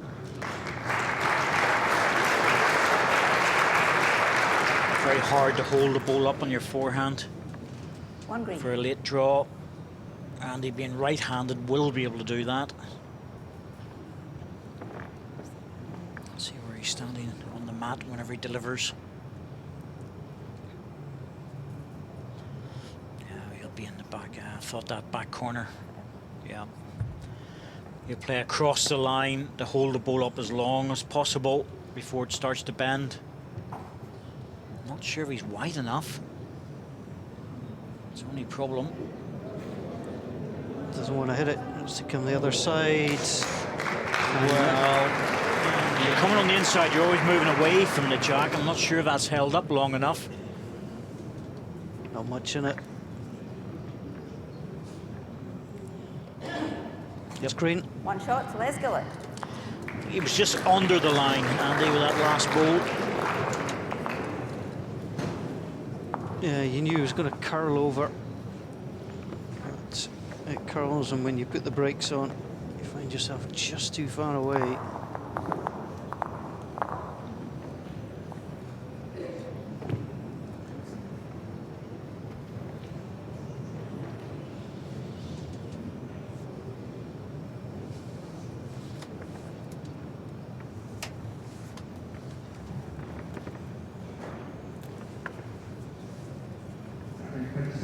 So 3 ends to play, 4 apiece.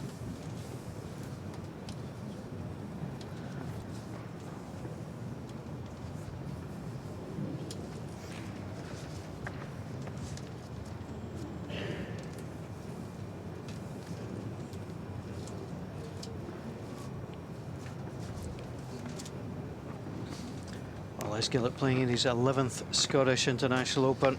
His best has been the quarter-final, first in 2004, second in 2007. It's a third quarter-final for him here in 2014. But can he find his first ever Scottish International Open semi-final?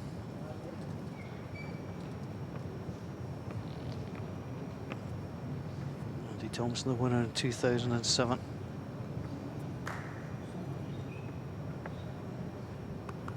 Better here, and he comes.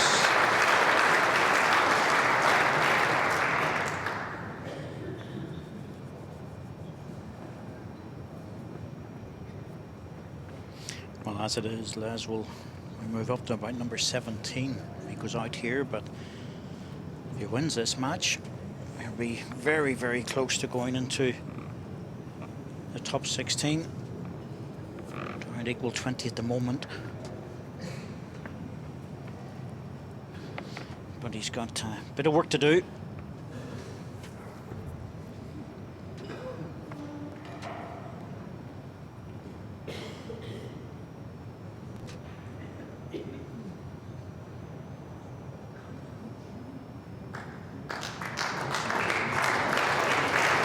That's the best 2 opening balls in the round, Andy Thompson.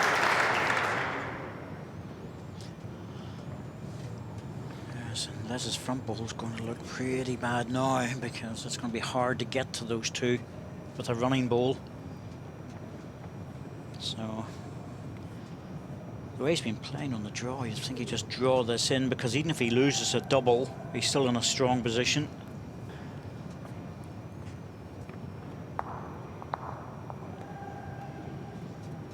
Oh, this is very wide. Les, what are you doing? Back there. 2 red. What was I saying about an inconsistent end that he hasn't had so far? Well, we're watching it. Certainly are. I don't think Andy's going to let him away with it.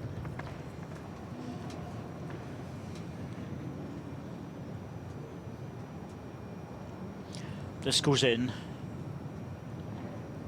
Number 3. Anything beating the back ball, and there's no catches. Well, Andy's got a sniff for the second set now. 3 red. Wow, this is tough. I still can't see anything but a draw for Les.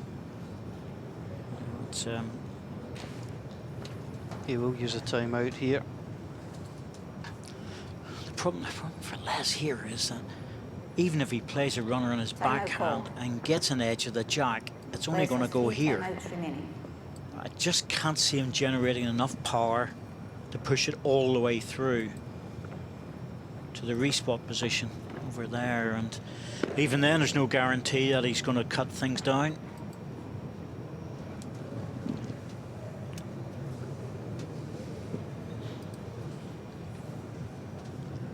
Well, 3 against him, but Andy Thompson has a ball to play as well. Just think he has to rely on a really good draw shot.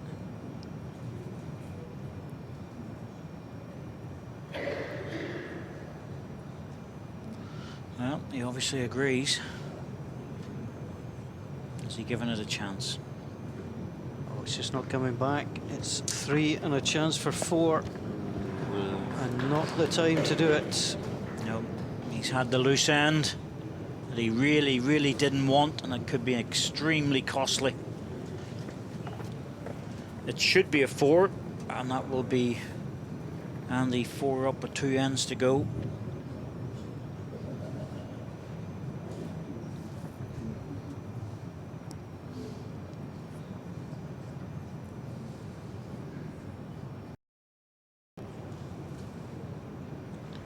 Oh, here it comes. As long as he beats the back green, ball's always slipping through. Oh, so Andy. Misjudged by Andy Thompson. Well, it's still a good treble, but it's possible for Les to get back from that. No, at this stage of the match, 1 extra shot makes all the difference. Well, and that was, in footballing parlance, an open goal, really. It was, to be truthful with you. It's. And Andy knows that as much as we do, as much as people watching do. That was a real chance.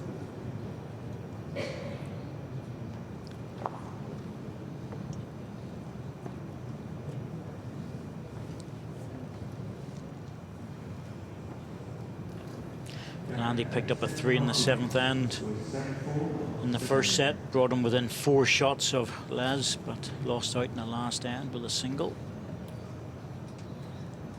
10-6 down, but he's now 3 up.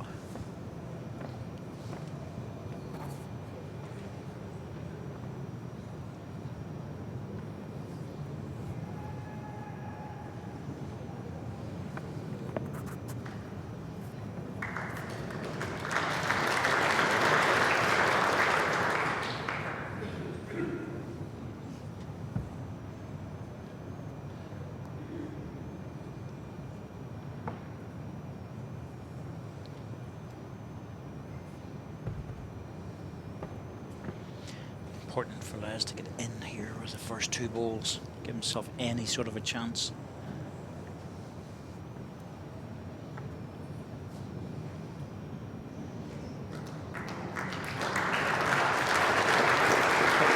Just caught the seam of the carpet there, and you could see it falling back rather abruptly.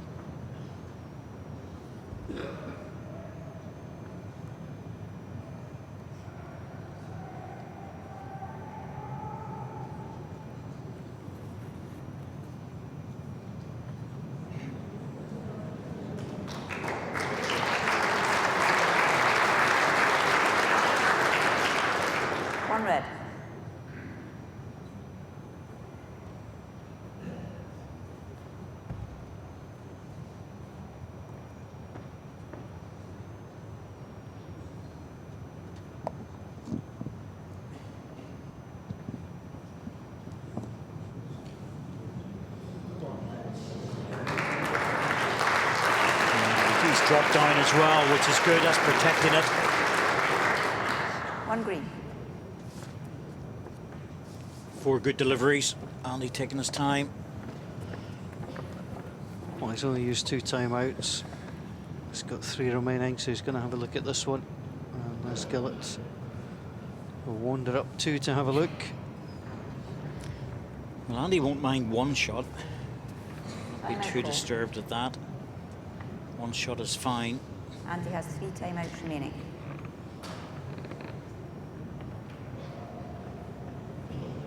Well, 2 up is good.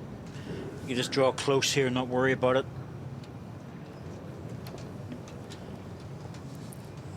Just using the timeout just to get a lay of the land. The backhand's just a draw shot. You know, the forehand doesn't allow for much. He could play the perfect ball on the backhand and get the shot.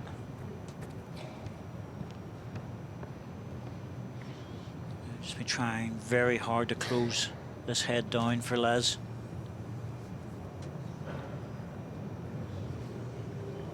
Oh, he gave that a chance, didn't he? Well, as we're saying about the perfect ball, you know, it was always possible if he'd have dropped down there, he'd have been extremely close, but the chances of Les getting any more than a single out of this, they're quite remote now. It's a bit of a drop down for Les. Steady yourself.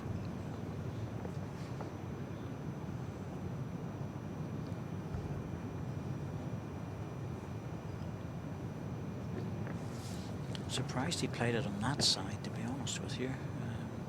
Any touching the green ball, Jack will come to Andy.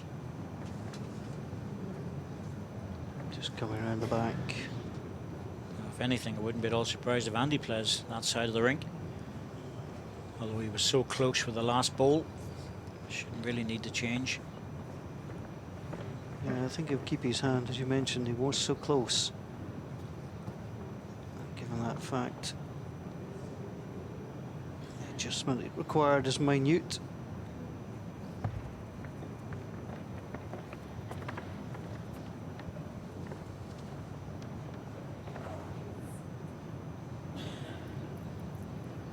He's not played it. No, it looked quite gentle out of the hand, but I think Les really be better on the other side here.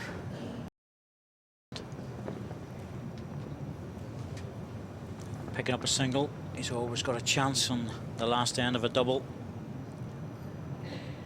Sticking with it. This would be a marvellous bowl to get this in. Certainly would be a bit special.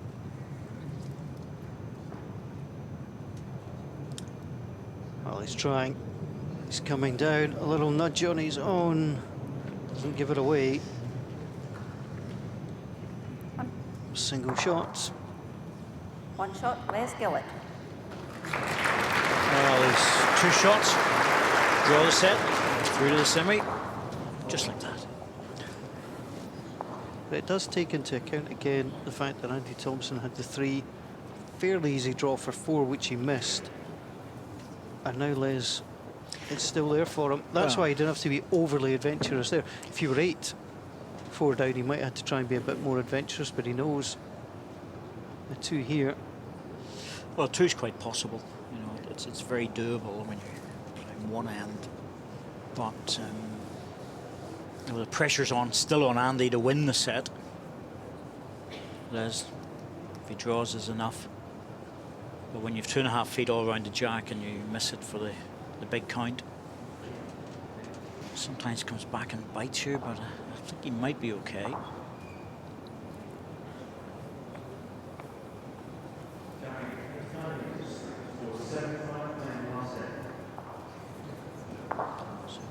Last end, 7-5. A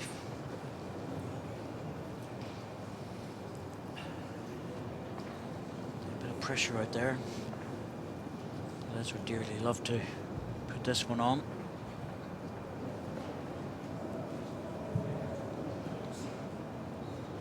So the left-hander. Give me a close eye on this one. Looking for the perfect start. It's just going to be a little bit short.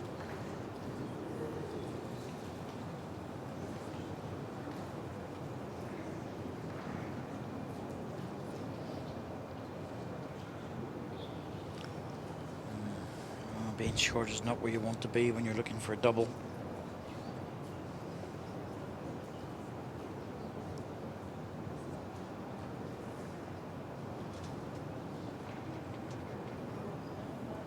He's struggling a little bit.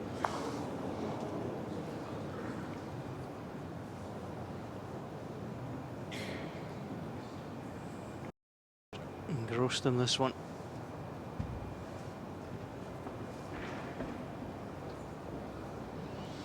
Well, he scampered up after this. He must feel he's better. I don't think he is. Me neither. A little bit better, but yeah, still not enough. Way short in terms of how shots have been won in this match. Andy puts this one on. Those three are going to look very, very difficult from the mat. Les had a chance there on his own jack length. Andy also struggling a little bit, but I think he might just have enough. Well, I'm not sure. Goodness me, they're feeling it out there, aren't they? Just a little. It's not been the end we were expecting from either player.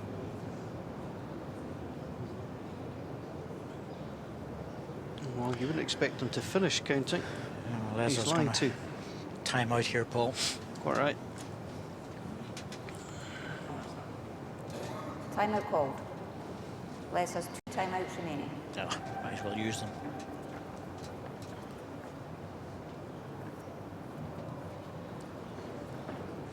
Thing is that at this stage in the match, in the last end, when you've got a chance to win, everything starts to look difficult. You know, earlier in the match that was a given. You know, both players would be inside the sort of distance with their first balls and certainly with their third and fourth. But it adds on another extra bit of pressure.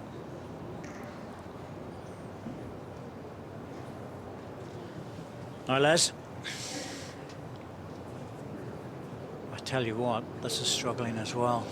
This really is struggling. Oh, dear me, Leslie.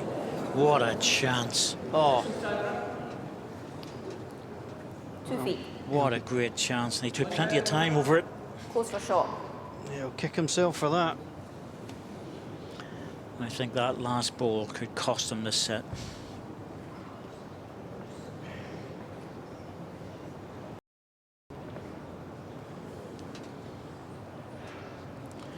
Yep, it certainly looks like it's reaching. Might be reaching too much. Oh, goodness me, that seemed to pick up pace. Wow. No change. No change. It's anybody's end. Well, No. to be honest, Paul, that looked to me as if he was getting through to the jack. It just seemed to pick up pace towards the end of its travel. I think it surprised Andy as well. Just to have a look at.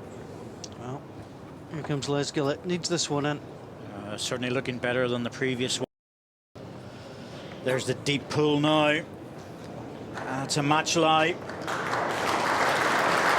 Can't believe it from the previous ball, Andy. He just looks so good. 1 green and a measure. 1 green and a measure. Oh dear, oh dear. From an angle I fancied the green ball was in. 1 and a measure is called, and Andy Thompson looking to make it all academic.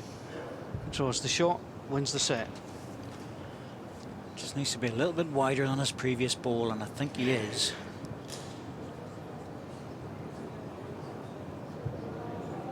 Just needs to pass his own, that's all. A little tap down. Well, that will do it. I think that's enough for second. 1 shot, Les Gillett. Second set, Andy Thompson. Yeah, it was enough.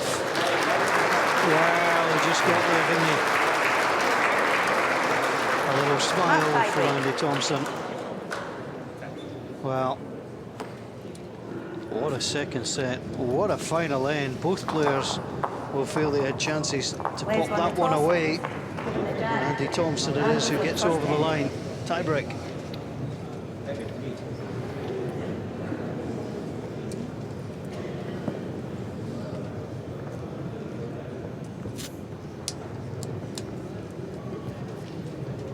Half the matches in this tournament required to be settled by tie-break.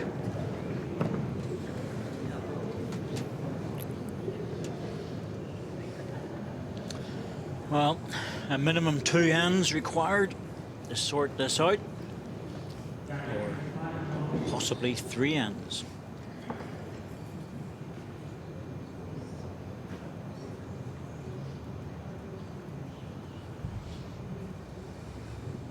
I think Leslie will be kicking himself that last end. That was a great chance to get to the semi-final. It really was. 3 short bowls.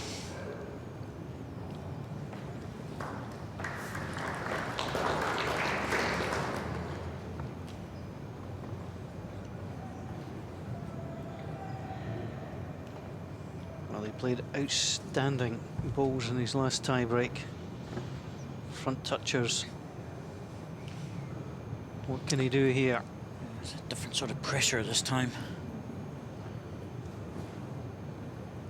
It's pretty good. Well, he likes his front touchers in a tie-break. Does Les Gillett? Certainly does. Just over 2 inches. Great first delivery.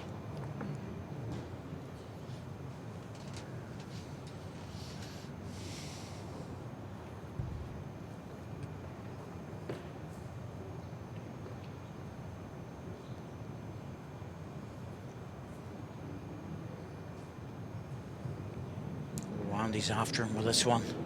He's got it first time. The place was good. Andy Thompson was better. It's a great ball. 2.5 inches. 2.5 inches, slightly off centre now.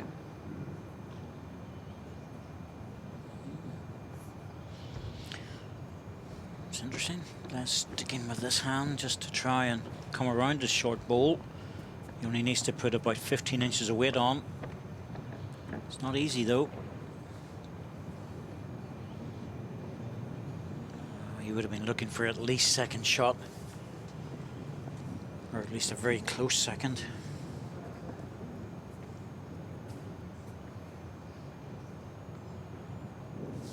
Does make a difference here if Andy's line 1 or 2. Timeout call. Oh. How many you got left?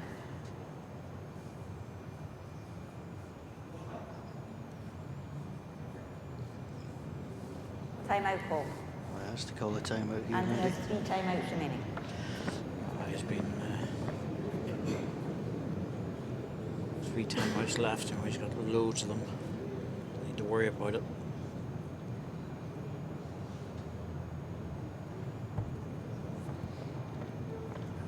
Interesting, he's playing the backhand. Well, he's staying well away from it, so he must favour his line a couple. Just come deep.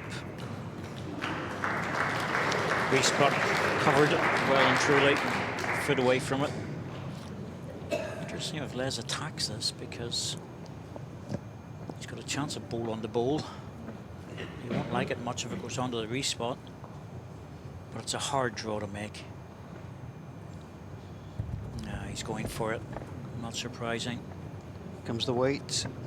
He's got something. I sort of heard the groan from him there, but the jack has bounced off the back bowl and he's followed through himself.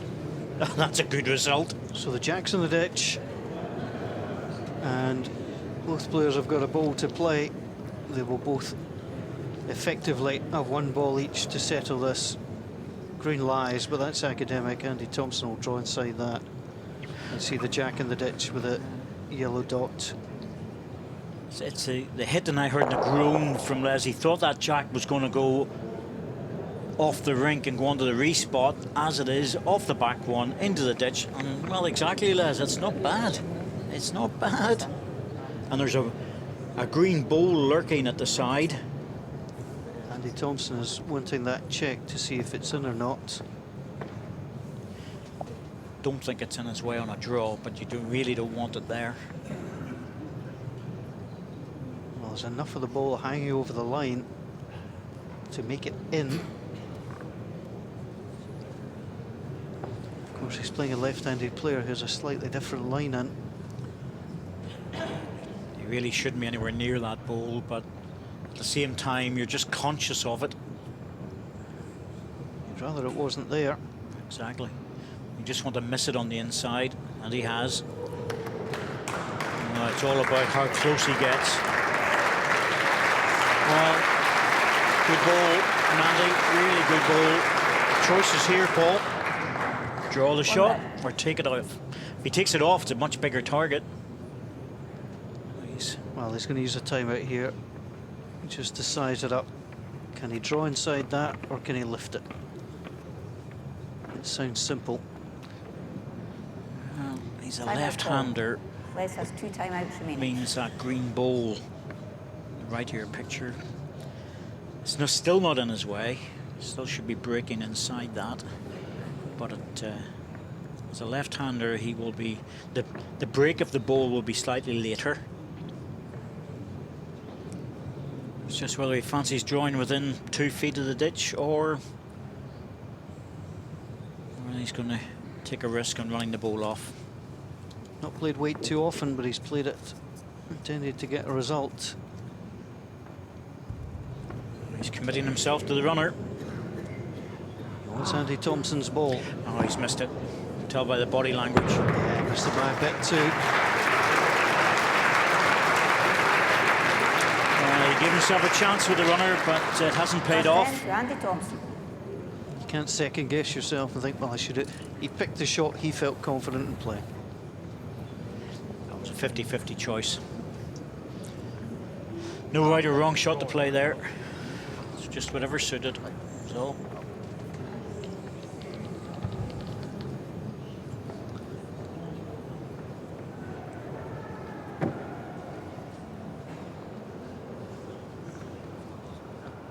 Gillett, who took the opening set 10-6, dropped the second 7-6. One of those chances for both players in that final end of the second set. Drops the first end of the tie break here. Andy Thompson will have the final ball at this end.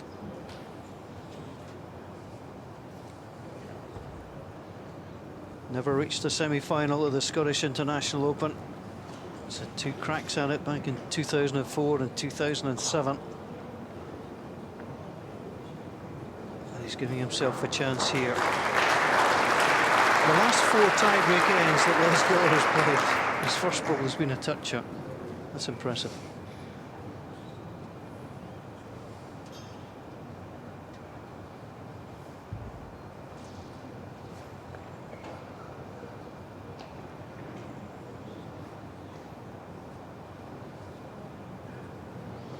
Andy's pensive, but he's played a really good ball.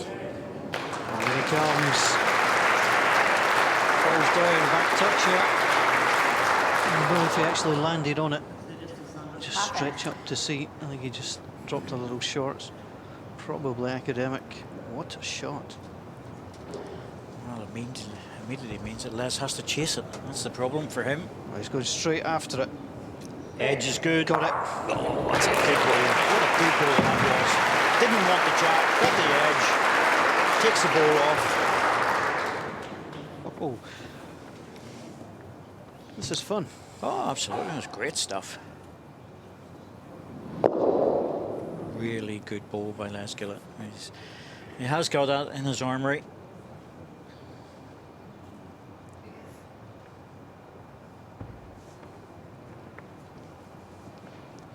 Andy Thompson just trying to put it back.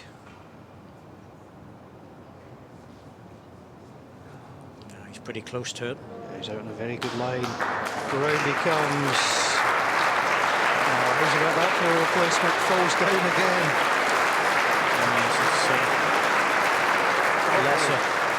Two players enjoying that. Well, maybe not so much Les. No, I think one player enjoying it, the other one pretending. 1 inch. 1 inch away. He's going to have to go again. He hasn't got any choice. Andy's got the last ball as well. This is what he's thinking. Does he go again? I think he's going to have to. If not, he's going to have to play a very delicate squeeze shot. Yeah, I had to call a timeout here. Les has 1 timeout remaining. Squeeze shot's on, but it's very hard just at the angle it's sitting.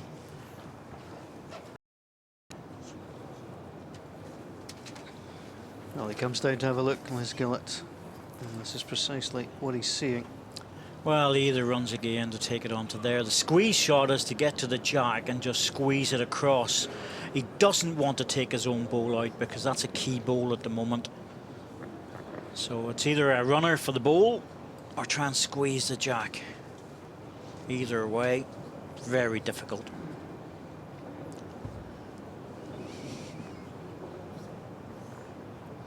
Has to be reaching. Must reach with this. Trying to come back, but it's not going to. It's not coming back, but it's a good ball there. Oh. It's another decent second. He can wing the ball out with his last delivery and be sitting quite well.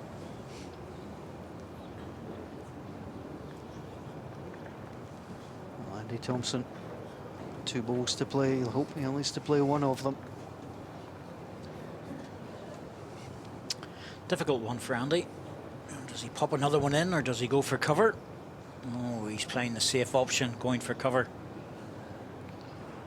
Can't blame him. It's not an easy shot for Les to get. You go over to the respot, and as soon as Les gets the jack, that's it all over. That's a good ball for Andy Thompson. Now Les Gillett. He's had a great time in Scotland this week. Doesn't want it to end, but it could here. It's a toughie.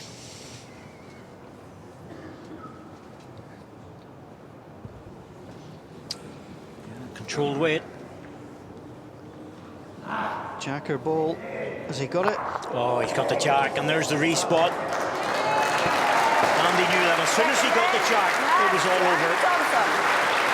Oh, what a game between these two. The England international players put on a show, but it's Andy Thompson who gets over the line. Cracking balls in the tie-break from both players. Les Gillett took the first set 10-6. Andy Thompson the second 7-6. But both ends in the tie-break to Andy Thompson, who finds himself in the semi-final at the Scottish International Open.